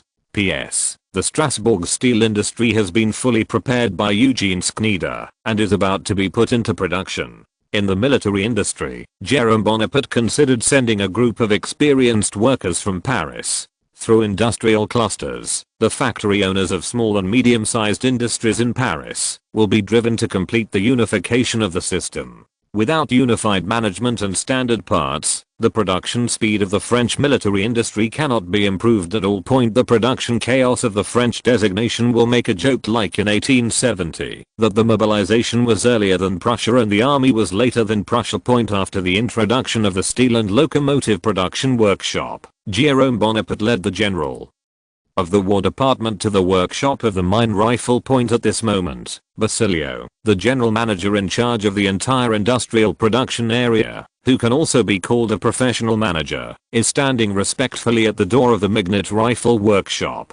It seems that he should be waiting here for Jerome Bonaparte and others. People. Your Excellency the President, fellow generals, welcome to the Narenko Group in Paris. I'm Basilio, the head of this industrial park. Basilio introduced himself to Jerome Bonaparte and the generals. Paris North Industries Group. This is a nasty name given by Jerome Bonaparte for the prototype of the newly established military enterprise group. Of course, it also represents that Jerome Bonaparte is full of enthusiasm for this newly established enterprise of hope. Jerome Bonaparte hopes that this military industrial park established by him can meet the supply of the French army, and at the same time, it can also be exported to overseas and become a real international arms company. Mr. Basilio, you will show us the mini rifle factory. My generals all want to know the production capacity of this factory. Jerome Bonaparte pretended to be unaware of the factory. Hirio said, "Okay, please come with me." Basilio took Jerome Bonaparte to the factory where mine rifles were made. The interior of the mine factory stunned the generals present. Solid iron rods made by sand casting were placed on the first station. The first station simply removed the burrs and drilled holes. After that, it was handed over to the next station. Then the people in the next station continued to carry out the next action until after the 10th station, a brand new magnet rifle was formed. This method is in line with their impression. A gun is completely different from start to finish by an experienced master craftsman from start to finish. Dear generals, our company has adopted standardized management to ensure that every part on the gun is replaceable and universal.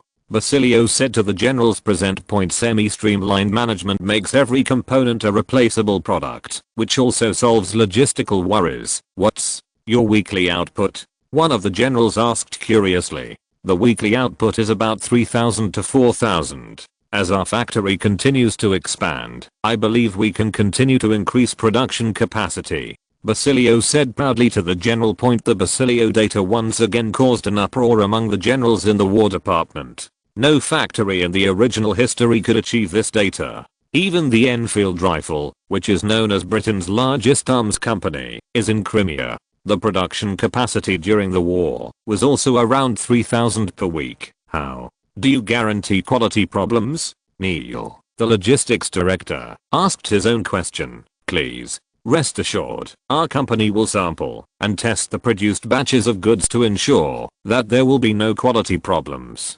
Basilio said slowly. Next, the generals asked some information from Basilio's mouth, including the news that the minute shells were also produced according to the standardized process. After watching the manufacture of the minor rifle, everyone has no doubts whether the manufacture of the minor rifle is too rare. Basilio came to his office with the president and all the members of the War Department. Go to work first, said Jerome Bonaparte to Basilio in a commanding tone. Yes. Basilio was stunned for a moment, then responded immediately. There are no more outsiders in the office. Everyone What do you think? Jerome Bonaparte, who was sitting on the chair of the general manager, asked the generals of the War Department mildly and elegantly, can they undertake the task of changing the army's clothes? Your Excellency, I personally think they are fully competent. Minister of War Reynolds immediately stated that in his heart, even if the president did not bring them here to visit the factory, they would obey the president's orders to drive. Now that they have visited the factory and have a concept of the carrying capacity of the factory, they are more convinced that the factory can handle this project point. But choosing this factory means that they have to give up part of their vested interests after all.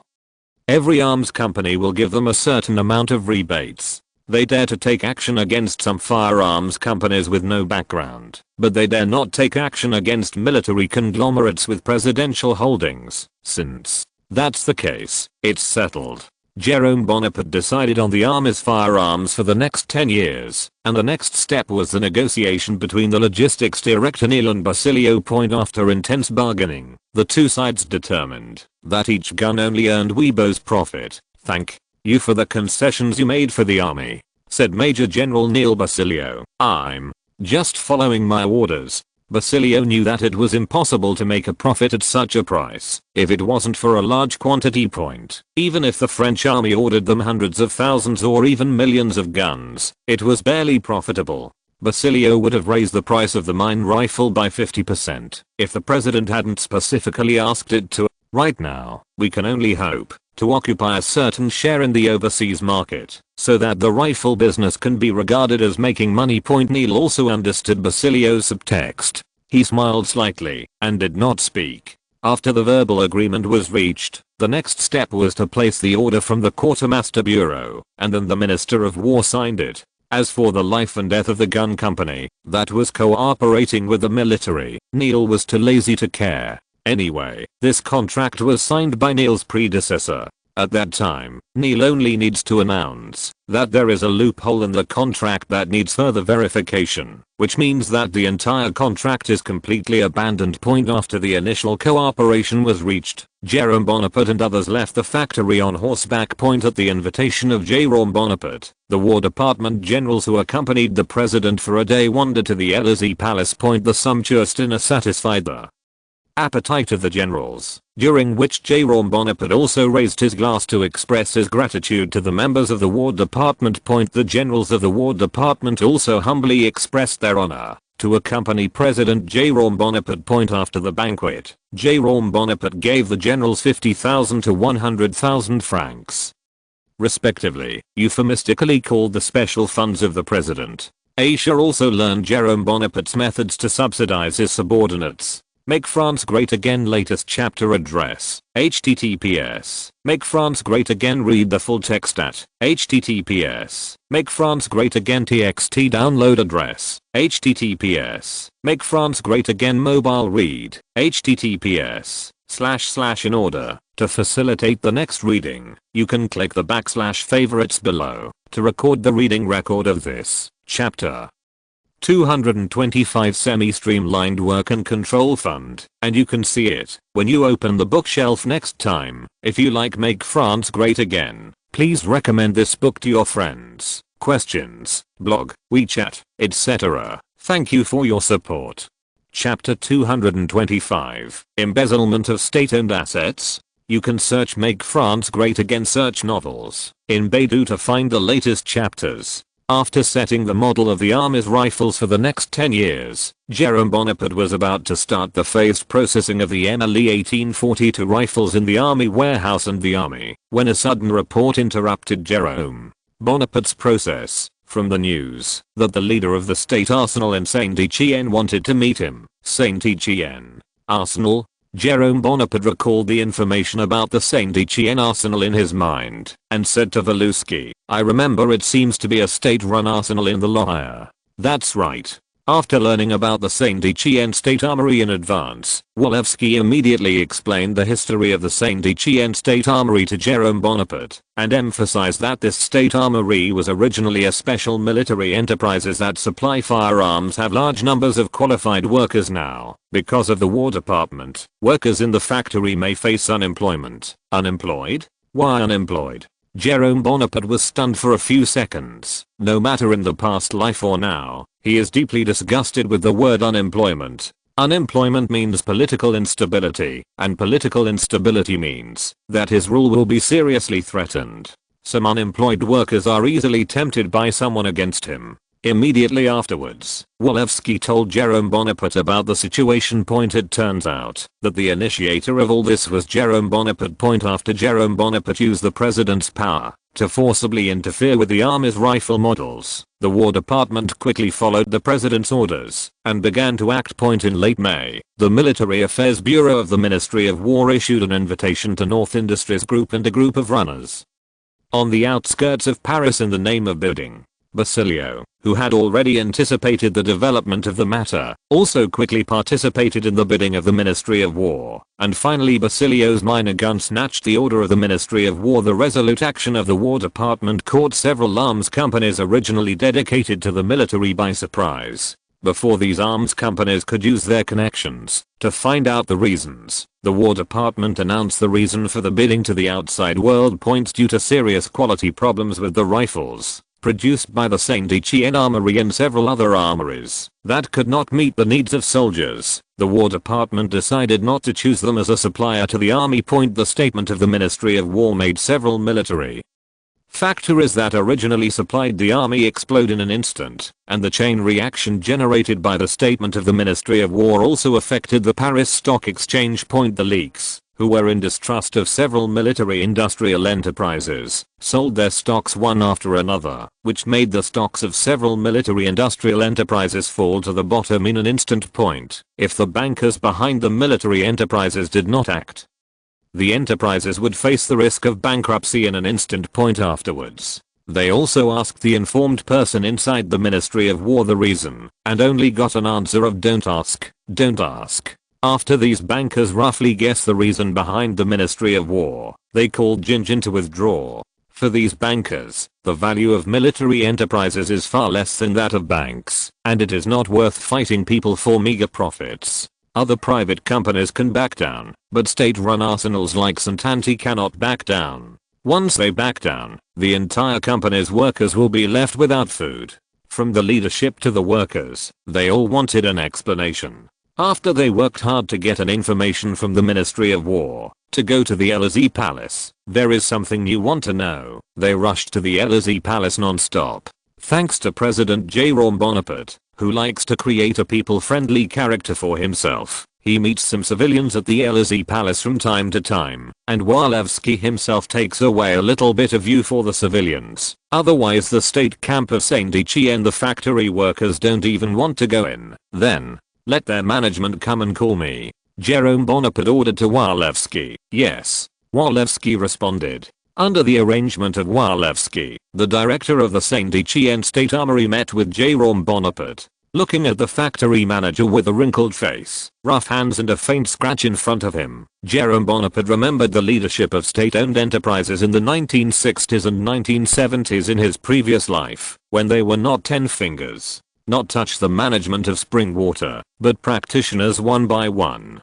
Thinking of this, Jerome Bonaparte showed a soft smile on his face and stretched out his hand to the director of the arsenal in Saint-Etienne. Welcome to the Élysée Palace. Facing Jerome Bonaparte's enthusiasm, the factory manager was obviously a little timid. After he glanced at Jerome Bonaparte's face, he hesitantly stretched out his hand. Your Excellency, I'm here to ask you to save the National Salvation Army arsenal, the factory director said to Jerome Bonaparte in a pleading voice. Oh. Jerome Bonaparte looked at the factory manager in surprise and said, what happened to your factory? Someone smashed the machine? No, it's not. The honest factory manager told Jerome Bonaparte about what happened to Saint-Etienne. After hearing this, Jerome Bonaparte showed a regretful expression and said to the director of Saint-Etienne, although I want to help you, please forgive me for my powerlessness. I cannot force the Ministry of War to withdraw its order. The factory manager murmured, but they told me that only you can save the War Department.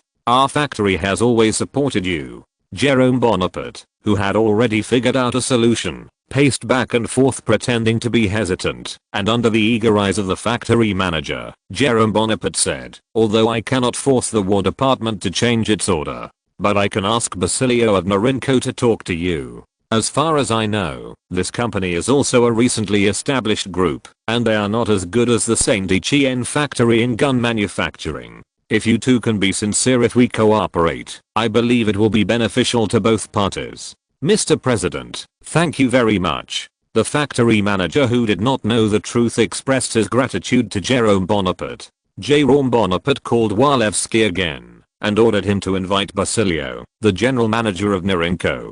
Jerome Bonaparte sat with the director of the state-owned arsenal, during which Jerome Bonaparte asked the director in detail about the workers, including but not limited to religion, order, and whether the workers organized to fight the factory. From the dialogue with the factory manager, Jerome Bonaparte learned that the workers generally believed in religion, and after some workers secretly united to fight. An idea gradually emerged in Jerome Bonaparte's mind. Jerome Bonaparte, who is familiar with history, understands that he does not have the ability to defy the trend of history. Even if they cancel the workers' right to strike, the workers will still secretly choose to fight against themselves. Rather than having workers unite to organize a strike, it is better to lead them to infighting.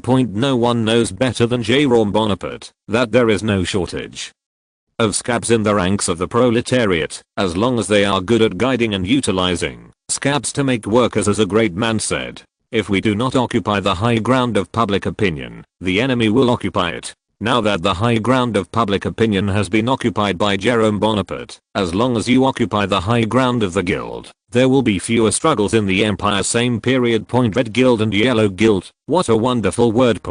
If a great man knew that Jerome Bonaparte was practicing his gong method in reverse, I'm afraid he would directly kill him in anger. Of course, all of this is just an idea in Jerome Bonaparte's mind. As the saying goes, if there is no investigation, there is no right to speak. Jerome Bonaparte should investigate the situation in Paris according to local conditions, and then make innovations. Just as Jerome Bonaparte was talking happily with the factory manager, Walewski and Basilio appeared. This is Basilio. Jerome Bonaparte introduced Basilio to the factory manager, then he introduced the factory manager to Basilio. Mr. Basilio, the Saint Etienne arsenal wants to cooperate with you. Jerome Bonaparte acted as a leader and said to Basilio, then turned to ask the factory manager, "Are you right?" "That's right." The factory manager responded quickly, and his heart was full of gratitude for the president. "Mr. President, I don't think we can complete the order independently," Basilio retorted to Jerome Bonaparte without being humble or arrogant. "Our company has skilled workers, enough to undertake a large number of projects. Mr. Basilio, please take care of our workers." The factory manager begged Basilio. "I'm a businessman. My purpose is for business." Basilio responded with an unselfish response. Riyadh1.com. The factory director turned his attention to Jerome Bonaparte. He hoped to be able to support it by Jerome Bonaparte. Cough, cough. Jerome Bonaparte cleared his throat and acted as a mediator. "I don't think it is necessary to make things so rigid. Mr. Basilio, your company lacks skilled workers, and the Saint Etienne arsenal has a large number of workers, so you have a solid foundation for cooperation. Do you think this is good? The state-owned arsenal will give some shares, and North Industries will also give some shares. The two workers will exchange shares with each other, and then set up a new one. The company. How about this company, to mediate the conflicts between the two parties?" "But, we are a state-run factory," the factory manager said with a murmuring.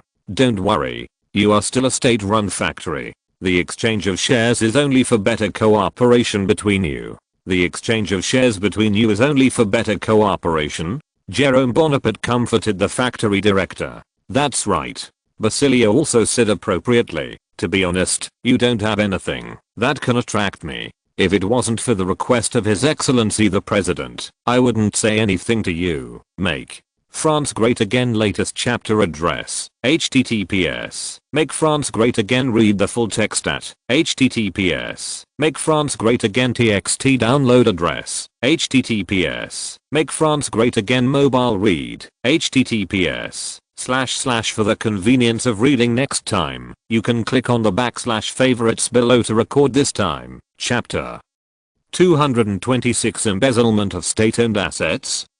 The reading record, you can see it when you open the bookshelf next time. If you like Make France Great Again, please recommend this book to your friends, questions, blog, WeChat, etc. Thank you for your support. End of this chapter.